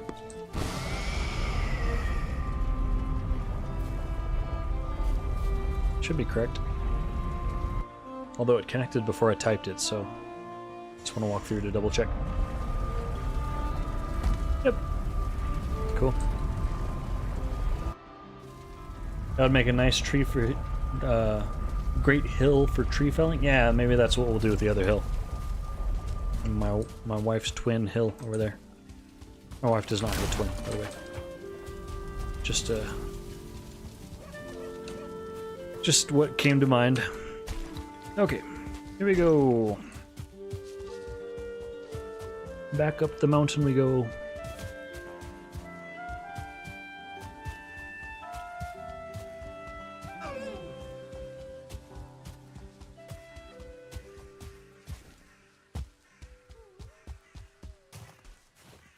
Alright, we hear a wolf. Let's see if we can find him. Save our stamina.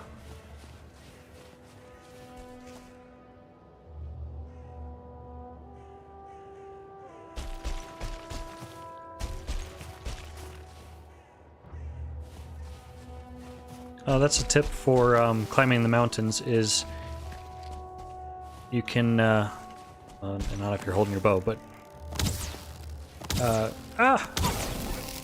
you actually don't need to jump that much. So, like right here, for example, you can just run. So, when in doubt, try running first. And unless it's like a rock, then you do have to jump. But a lot of it, you can just run.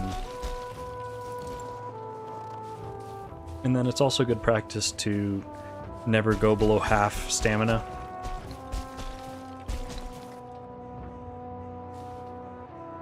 You can avoid it.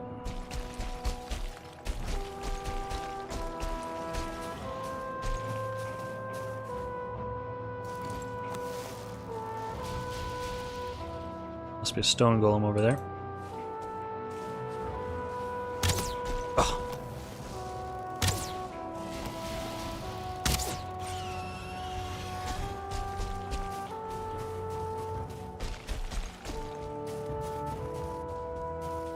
Or not? No, he was just shooting my stuff. You jerk.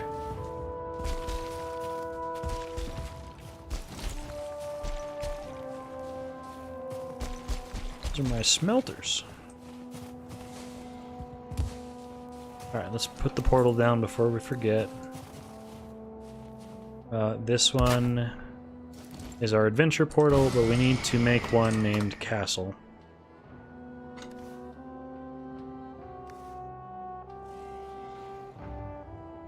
Oh, it's because it's connected to the hilltop right now. That's why. Alright, well, let's just not do that then.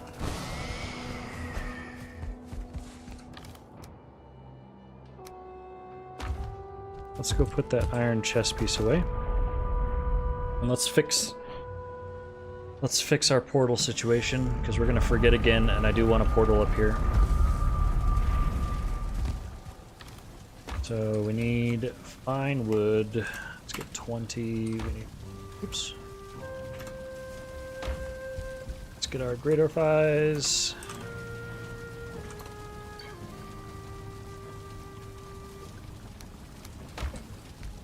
Then put our armor away.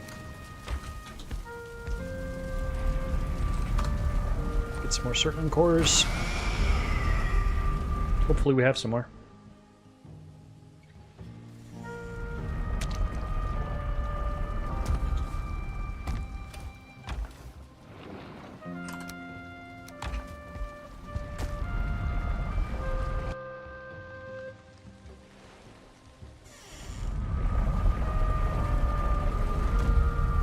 Cool.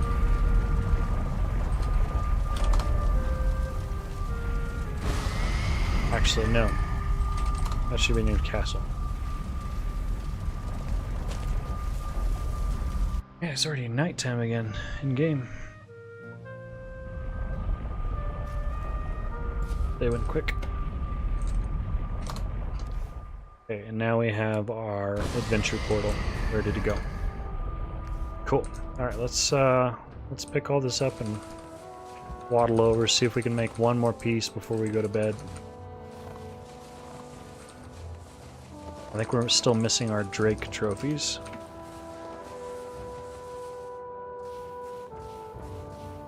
To make the helmet.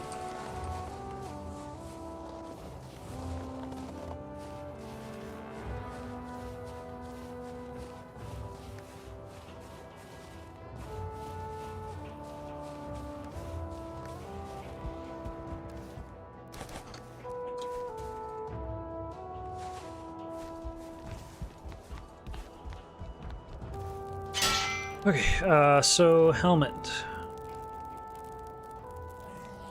We need 2 Drake trophies, and then we should be good on the pelts and everything.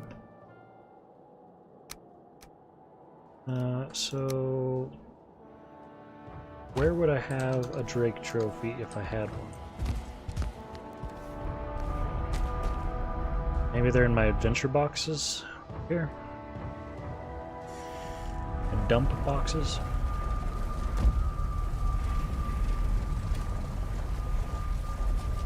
Nope. Okay, so maybe we just haven't gotten any.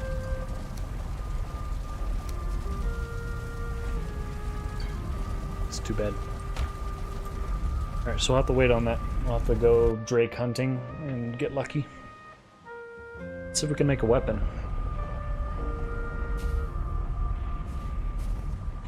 Or I guess we can upgrade. That's probably a better choice.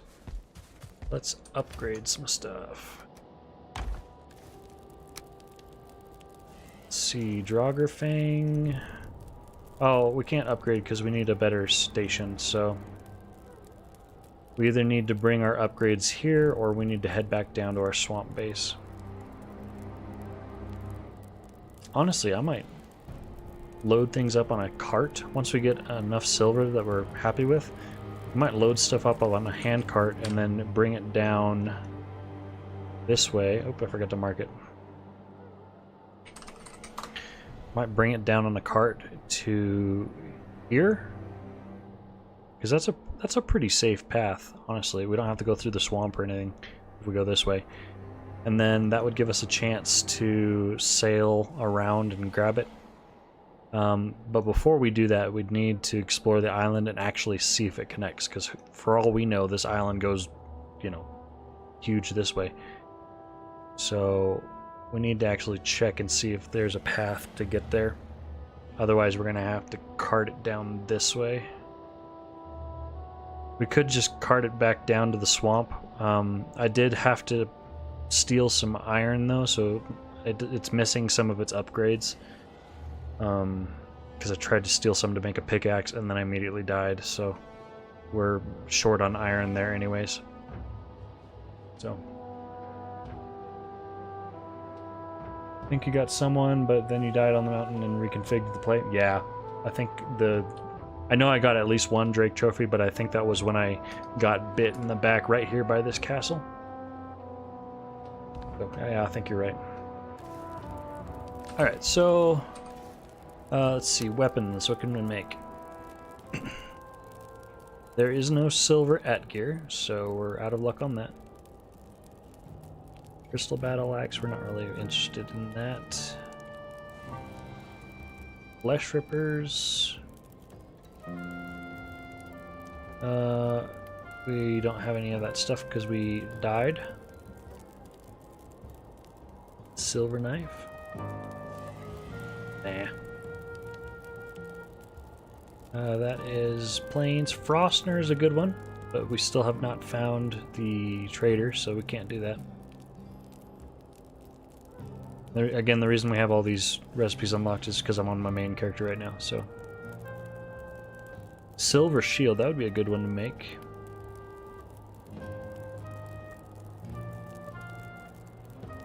Fang spear, that could work. And then silver sword's the big one. That would be a good one to make too. So yeah, the sword or shield, probably what we're looking at. Not really too interested in spears anymore. I was considering trying it because they level faster than any other weapon, which is kind of cool. And you know, it's cool to have a melee a melee weapon with a slight ranged option, so you can kite. But I'm focusing on a ranging build, so that doesn't really matter for me. So yeah, let's save up and do either the silver shield or the silver sword, or both. There's no rush. We don't need to spend it just to spend it. It's not burning a hole in our pocket. Okay, I'm gonna go to bed. I'll see you guys later. Thank you so much for a great stream and for your support in changing the settings. I think this is going to be good. So we'll continue on with the playthrough. Hopefully get maybe through the Ashlands by the time I have to go back to school. But if not, then we'll continue the series in the evenings and stuff, even when I have less time. So tomorrow plans are I'm home with the kids, so I might do day type of stream where I have to AFK a lot and stuff, but I might have some kind of a stream going. If not, I will definitely stream again by the time there's something interesting going on. So if I don't stream, all I'll be doing tomorrow is farming for some more silver. I might start a little bit on that hilltop base.